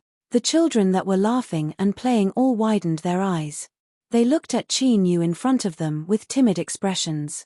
When they saw their parents and elders kneeling on the ground, they also followed suit and prostrated themselves on the ground. Great waves flashed in Qin Yu's eyes. Right now, he was struggling to survive. But, it wasn't just for himself. For instance, these children in front of him. He had seen their smiling faces today, but outside the enchantment, it was still an icy cold environment that was more than enough to instantly kill him. If he perished here, then everything beautiful would be destroyed in the blink of an eye. Suppressing these thoughts, Qin Yu said, "Great Patriarch, I have a matter I need to discuss with you." "Sir, Please follow me. The Great Patriarch entered the Great Patriarch's tent. After the enchantment warmed up, the heavenly spirit race no longer needed to gather together. The Great Patriarch respectfully bowed, his expression solemn and pious. Unsurpassed ruler, your will is the highest standard of the heavenly spirit race. No matter what you need us to do, please feel free to order us. Looking at his appearance, it seemed that even if Qin Yu wanted him to commit suicide, the Great Patriarch wouldn't hesitate at all. Don't worry, this matter isn't difficult. I only need the heavenly spirit race to cooperate with me in putting on a play. Qin Yu lifted a hand and placed a finger between the Great Patriarch's eyebrows. After several breaths of time, he drew back. The Great Patriarch opened his eyes, his complexion changing. He hesitated for a moment and then looked at Qin Yu. Sir Ruler, this isn't difficult, but to you, to be disrespectful, the entire heavenly spirit race wouldn't dare to offend you in the slightest. Qin Yu waved his hand. Just do as I say. I naturally won't vent my anger on you. Yes. Remember to keep this a secret. Right now, only you know of this matter. You are not allowed to tell anyone else. After speaking, Qin Yu didn't stay for long. He turned and vanished from sight. Then, he appeared in another dwelling place of the heavenly spirit race. His eyes swept over a quiet tent. After a moment of hesitation, he lifted a hand and waved it in front of him. An invisible strength was released. The tent in front of him, as well as the heavenly spirit race members that had been dead for a long time, turned into powder and vanished from sight. The dead were gone, so they should rest in peace. After several steps, Qin Yu leapt into the crack in the ground. He opened a channel into the magma world and stepped inside. White Jade Capital. The seventh Tao Master summoned Cheng Haoran. He said, Haoran, tell me everything that happened after you entered that world. You are not allowed to conceal anything. Cheng Haoran respectfully bowed. Yes, Honorable Master. He didn't conceal anything at all. He recounted everything he knew from beginning to end. When the seventh Tao Master heard that Qin Yu had suddenly vanished while Cheng Haoran was collecting the world's source energy, his eyes brightened. Disappeared? Are you sure that's an appropriate description? Cheng Haoran said, Honorable Master, he did indeed disappear. He earnestly said, although Disciple was busy collecting the world's source energy at the time, my mind was constantly sensing the surroundings in order to avoid being caught off guard. During this process, Disciple didn't sense any aura conflict. Thus, Luo Guan could only have left on his own initiative. After that, Disciple wasn't able to find any traces of Luo Guan in that icebound world. It was only when a month passed and we were about to return that Luo Guan suddenly appeared. Moreover, Disciple felt a burning aura from his body that was contaminated by the outside world. The seventh Tao Master frowned. Contaminated by the outside world? That's right. Cheng Haoran said, that aura wasn't emitted from Luo Guan's body. But, the temperature in that icebound world was extremely low, so it was impossible for such a blazing aura to exist. Thus, Disciple suspects that when Luo Guan disappeared, something must have happened in that world that Disciple doesn't know about. A look of shame appeared on his face. He bowed and said, Honorable Master, please punish me. I followed Luo Guan into the icebound world, but I wasn't able to keep an eye on him. I have betrayed the trust and high regard you have for me. The seventh Tao Master waved his hand. Luo Guan has an incomparably powerful cultivation. He wasn't someone you could keep an eye on. I don't blame you. His thoughts raced as he began to believe everything Luo Guan had said. However, it seemed that Luo Guan had been holding back. For example, the burning aura on his body. It wasn't just that Luo Guan had discovered that the altar was connected to another world, but that he had already entered it. Those were two completely different things. Haoran, you may leave. Remember, do not mention what I asked you today to anyone. Yes, Honorable Master. Cheng Haoran bowed respectfully and took 2 steps back. Just as he was about to turn and leave, a look of hesitation appeared on his face. The seventh Tao Master waved his hand. You can't know about this for now. When the time is right, I will naturally tell you. After Cheng Haoran left, the seventh Tao Master's eyes flashed with sharpness. Luo Guan was definitely hiding something, and perhaps the ninth Dao Master knew about it. As he thought of this, the seventh Dao Master stood up and took a step forward. He instantly crossed the endless distance and arrived outside the ninth white jade capital. Although he had the qualifications to enter directly, the seventh Dao Master chose to stay put. Ninth Dao, come out and meet with me. His voice was calm as it spread into the white jade capital. However, his voice couldn't be heard by anyone else. Shua, the ninth Dao Master, walked out and cupped his hands together. Seventh Dao, what business do you have with me? The seventh Dao Master directly said, Luo Guan is of great use to me. I am willing to compensate him for killing Zhuanzhu. The ninth Dao Master frowned. He glanced at him and said, as I said before, let's forget about this matter. The seventh Dao Master fell silent. After a short period of silence, he slowly said, I want to know why you killed Luo Guan. Was there a need? I said that Luo Guan was of great use to me. The ninth Dao Master said, I don't like him. Is that reason enough? The seventh Dao Master frowned. What do you want in exchange? The ninth Dao Master said, I want to know about the cooperation between you and Luo Guan, seventh Dao. The seventh Dao Master was expressionless. Ninth Dao, I don't understand what you're saying. If that's the case, then there's nothing more between me and you. The ninth Dao Master turned around. I won't be seeing you out. Shua, his figure vanished. The seventh Dao Master turned around and returned to the white jade capital. His calm face finally turned gloomy. Zhuanzhu was difficult to deal with. This was something that all the cultivators in the white jade capital knew.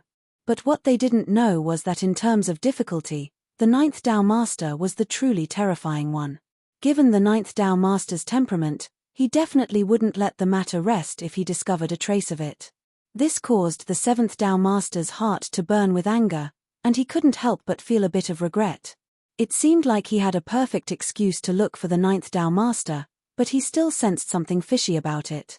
Something's wrong. The seventh Dao Master muttered to himself.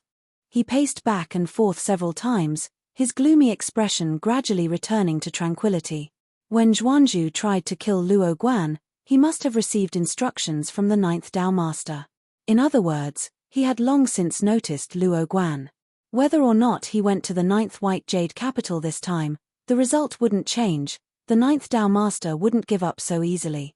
What he called letting bygones be bygones was more like a hastily concluded matter. He didn't want to draw too much attention to the matter of him attacking Luo Guan. Moreover, it was better to sense the ninth Dao Master's attention now than to relax his guard. This result was also acceptable.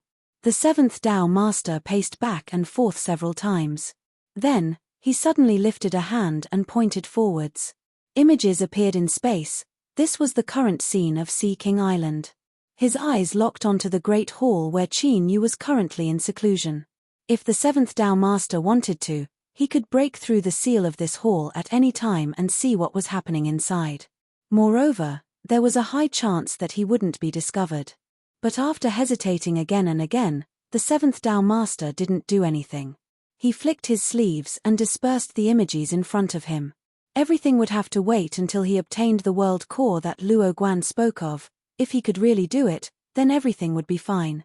Otherwise, he would directly take action to suppress this person and force him to reveal the secrets he was hiding. Half a month later, Sea King Island. His space trembled and Qin Yu stepped out. The mountain and river sword had been waiting for a long time. It slashed down on its own, the aura of annihilation fluctuating. Little blue lamp. Qin Yu shouted out loud. Quietly, the space in front of him collapsed inwards. It was like a gaping maw had suddenly opened up. Leave it to me. Qin Yu flicked his sleeves. Countless motes of starlight of different colors appeared in front of him. These motes of light were collected by him. They were the source energies of 9 different worlds. The space collapsed and a suction force spread out, swallowing up all the motes of light.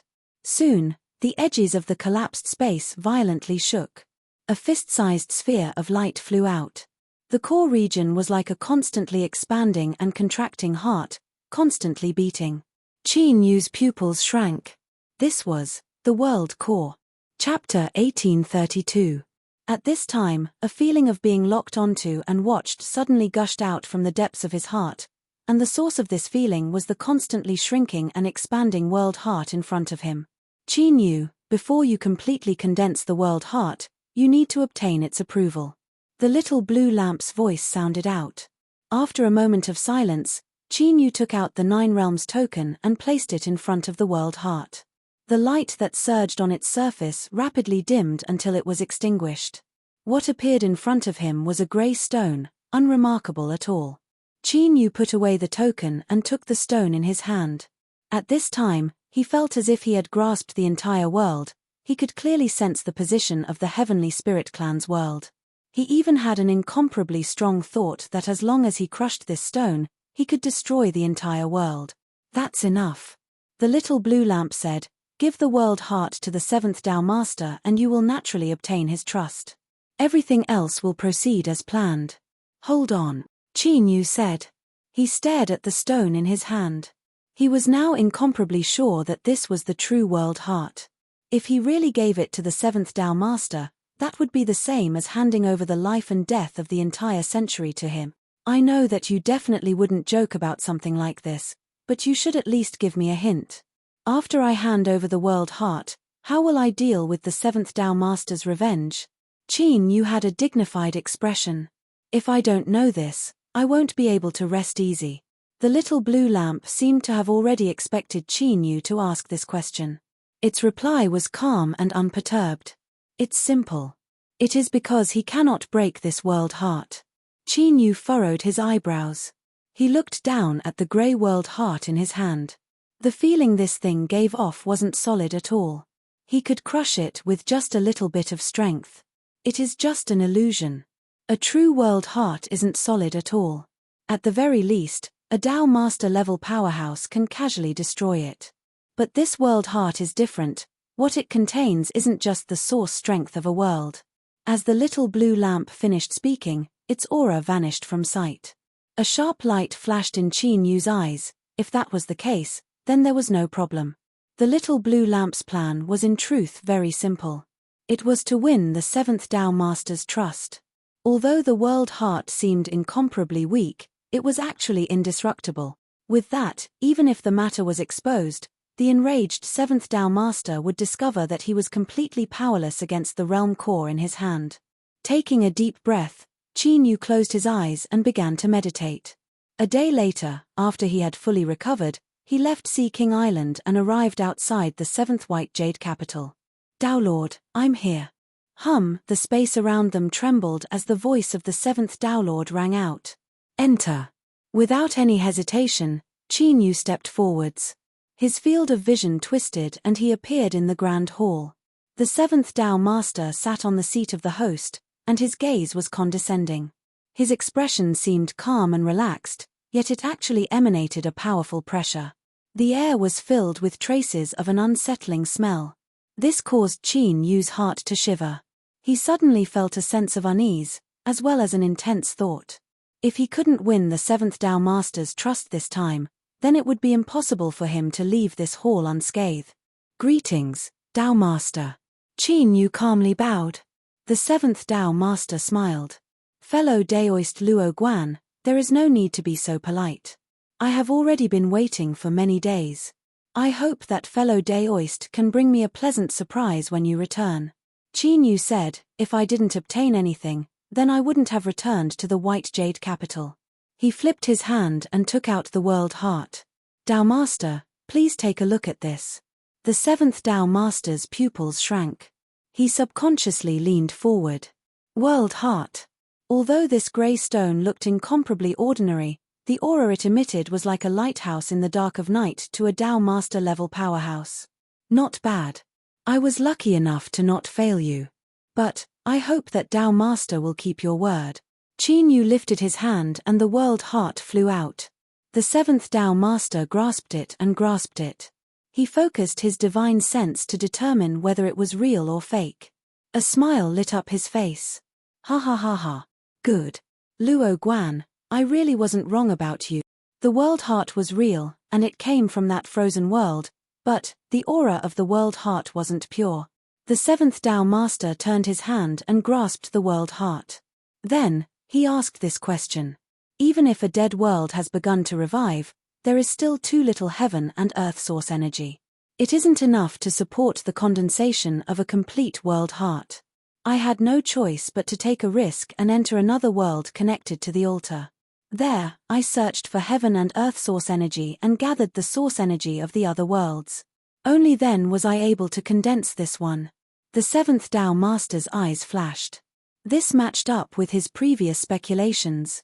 Luo Guan really had entered another world connected to the altar. This person was definitely hiding some great secret on his body, for instance, a method to condense a world heart. It had to be known that not even a Tao Master level powerhouse could accomplish such a thing. This matter didn't. It only had extremely high requirements for one's cultivation and also required the approval of the world itself in order to be refined. Luo Guan could do it. Moreover, it was only after he entered the frozen world that the dead world began to revive. The seventh Tao Master's thoughts raced. He smiled and slowly nodded. So that's how it is. Then, I'll have to trouble fellow Daoist Luo Guan. I will definitely fulfill my previous promise. He chose to tacitly agree. At least for now, he couldn't form any enmity with Luo Guan. He could only turn a blind eye to these suspicious points. Of course, the reason the seventh Tao Master dared to do this was because he was confident he could control the situation. With the world heart in hand, as long as there were no problems with it, then the life or death of the entire world could be decided with a single thought. Luo Guan might have his own plans, but as long as he smoothly swallowed a complete world source energy, the seventh Tao Master was absolutely confident he could break through the final step of his cultivation and complete the Tao unification realm. The heaven and earth boundary of human cultivators was to transform oneself into the world. After that, he could attempt to achieve the goal of refining 9 white jade capitals regardless of the cost. Or, it would be more accurate to say that he could complete the human cultivation system. This was the wild ambition that generations of cultivators had harbored for countless years. He would replace the blazing sun with the white jade capitals and suppress the infinite heavens. At that time, who in the infinite heavens and infinite worlds would be able to fight him? Even if he faced the unsurpassed blazing sun, he might still be able to put up a fight. Luo Guan might have hidden methods, but his overwhelming strength was enough to turn all schemes and plots into nothing more than a joke. Qin Yu and the seventh Tao Master looked at each other. Both of them smiled, their eyes warm and friendly. But, their thoughts were cruel to the extreme. It was only at this moment that both of them were confident they would be the ones laughing in the end. As for what the final outcome would be, only time would tell. Tao Master, there is no time to lose. If you have no objections, let us begin as soon as possible. Qin Yu said in a low voice. The seventh Tao Master smiled. All right. He paused for a moment. However, this matter must be kept secret. In order to prevent any accidents from occurring, I will need to make some preparations. Luo Guan, stay in the White Jade capital for now. In at most 1 or 2 days, we can begin. Qin Yu stood up. All right. Then I will wait for the Tao Master's summons. As he left the hall, there were already cultivators of the White Jade capital waiting outside. Qin Yu bowed and bowed. Your Excellency Luo Guan, I am here on the Tao Master's orders to bring you to rest. Qin Yu nodded. They flew through layers of clouds and landed outside a group of grand palaces. The White Jade capital cultivator who led the way said, Your Excellency Luo Guan, please stay here for the time being. If there is anything you need, you can directly ring the bell in the hall. After speaking, the person bowed and drew back. Qin Yu landed on the clouds. He looked up at the hall in front of him and, as usual, dismissed the beautiful cultivators serving the White Jade capital. But this time, he wasn't able to stay quiet for too long. He opened his eyes from his cultivation and looked outside the hall. After a moment of hesitation, Qin Yu opened the door to the hall. Cheng Haoran stood outside and cupped his hands together.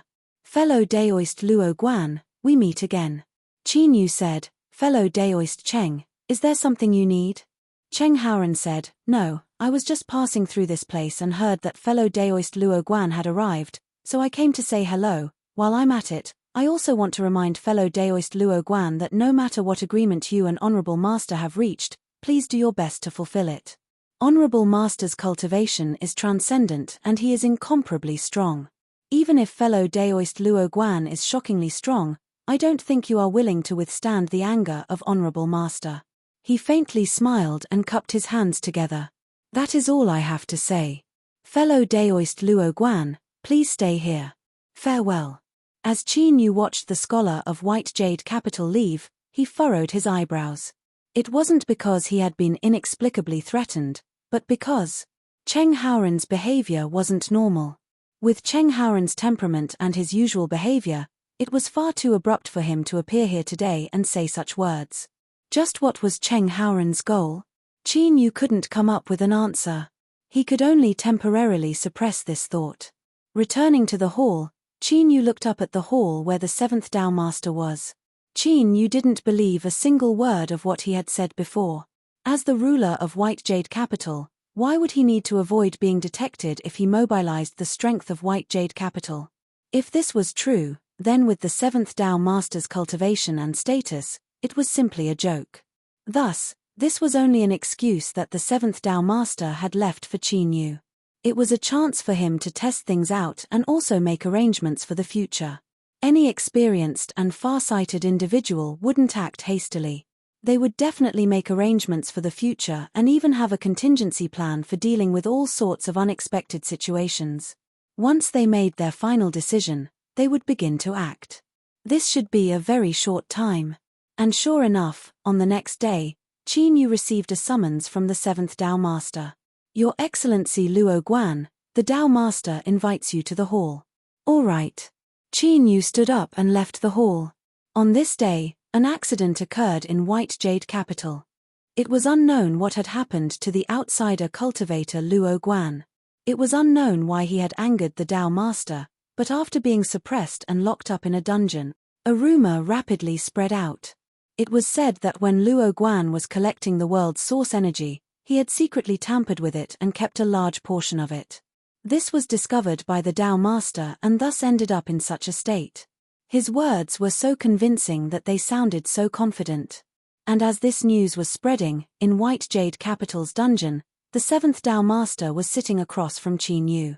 Fellow Daoist Luo Guan, I am truly sorry. But, I did this out of consideration for your safety as well as the confidentiality of this matter. This dungeon is the safest place in White Jade Capital. As long as you stay here, no one will be able to disturb you. The 7th Dao Master smiled, his expression sincere. Qin Yu nodded. Very well. I will stay in the dungeon. Ha ha ha. Very well. I knew that fellow Daoist Luo Guan was a broad-minded person, and wouldn't hold a grudge against me over something so trivial. The 7th Dao Lord waved his hand and produced the world core. In that case, let's begin. For a dead world, even if it had been revived, it would still take an extremely long time to restore a complete world source energy. But, if there was enough strength from the outside, then this process could be sped up. And White Jade Capital, as a supreme treasure that corresponded to the 9 blazing suns of the world, could accomplish this. Banger at this time, through the world heart in the 7th Dao Master's hand, a connection was formed between White Jade Capital and the distant icebound world. An incomparably formidable strength from White Jade Capital poured into the world heart. It was like a transfer point that was directly released into the icebound world. The extreme northern snowfield. This was a land of bitter cold all year round. Wind and snow howled, and the air was extremely cold, enough to instantly kill any native life form. But at this moment, accompanied by a deep rumbling sound, the entire snowy plain began to shake. Catcher, catcher, shattering sounds rang out incessantly. Crack after crack appeared on the snowy plain, extending as far as the eye could see. Heat that hadn't been seen in a long time rose up from these cracks. It carried with it the water vapor that wrapped around the snowfield and rose into the skies. As more and more heat and water vapor gathered, clouds began to appear in the skies above, constantly thickening. Bang! With the roar of thunder, a massive downpour of rain covered the entire icebound snowfield. Water was the source of life. This meant that the icebound world was beginning to accelerate its awakening.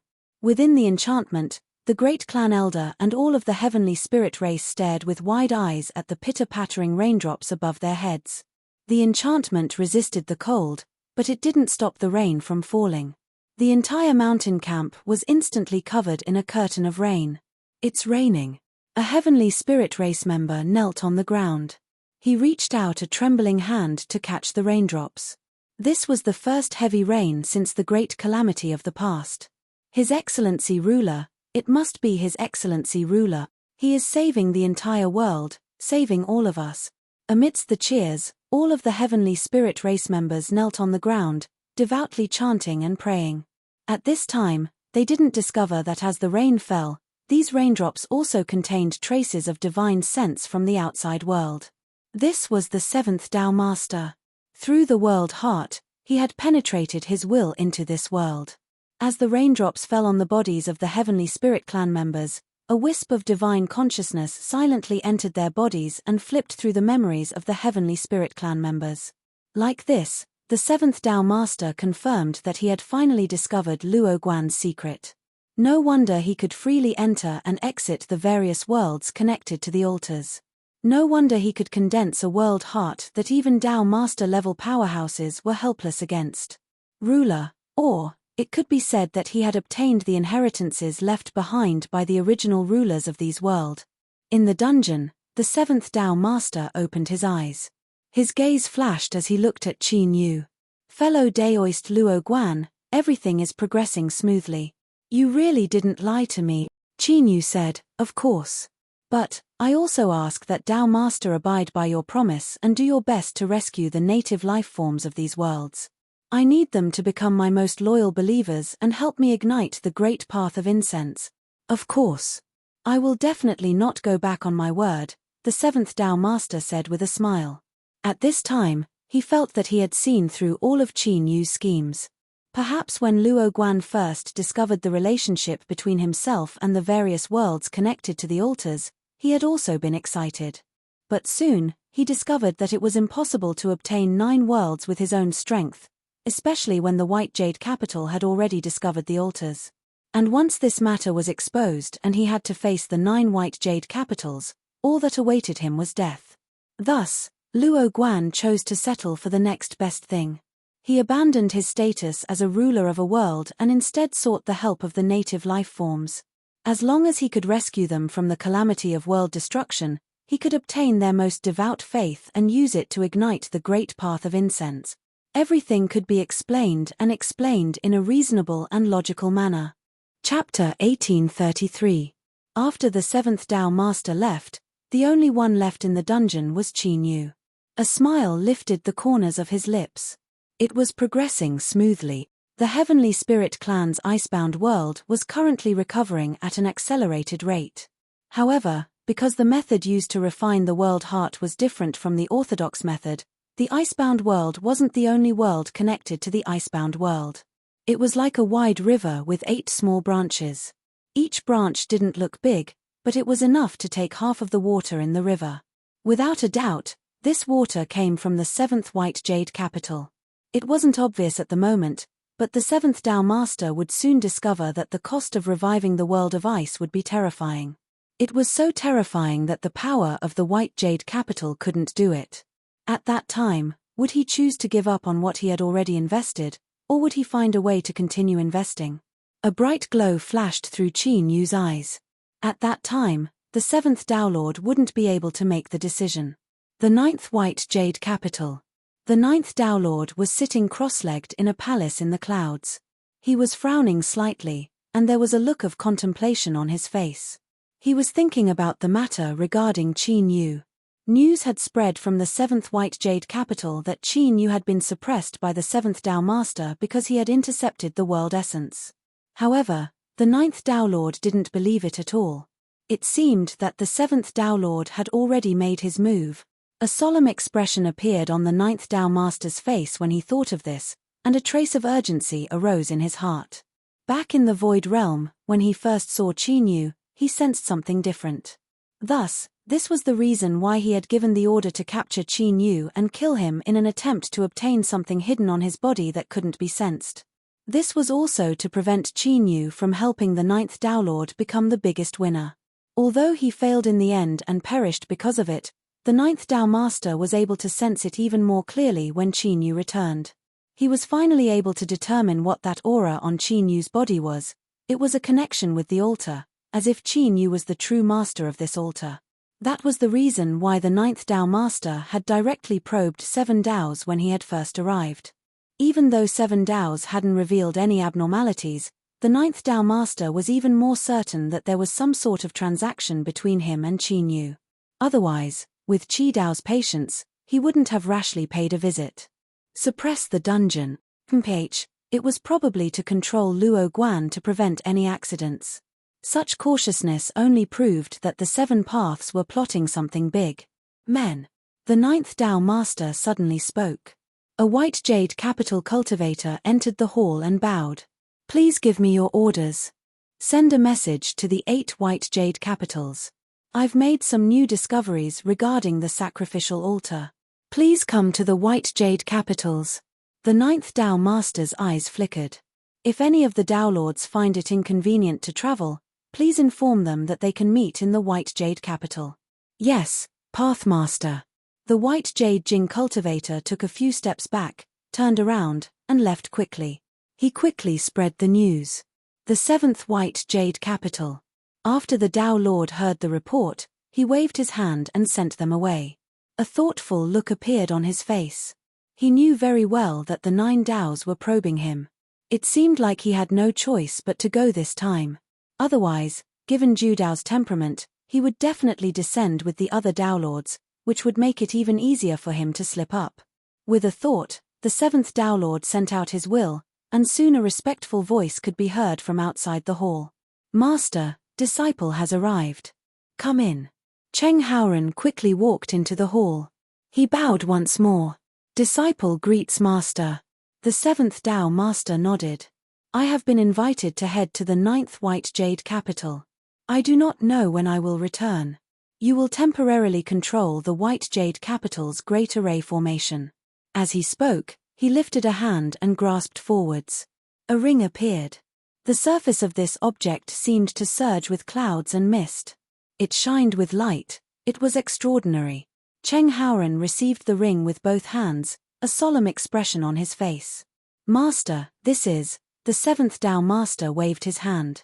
There is no need to ask. With this ring in hand, you can control the White Jade capital's Great Array formation. Guard the dungeon well. Before I return, no one is allowed to enter. Yes. Cheng Haoran bowed. Shua, the 7th Tao Master, stood up. He stepped forwards and vanished from sight. Within the hall, Cheng Haoran slowly stood up after several breaths of time. He looked at the place where his master had vanished and then at the ring in his hand. A complex look of fear and alarm appeared in his eyes. But soon, it became firm. He took a deep breath, turned, and walked out. When he arrived outside the hall, Cheng Haoran lifted the ring in his hand. The White Jade capital's Great Array formation began to revolve. With a deep rumbling sound, it erupted in the clouds. Countless golden runes appeared in the air, covering the entire White Jade capital and turning it into an impregnable fortress. Even a Tao Master-level powerhouse would find it difficult to break through in a short period of time. Shua, space shook and several figures appeared. As they saw the ring in Cheng Haoran's hand, their complexions changed. Protectors, there is no need to panic. Master has been invited to the 9th White Jade capital and has asked me to temporarily control the Great Array formation. In order to prevent any accidents from occurring, I have activated the array formation to its full potential. Cheng Haoran smiled, his voice calm. So that's how it is.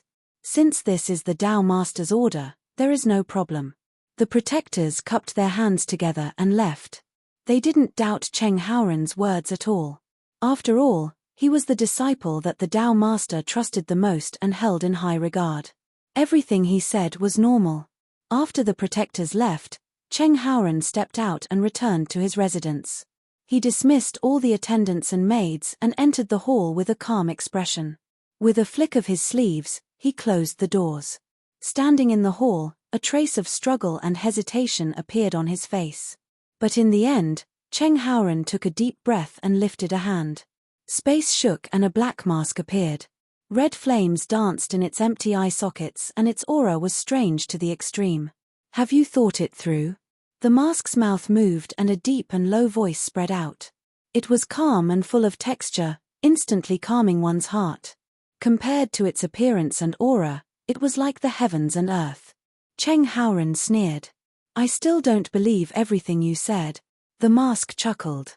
After 7 Daos left, you opened the Great Array formation. This in itself proves the hesitation and doubts in your heart. So, there is no need to deceive yourself. The truth is right in front of you. Won't you know once you try? Cheng Haoren clenched his teeth. What should I do? Very simple. The mask's voice grew even calmer. This mirror will reflect your true self. Look carefully and see exactly who is being reflected in it. As it spoke, the mask spat out a copper mirror the size of a palm. As it floated in front of Cheng Haoren, it began to expand until it was as tall as a person. It hovered there in midair, reflecting Cheng Haoren's image. Cheng Haoren trembled and his eyes went wide as he looked at the mirror. His breathing grew ragged and his face paled. Right now, the reflection of Cheng Haoren on the surface of the mirror looked exactly like him. However, his temperament was completely different. His eyes were ancient and sharp, as if they could see through all things. His face was as calm as an ancient well, but there was a trace of indifference and callousness in it. He stood there in the mirror, staring coldly into Cheng Haoren's eyes. Cheng Haoren's heart filled with coldness that slowly invaded his entire body, making him feel like he was about to freeze. The person in front of him was him, but at the same time, it wasn't him. That was because Cheng Haoren was incomparably familiar with those eyes. His master. It was his master. At this moment, Cheng Haoren was dripping with sweat. No matter how much he tried to control himself, he couldn't stop his body from shaking. The truth was right in front of him. He really had been parasitized by his master. As long as his master willed it, he could do the same thing as that pirate Han Shuaisheng on Sea King Island. He would instantly lose everything and become an incarnation of his master. But his master's incarnations eventually vanished without a trace. No one knew where they went, but Cheng Haoren absolutely didn't want to be able to personally experience it and determine where they went. The mask opened his mouth and swallowed the mirror. He slowly said, "The truth is always cruel, but this is the truth. It is placed in front of you, and even if you don't want to see it, you can. So now, I will ask you again. Cheng Haoren, are you willing to be a puppet in the hands of your master, a puppet that can be erased at any moment?" The temple fell silent. Cheng Haoren lowered his head and gripped the book at his waist. His knuckles turned white, causing the book to distort. At this moment, countless memories appeared in his mind. His master had taken care of him when he was a child. He had carefully taught him, guiding him step by step on the road of cultivation. In the depths of his heart, Cheng Haoren even viewed his master as a father, the person he respected the most in his life. But now, all of these warm memories were torn apart by the cold reality. From the very beginning, he had been nothing more than an avatar that his master had raised. As long as there was an opportunity, he would be activated without hesitation and his existence would be erased. Then what was his life? Cheng Haoren took a deep breath and then exhaled. He looked up at the black mask in front of him. It was strange and fierce, and it exuded a restless aura. But now, he had no other choice. "Can you help me?" The mask smiled. "Of course, I can let you live on as a true person. But, there is a price to pay. Speak. Go to the dungeon and find Luo Guan." Cheng Haoren stood up and walked out. "Okay." His face was pale and he had a wooden expression. But, there were flames burning deep in his eyes. Outside the dungeon, security was tight. Just as Cheng Haoren appeared, he was stopped by someone. "Senior apprentice Brother Cheng, the Dao Master has ordered that the dungeon will be closed for the time being. No one is allowed to enter or leave." 2 white jade kings. The cultivators had dignified expressions. Cheng Haoren lifted his hand and took out the ring. "Before Honorable Master left, he ordered me to take charge of White Jade Capital. Draw back. This." The two cultivators revealed awkward expressions. Cheng Haoran looked up, his eyes icy cold. I will take responsibility for all consequences to honorable master. If you don't draw back, then don't blame me for being impolite. Yes. The two white jade capital cultivators bowed and drew back. Whether it was his status or the jade ring in his hand, Cheng Haoran wasn't someone the two of them could provoke. If they stubbornly tried to stop him, no matter what happened in the end, they wouldn't have a good ending. Cheng Haoran stepped into the dungeon. In the quiet and spacious corridors, only his footsteps echoed in the air. Par a par without stopping, Cheng Haoran arrived at the deepest depths of the dungeon. He stopped outside a cell and frowned. He lifted his hand and took out the ring. The dungeon's seal immediately opened. He pushed open the door and walked in. As his eyes met Qin Yu's, Cheng Haoran's lips moved. He cupped his hands together and said, "Fellow Daoist Luo Guan, I've disturbed you." Qin Yu furrowed his eyebrows inwardly, but his expression was calm. "Fellow Daoist Cheng, you shouldn't have appeared here." Cheng Haoran said, "I had no choice but to do so." He lifted a hand and pointed a finger. Space shook and the black mask appeared. It turned around and the blood-red flames in its empty eye sockets locked onto Qin Yu. "Luo Guan." A calm voice came from the mouth of the mask. Qin Yu frowned.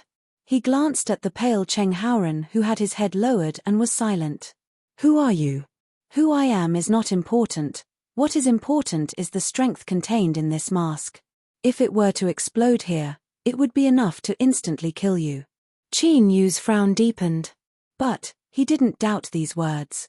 This was because as the voice fell, the blood-red flames deep within the mask's eye sockets suddenly throbbed, releasing an extremely cruel aura. It was like an abyss of annihilation was hidden within. Once it erupted, it would be enough to destroy all things in the world. "Cheng Haoran!" Qin Yu shouted out loud. Cheng Haoran shivered. He looked at Qin Yu and said, "I'm sorry, but I have no other choice." "I don't want to die." The black mask said, "Answer my question and there will be no accidents. You can all live on." The little blue lamp's voice sounded out in his mind. "I've confirmed it. It is the 9th Dao Master." It really was him. When Qin Yu saw this mask, he felt a trace of dread and familiarity. Although this was different from what he had planned, it seemed that this variable could be used better. It wasn't a bad thing. His thoughts raced. Qin Yu took a deep breath and said, "All right." The black mask smiled. "Smart." It went straight to the point. "What sort of deal did the 7th Dao Master make with you?" "To tell the truth, I don't have much time and I don't have much patience. You must remember this, Luo Guan." Qin Yu fell silent. The black mask's aura was tyrannical. "I'll speak."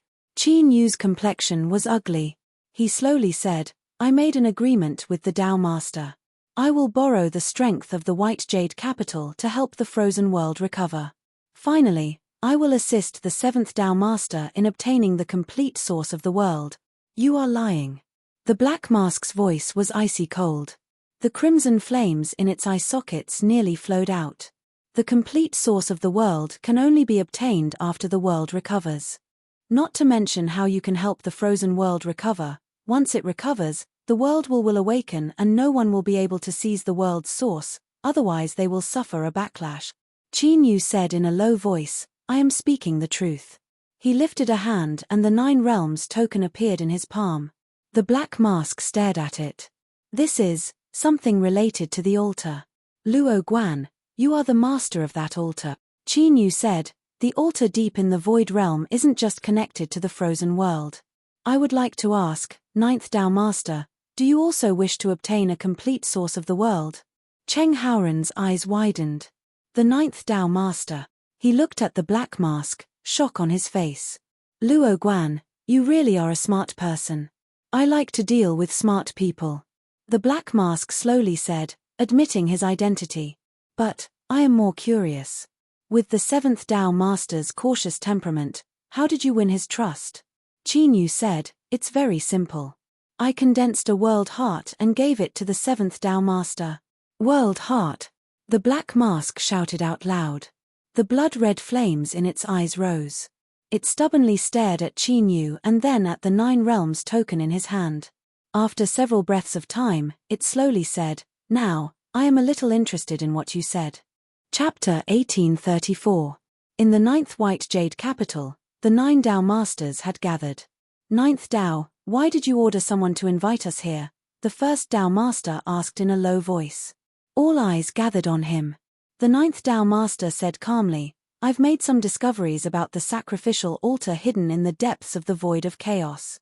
He glanced at the 7th Dao Master and said, "However, you seem to know about this as well."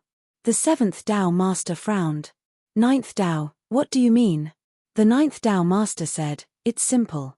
7th Dao, you're going too far if you want to take the complete source for yourself." The space suddenly fell silent. The eyes of the other Dao Masters brightened and sharpness appeared on their faces. All the Dao Lords knew very well what a complete quintessence of the heavens and the earth represented. But, how could this be possible? The 7th Dao Master fell silent. His frown deepened as he looked at the 9th Dao Master. "Your disciple, Cheng Haoren," the 9th Dao Master said without hiding anything. The 7th Dao Master let out a breath. "Since I've been discovered, there's no need to hide anything. I am indeed trying to obtain a complete source." He lifted his hand and the world core appeared in his hand. The 9th Dao Master's eyes narrowed. He instantly determined that this object was absolutely true. Everything Luo Guan had said was true. The reason why he had chosen to publicize this matter today was because of 2 reasons. First, the 7th Dao Master had already made his move. He didn't have time to verify the truth of this matter. If he delayed for too long, the 7th Dao Master might have already succeeded. The most direct method would have been to force the 7th Dao Master to admit it and confirm what Qin Yu had said. Now, he had achieved his goal. Second, Qin Yu had clearly stated that if he wanted to restore 2 worlds and condense 2 complete source, the amount of energy needed wouldn't be as simple as 1 + 1. Instead, it would be multiplied. In other words, it was impossible to accomplish this with just the power of the 2 White Jade capitals. Since that was the case, there was no need to hide anything. It was better to make things clear and return everyone to the same starting point. As for how the source would be divided in the end, the 9th Dao Master had already made an agreement with Qin Yu. He naturally wouldn't lose out. The world core. The first Dao Master's expression changed. His eyes were cold. 7th Dao, what is going on? Meanwhile, in the 7th White Jade capital, the black-masked man chuckled. Luo Guan, I hope that you can honor your agreement with me.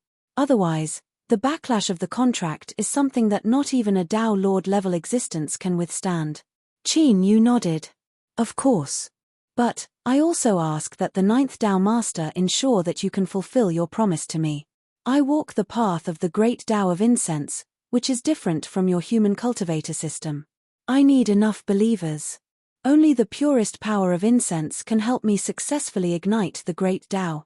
Of course, whatever 7 paths promised you, I can do it, and I will do it to the best of my ability. Cheng Haoren's figure could be vaguely seen in the red flames dancing in his empty eye sockets. Cheng Haoren, I will honor my promise and erase the projection of the 7th Dao Lord from your body. A ray of red light shot out from the eyes of the mask and entered the space between Cheng Haoren's eyebrows. A painful expression immediately appeared on his face. With a soft sound, the shadow that was forced out of his body quietly shattered. Now, you can leave. The further you run, the better. As for whether you live or die, that will depend on your own luck. The black mask calmly said. Cheng Haoren bowed. He glanced at Qin Yu once more and tightened the book at his waist. Then, he turned and vanished from sight. Luo Guan, you can leave with me now. Qin Yu shook his head. It doesn't matter where I go. I might as well stay here. I believe that the 7th Dao Master will understand that everything I did today was because I had no other choice. Good. Then you can stay here. The Black Mask thought for a moment and then agreed. Luo Guan's deal with the 7th Dao Master had already been made public.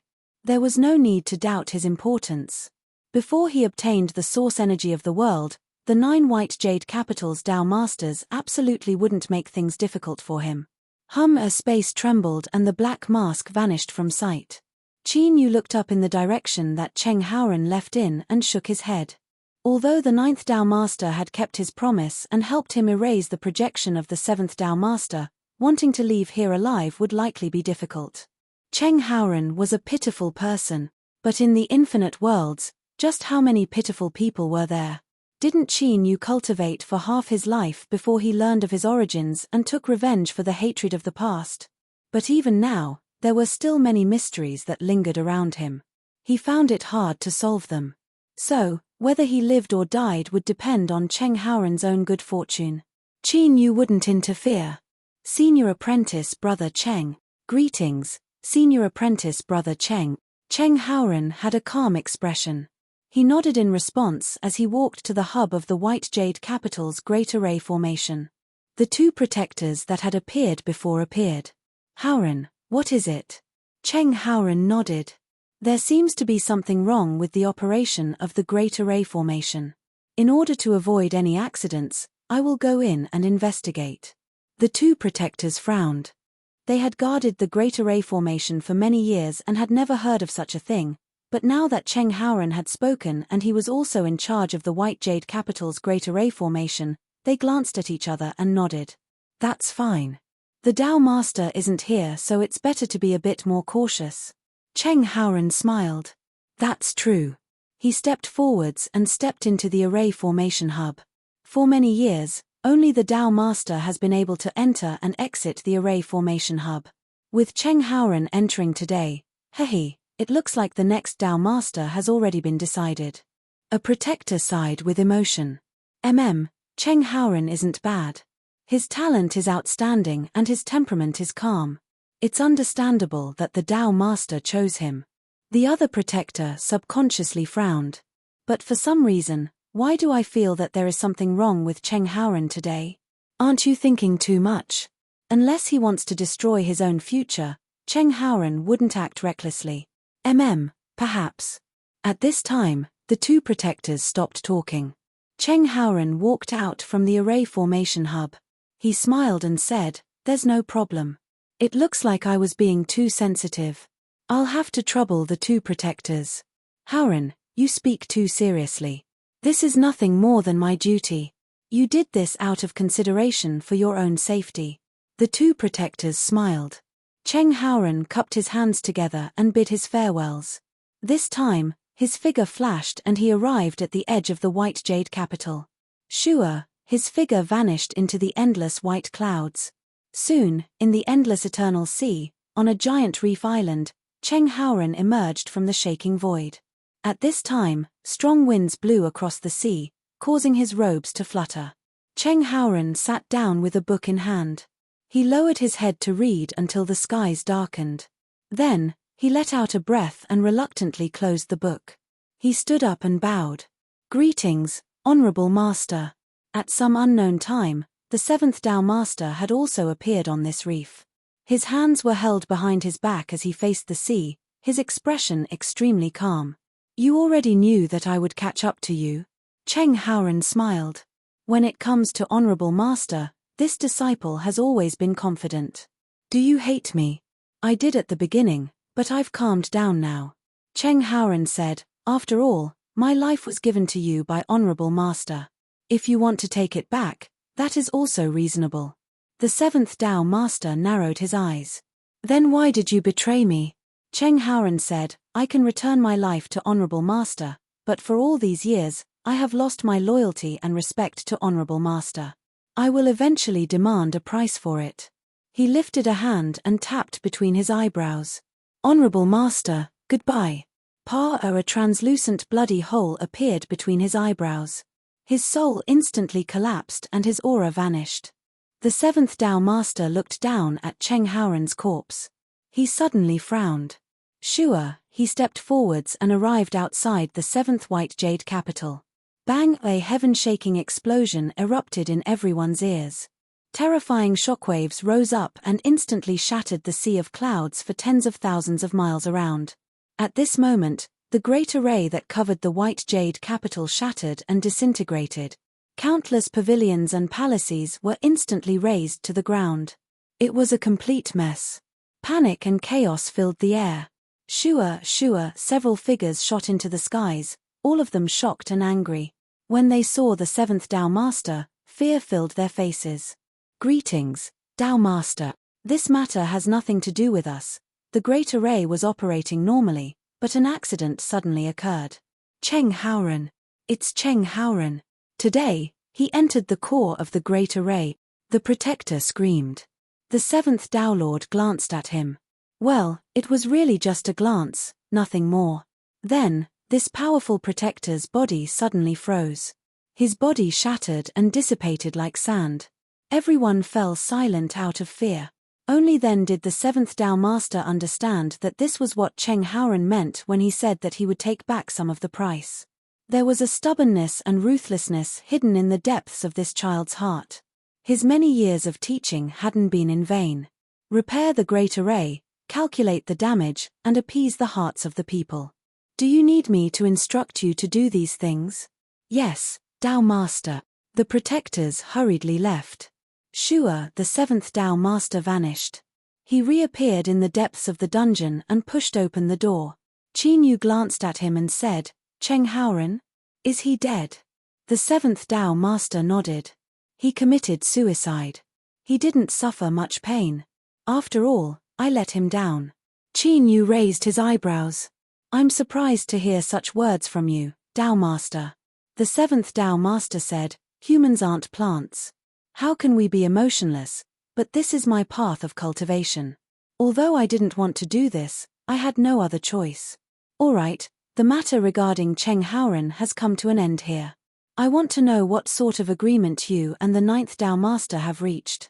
If there wasn't a contract, then with the ninth Tao Master's personality, he wouldn't have been willing to reveal this matter to the public. Qin Yu said, condense the world's source, and he will take a portion. I agree. If he doesn't agree, then he will die. I can understand your actions. The seventh Tao Master slowly said, but, I hope that you remember. Luo Guan, you are the first person that I have reached an agreement with. No matter what schemes or arrangements you have in your heart, if I discover that my own interests are harmed, then all the native life forms in the world connected to the altar will die. Qin Yu walked the incense flame Great Tao. This was something that could be confirmed. Killing his believers was the same as destroying the foundation of his Great Tao. So, using this to threaten Qin Yu was absolutely effective. Tao Master, don't worry. Whether it is you or the ninth Tao Master, the strength you possess is not something that I can contend with. At the very least, before I truly ignite the incense flame Great Tao and possess strength comparable to the other Tao Masters, I will act cautiously. Qin Yu slowly said. He didn't mind revealing his attitude. Of course. I've always known that you are a smart person, Luo Guan. The seventh Tao Master smiled faintly and turned to leave. A cold chill circulated in the depths of his eyes. Qin Yu watched the seventh Tao Master leave. Then, he rubbed his face and bitterly smiled. The scene just now seemed extremely calm. When the seventh Tao Master faced him, he remained calm and composed. But in reality, Qin Yu knew that the seventh Tao Master was enduring with great difficulty. He wished that he could slap Qin Yu and grind him into powder.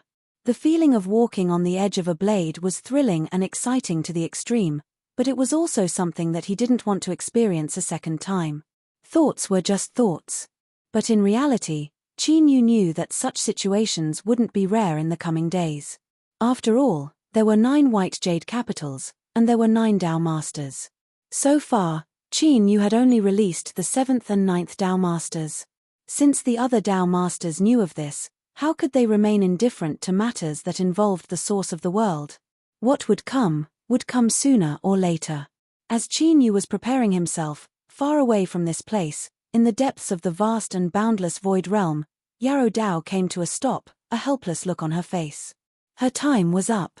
She had turned her head one last time, but there was no need to turn back now. Otherwise, she might have to leave behind some clues. So, she might as well dissipate like this. She closed her eyes, and her body flickered for a moment, then flickered again. Her entire person was like a shadow, quickly fading away, and finally disappearing. Bang! A terrifying aura erupted from where Yarrow Dao vanished. The phantom of a world appeared, but in the next moment it shattered and disintegrated. Sky Pivot stepped out. His face was gloomy and his eyes were cold to the extreme. How hateful. He had already locked onto the holder of the other blazing sun fragment. He only needed to take a single step to pass through endless space and arrive in front of that person. Kill him and seize the blazing sun fragment. Once the two completely fused together, he would truly become one of the new rulers of the great suns of the world. But now, all of this had been delayed. Sky Pivot took a deep breath and slowly exhaled. His eyes swept around. He had fallen deep into the void realm once more. Suddenly, Sky Pivot lifted a hand and grasped out. Crimson firmament and autumn fell into his hands. Bang! A terrifying strength erupted, shaking the two to pieces. Sky Pivot swallowed all of the blood fog into his stomach. Sky Pivot's eyes turned blood red. Through swallowing crimson firmament and autumn, he borrowed their auras to sense the distant world. Although he hadn't entered, since he could sense it, he would leave behind a ripple in his heart. And this method would cause Sky Pivot's perception of these ripples to rise to the highest level. This direction. Sky Pivot flicked his sleeves. The depths of the void realm wildly shook and surged. With loud rumbling sounds, the phantom of the Sea of Confusion appeared. It was twisted by a formidable strength and became increasingly chaotic. And in this chaotic strength, the dismembered crimson firmament and autumn appeared once more. The two of them had fallen unconscious, but their auras were intact. It was like they had been directly resurrected. Or, it could be said that the time that had affected their bodies just now had been forcefully reversed. Sky Pivot grabbed the two of them and stepped forwards, instantly vanishing from sight.